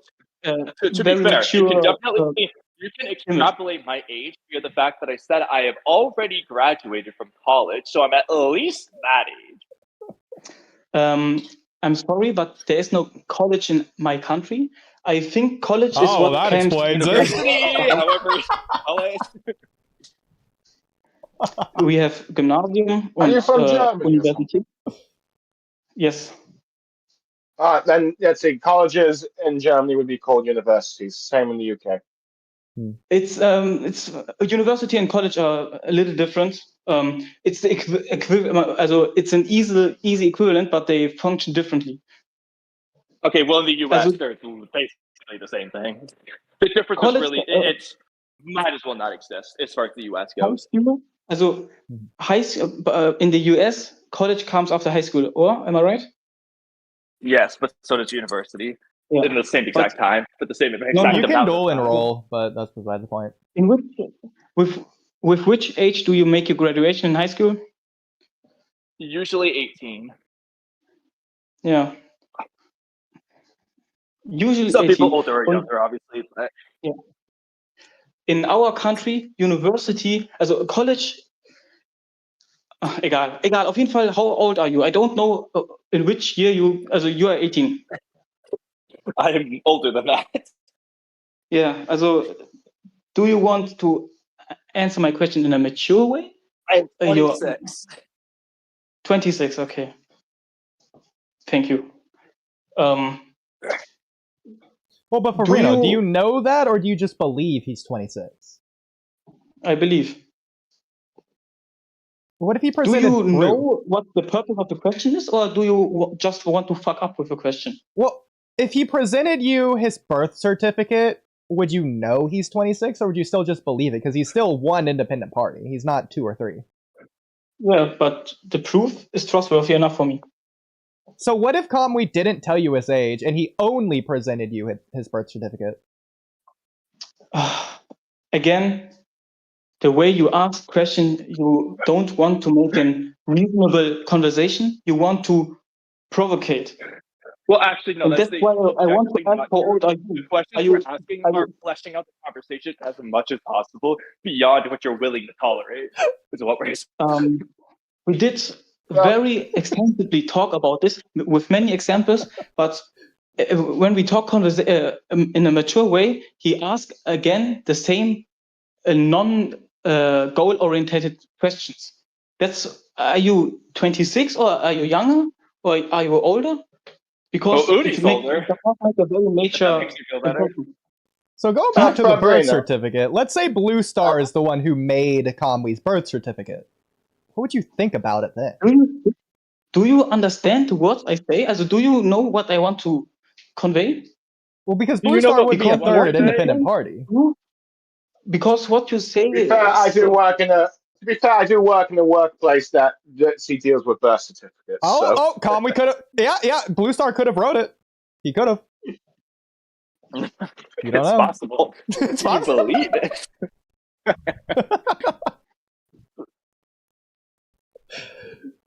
Thoughts, Burrito? Yeah. Which age does your birth certificate say? I would be 26 years old. Well, to be fair, Kamui, your birth certificate absolutely does not say you're 26 years old. I know, the way he worded it, he didn't say when I was born. I know. I know. I just thought it was too funny. I can't believe you didn't do that. Not Kamui's age. Not Kamui's age. If you're like 26, you would arguably be born in 1999. Just basically 1 year old. Yeah. I mean, Ikimoto greedy. How? What does your birth certificate say? How old are you? That's my question. Well, okay. Well, can you clarify what your one question is? You make the expression of a not very mature person. Well, that's not a question. That's why I asked how old. That's why I asked how old you are, and your answer does underline that. Fabrino, I'm pronouncing that name correctly, right? Yeah. I gotta ask you, let's see, in regards to like the photos that Sarada and I think Simri try to show everyone of Boruto being there, but no one believes them because of their memories. Why would they doubt the photos? I did not. I understand you very hard. Very difficult. Okay. Earlier you talked about, let's see, about how people trusted their memories over the photos, apparently, of Boruto with Naruto's family when they were young and all that stuff, against their own memories of, like, Kawaki being a part of the family, right? Why would they, let's see, doubt... Sorry, go on. People trust their own memories. Yeah. Well, actually, why would people trust their own memories about these photos when, as far as we know, the world of Boruto, Naruto, does not have, has not confirmed whether or not technology can alter or edit photos when these photos are like arguably physically proof because, well, there is, as far as we know, technology has not yet been updated in the world of Naruto that can edit out photos with, like, Photoshop or something. Well, actually, I actually want to come back to this point. You only need the transformation jutsu and take a photo. Well, no, real quick. Well, first of all, ignoring the fact that nobody's questioning it, that's again, we get to the point. The thing is, they're not accusing Sarada and Sumire as altering the photos. They're not accusing anyone of secretly trying to frame Kawaki with the and so on. They believe the photos. Saying, oh, that's weird. I don't care. Exactly. So they're not saying the photo's wrong. They just don't care what the photo says. And they don't change their mind. They always don't think the photo's wrong. Even now, they don't think it's wrong. Yeah. They're not saying the photo's wrong. They're saying, I don't care about the photo. They're just ignoring it. They look at Kawaki and say, oh yeah, he has Ishiki's powers. I don't care. That's what they're doing. Yeah. So basically... No, Farina, I'm not done. This would apply to Amado. Shikamaru can hear the independent parties say this, and he should say, "Oh, that's weird. I don't care." If not for Blue Star very scary. So basically, the jutsu makes everyone into a flat earther. Yeah. Yeah, Again? but that's only assuming the Ada theory is not true. If the Ada theory is true, that would explain all this. Yeah. A Blue Star That's- Saber, what was your, now that I have answered your question, what is your goal? Also transformation jutsu, not Photoshop. So you're just going to ignore what we just said. No. No, because you asking that question proves you're not paying attention. Because it doesn't matter if there's transformation jutsu or not. No, This I want isn't to a know. Again, Okay, but Sabrina, when we want to know your thought process, it's bad Wait a faith second. that people just Blue Star So why Saber can't we asked do me that? Blue Star Saber did ask me a question. You're acting I like you're did not answer. 26. You're acting like And- you're 14 based off of the fact that you're changing your goalposts. Yeah, Fabrino, are you young? Does your birth certificate write baby on it? Guys, Blue Star Saber did ask me a question. I did answer, and you did talk. But I want to know from Blue Star Saber what his goal was, his intention. Why did he ask me the question? I did not ignore you. I did carefully wait till you are finished with your ring that you throw in, damit I what can are your thoughts on it? end my conversation with Blue Star Saber. See, okay, let me see. My question, because since you were talking about everyone trusting their own memory over the photos, because photos are arguably physical evidence that something is up with these memories that contradict them. Mm-hmm. And as far as we're aware of, the world of Naruto does not have any technology that has yet shown that photos can be edited yet. Mhm. Genau, okay. Also, Real quick. transformation jutsu would answer your question. Well, actually, no, that's going to get into it. So you do realize to do the transformation jutsu, they would have to eternally have someone being the photos 24/7 for all this time. So Sarada and Sume, who don't have the Shadow Clone jutsu, would have to get someone else to do the transformation jutsu as they walk around the village showing everyone who's doing that. Also, first off, Shikamaru must not believe that Sarada faked them. He does. Maybe does he only believe? He doesn't believe anyone faked him. That's the point. He doesn't believe people faked them. He believes that it doesn't matter. He just doesn't care. Let me answer. Shikamaru maybe does only think the photos are faked. He does not care who faked them. He does only say maybe they are fake. He doesn't do that though. That's not how it works. We're telling you this. Why? You did say Sarada needs someone else to fake the photos with transformation jutsu or shadow clone, and I say Sarada does not even need to fake them. She does. Shikamaru only thinks she thinks they are true. That's not how Shikamaru thinks. He just doesn't care. So first off, we don't know what Shikamaru thinks. We only know that Sarada and Sumire know physical proof does not matter. Do tell us. We know what they think because the point is that they just don't care. Okay, and again, we did understand we have different opinions. I don't know. I accept your opinion. I understand why you think that way. I don't know why we still talk about this. Okay, let me ask you this. Do you believe Shikamaru and anyone else in Konoha believes that Kawaki has Sukuna Hikona and Daikoku-ten? Do you think they believe he has Ishiki's powers? Since half an hour we do make very many examples. Why There's a reason I'm doing this. Example? Because this is one of the related things. So, do you think the Leaf Villagers believe Kawaki has Ishiki's powers? I don't know. Yes, you do. Because they sent him on a mission to shrink Toad's claw marks because they know he has Sukuna Hikona. They do believe. Did you say Leaf Villagers or Leaf Ninjas? Leaf Ninjas will go with that. The people who know Kawaki. I put it in chat. Yeah. Okay, yeah. Do you believe that they believe he has Sukuna Hikona, Ishiki's power? No, I know it. You don't believe that despite them sending him on a mission and not being surprised when he's doing exactly that? I don't believe it because I know they do. I don't have to Oh believe my it. God. I know it. God. That does okay. Yeah, you know it. Okay, perfect. So, do you agree that they clearly don't care that he has this as it pertains to Kawaki's identity? It's Yes. a non-factor to them. Yes. But they know it's the case, and they don't believe it's fake. They believe he really has those powers as he's literally using them. Yes. So this applies to all of the evidence pieces. This includes the photos. It's the same thing. Yes. Which means Shikamaru doesn't think anyone faked the photo. He just doesn't care that the photo is there at all. Okay. From yours, that way off too. From yours, yeah.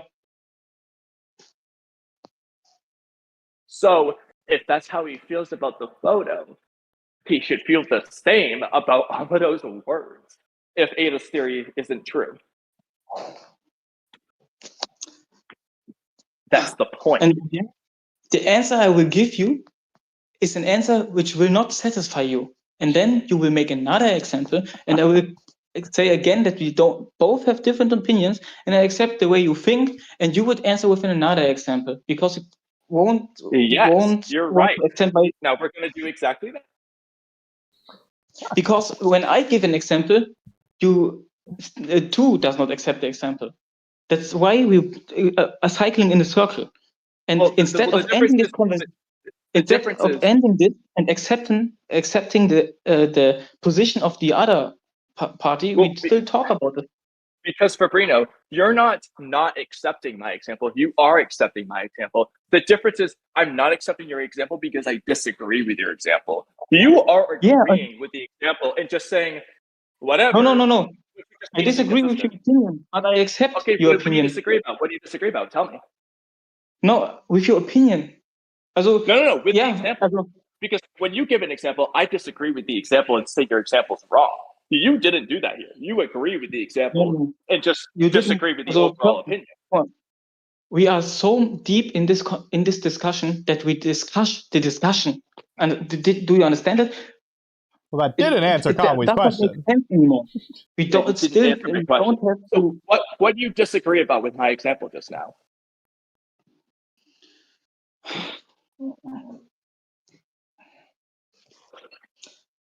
Well,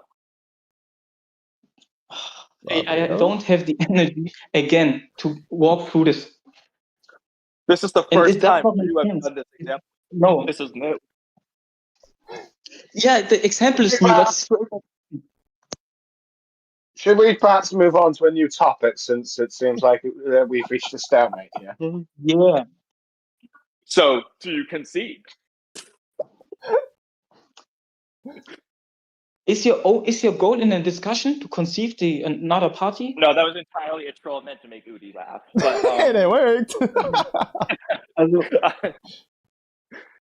Did you? But that being said, do you?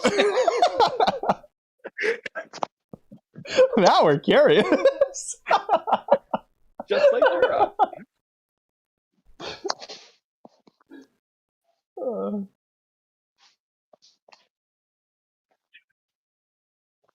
Okay, I'll answer for him. He doesn't know. But he believes he does.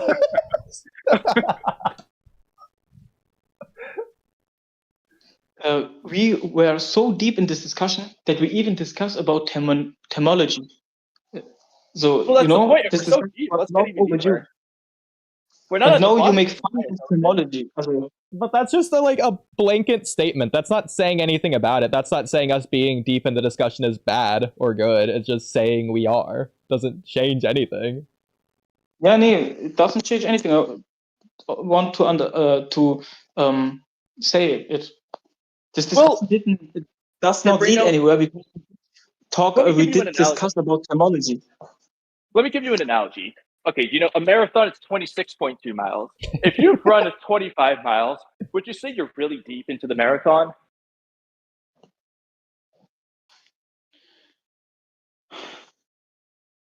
Yes. Okay.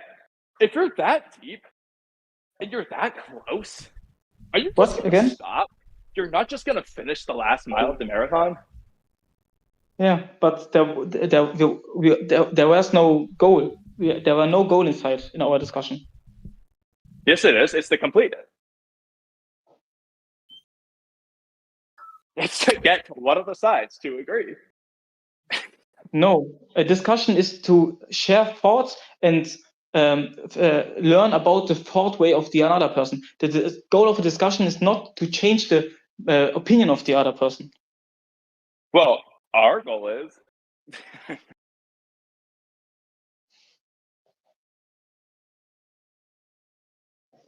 Besides, there's things left unanswered. Like what your problem with the Kawaki example is. And still, we did agree to change the topic. But well, actually, no, Oodie and I never agreed to that. Only Blue started.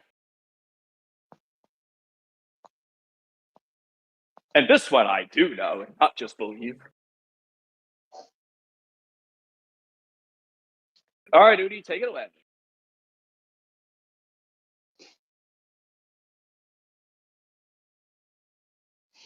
I have another topic. You have another question? I have another topic if you're interested. Okay, let's hear. Do you think, it's a topic it's very much discussed, but what do you think about the Ishiki spirit, which talks to Code in chapter 55? Fake, Amado's projection. I've done videos on this before. It's the earliest video you can see on my channel. Is exactly this topic. Yeah. Because I often see discussion about that this theory is not good or this theory has no merits. Yeah. Right, Why do you never like the real Ishiki for several reasons? Mm-hmm. The only reason to be the real Ishiki is just bad writing, but there's just several reasons. Ada has shown that she cannot see spirits like Momoshiki, but she can see Ishiki. Ishiki's got the kind of smoking steam coming out of it, like the other projections. The eyes are actually wrong. They're not complete Ishiki eyes like Ishiki's are.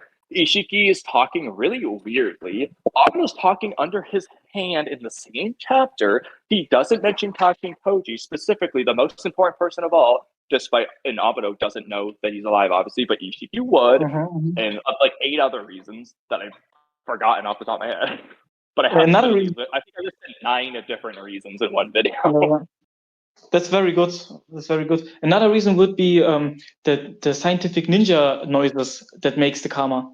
There comes and the steam comes like a steam machine. Exactly.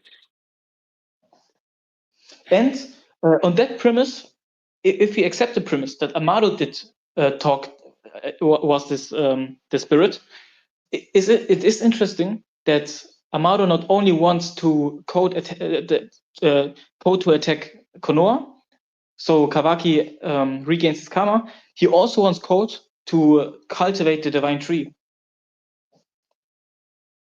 I mean, not necessarily that he wants him to succeed. It could just be he wants him to try to force Kawaki to do certain things. That's entirely possible. Look, this is my or one interpretation I think is very interesting. I think Amado's second goal to cultivate divine tree is intentional, because I think Amado not only wants to revive his daughter, but only wants to make her Otsutsuki, also eat the chakra food, so she never faces death again. That's possible, yeah. I mean, it's entirely reasonable that the chakra is part of the plan. It just isn't necessarily. This is it's a theory, and that's why I think that Amado is not the Otsutsuki or Akebi is not the Otsutsuki. I think Amado is a human who has fears that his new daughter will die again, and that's why I think he will sacrifice the world for her daughter, for his daughter. He definitely would. Would. Although he does say, with the Ishiki situation, oh yeah, what's the point? But that could also just be that he didn't trust Ishiki. There's many things he could be there. So.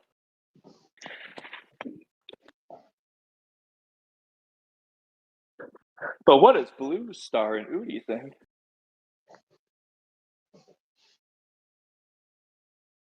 If any of them are there.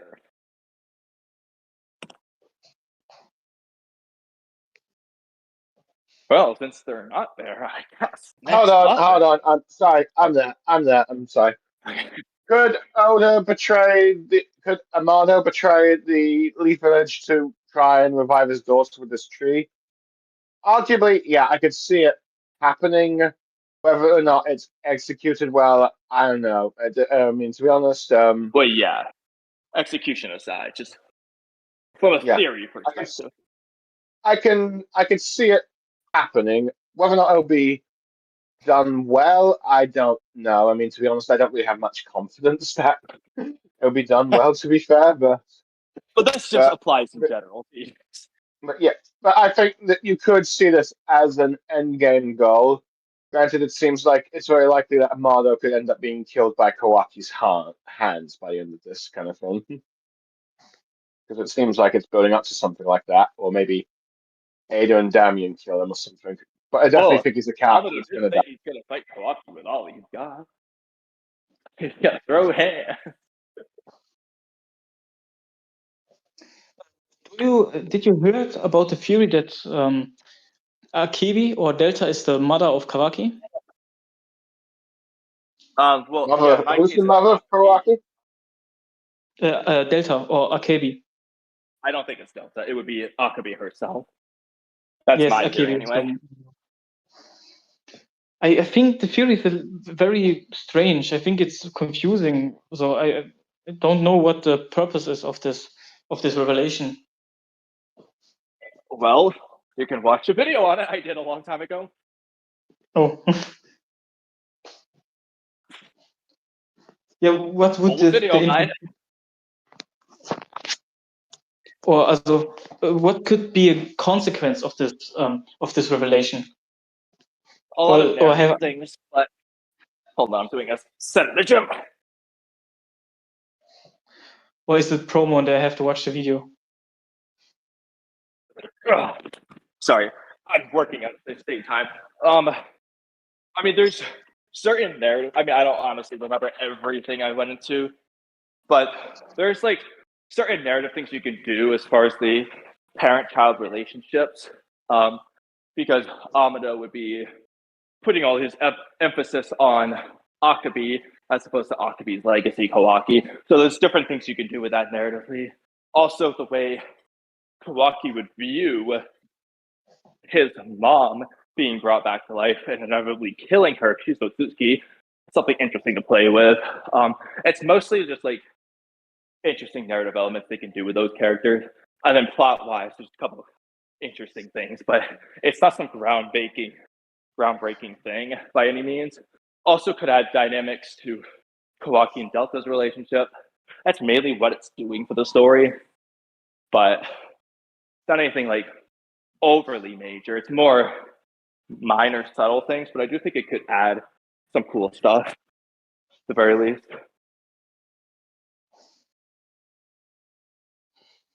I mean, let me go look for the video if you want to see it. So just to double check, yes. Are we saying Delta is Kawaki's mother? Just to no, the real Akabi before she died. Okay, if that's the case, wouldn't that make Kawaki Amado's grandson? Yes, that is the theory that I did anyway. Yeah. Other people have done other theories, but wouldn't Amado bring this up if, like, you know, much sooner? If I don't think he'd want. I don't think he wants to. He could, in theory, use it as leverage to get Kawaki to revive her, but that also might just piss Kawaki off that Amado did all these things to his own grandson. So it could be a thing he just doesn't want to bring up intentionally.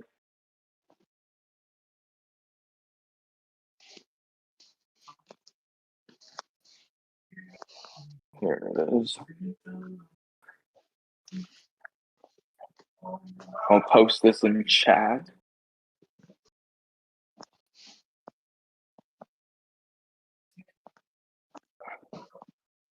Both chats. But anyway, what do you think about it, Fabrino? About the daughter of the son is Kawaki's the son of Akibi. Kawaki's the son of Akibi? Yes. What I, is your I think thought? I think also I don't think it's has any narrative purpose.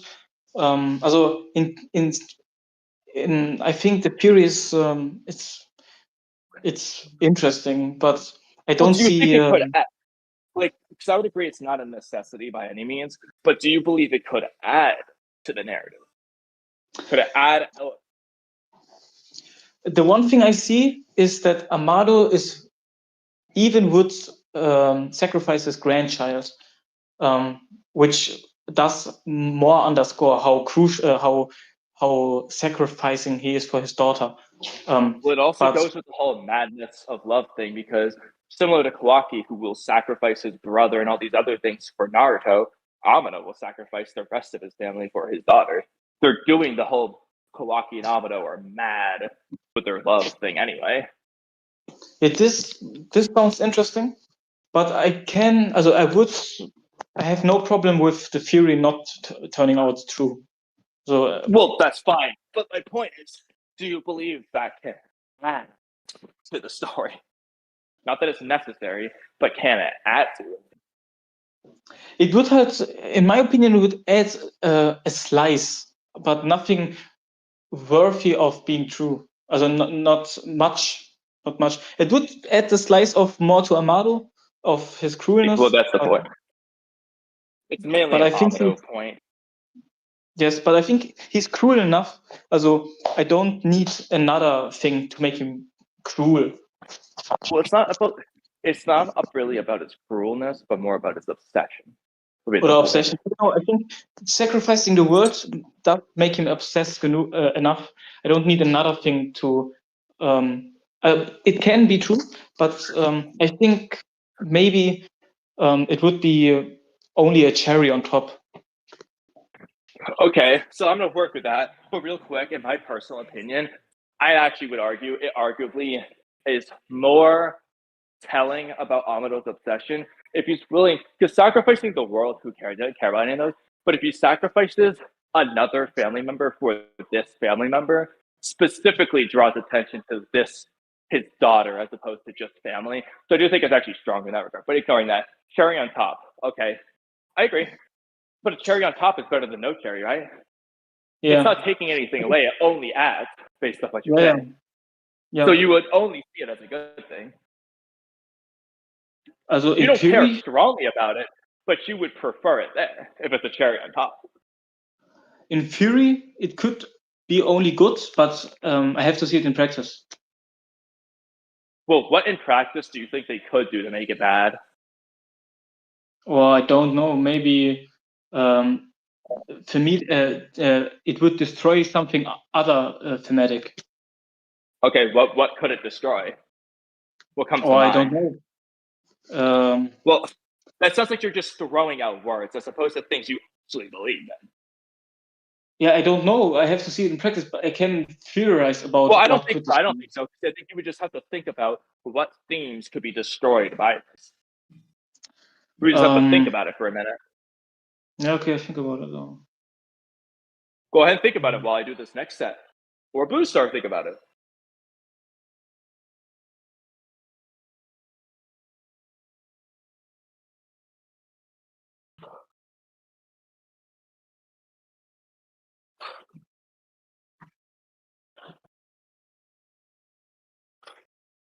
As one thing which comes to mind is why did Kawaki was raised by his bad father? What? Nee, sorry. Or why did Amado? Why does Amado not care? Or I don't know. If it's strange that Kawaki. Well, I'd answer the question because his obsession is with his daughter, and it's all he's blinded to everything else because of it.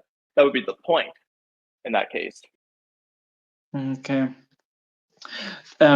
In a sense, you could argue that Amado is so obsessed because Sansu Akebi is his own family, his only family. But in this interpretation, he has a grandchild. So you could argue, why did he get obsessed with his daughter when he has a grandchild? Because that's because it's an extension.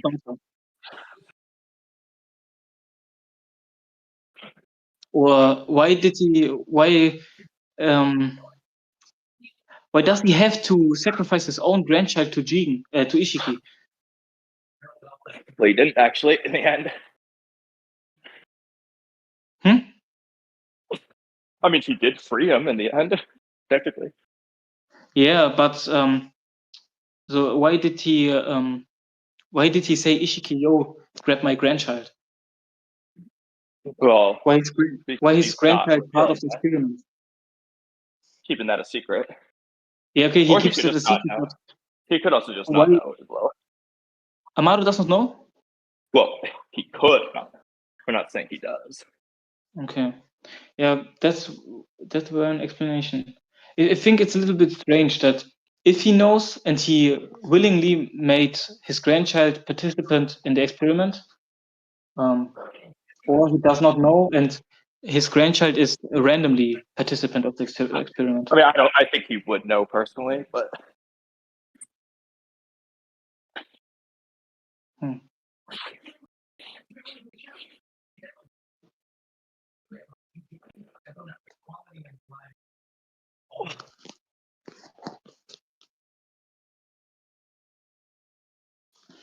Okay, Kamui.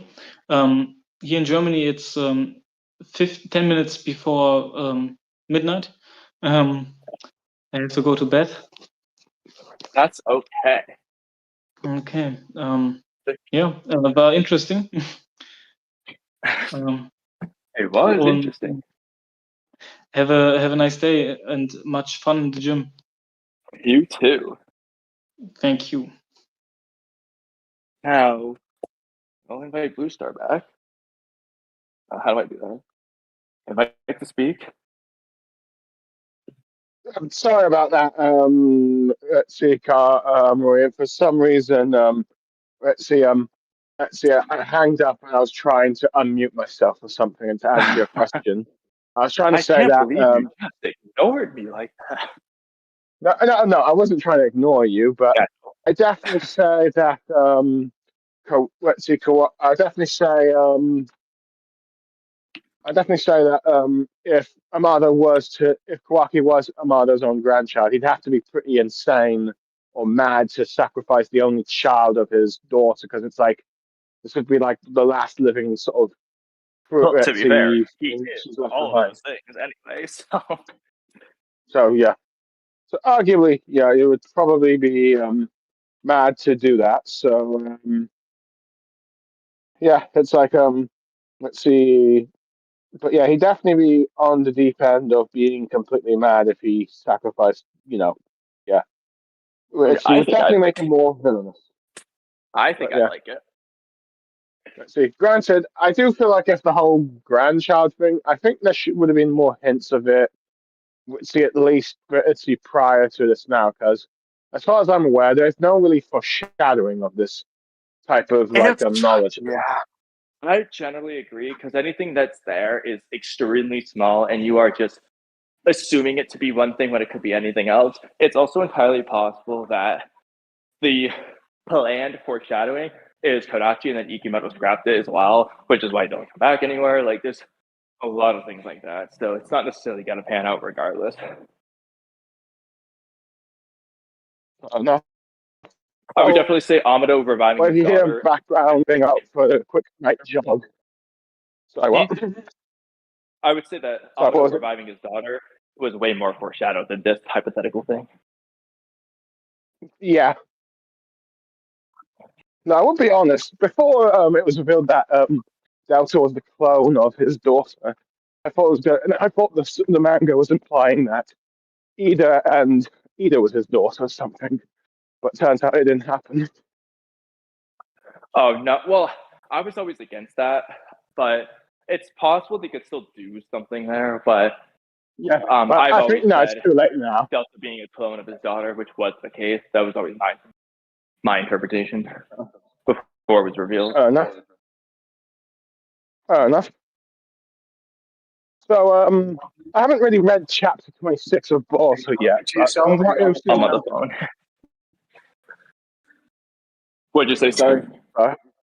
So, from my I was understanding talking of to the title of the title of this the stream and all that podcast, it seems to imply that there's some hints that Sarada is supposed to fight Daemon next chapter. I haven't really read chapter 26, but has it implied that chapter that's going to happen in chapter 27? Oh, that's just clickbait anyway. Okay, clickbait. Another one of your clickbait titles. Fair enough. But yeah. Fair enough. So, my understanding, I haven't really read the latest chapter, but is Shikamaru being removed as Hokage or something? Well, that hasn't happened yet, Ah, but it but probably was will. it talked about? Yeah. Okay. That'd be interesting, because then who's going to be the eighth Hokage? Because are they going to have someone new, or are they going to replace Shikamaru with either Kakashi or Tsunade? What do you think? Which, sorry, what? What do you think? Well, Kakashi would make the most logical choice if you wanted to bring back a character, or even Tsunade, just because they're still alive, and if you didn't want, let's see, anyone to be officially eighth Hokage besides, I know, Sarada, that makes sense. But I think if you're going to replace Shikamaru with someone else, you have to be an existing character, because if it's some random new character, people are going to call bullshit. Agreed. As far as I can tell, the only people that could arguably be the new eighth Hokage would either be, say, Sakura Hanaro and Rock Lee, because I don't think anyone else is stronger than those two from, like, Naruto's generation. Granted, I guess you could maybe argue Konohamaru, but it doesn't look like he's Hokage level yet. I also don't think he'd work, given that he's in the same situation. Pretty much. Not exactly, but basically. Yeah. So, yeah. You only really have, like, let's see, you only have the two stake Kage level characters, Sakura and Konohamaru, besides maybe bringing back Kakashi and Tsunade, which, to be fair, you'd think they'd bring them back long before, because the whole Tsunade tease in part one, and also the fact that Kakashi is arguably one of the most popular characters in the franchise, and the fact that the Boruto manga has not showed Kakashi even once is baffling. I know. Well, Tsunade too, but Yeah. I mean, Then personally, again, Oodie, my answer is going to surprise you. Who we think it should be?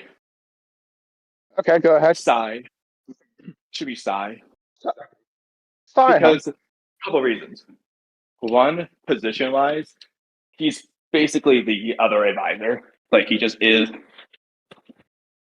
the next. Like, when you look at like the interrogations, it's Naruto, Shikamaru, Sasuke, and Sai. Those are the main four. That's the council, basically. So it's obviously not the other three. That'll be Shikamaru. Sai would be the next one up. He's the highest ranked person in the village after Shikamaru and Naruto. He's decent chance the person who ratted Shikamaru out because, told Sai. So I guess there's just a lot of reason. Plus, Kakashi would make sense, except for the fact that in character, he just would agree with what Shikamaru did and do the same stuff. He just would follow Koji. He just would follow Boruto. Sai won't because of the Ino and Gene stuff. So it puts more tension if he's in the position. You can also give him character stuff too.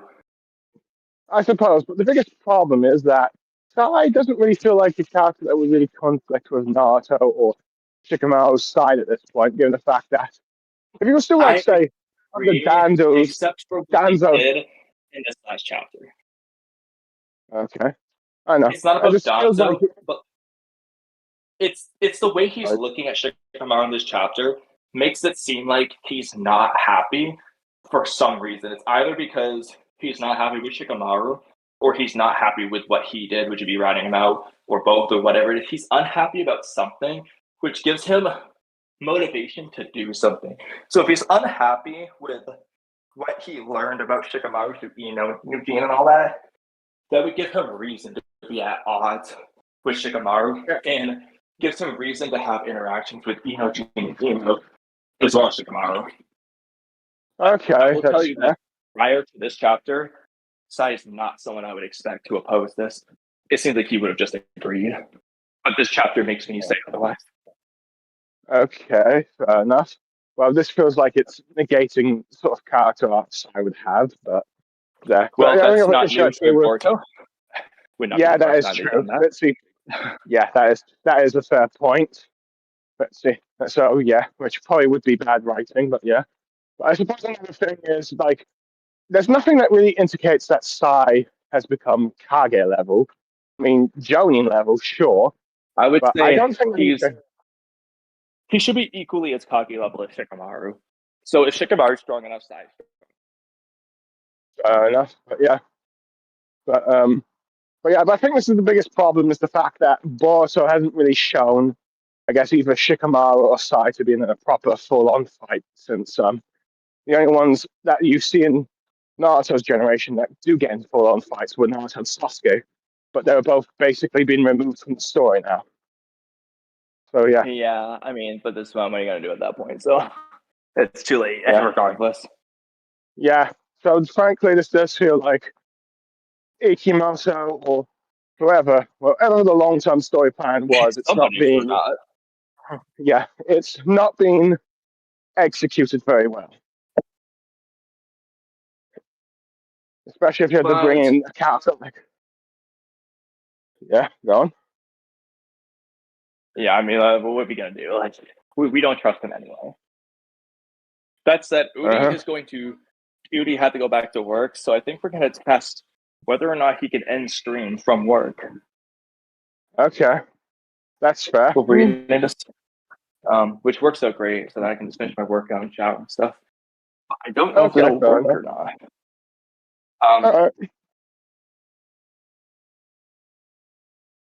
I guess he said worst case scenario, we can set it to endless and then go from there. That would suck though, but I suppose if we have to. But in saying that, you have to keep the stream ongoing while you're going to work and all that stuff. But yeah. Not organized very well. But yeah, that's okay. I can tell. Given some of the failed attempts of doing podcasts in the past. But yeah. Well, but you're ready to end this podcast now, right? Yeah. Fair enough. For a while. Yeah, I'll probably read the but also chapter when I'm done and all that stuff, and the next time on the stream I can talk about it, just so that I'm up to date. But yeah, I can see what your points are. But yeah, but anyway, it was nice chatting to the both of you, even if you brought me in just to actually debunk some of the Lambo stuff or something. But yeah, well worth it. Yeah. Anyway, it was fun chatting with you guys as always, and I look forward to doing it the next time, whatever the discussion is, be it Boruto, Naruto, or even My Hero Academia or some other manga. But yeah, but I will. At some point, you guys are going to do that. Yeah. But bye for now, I guess. Yep. See ya. Bye, everyone. Hope you enjoyed what we had to say.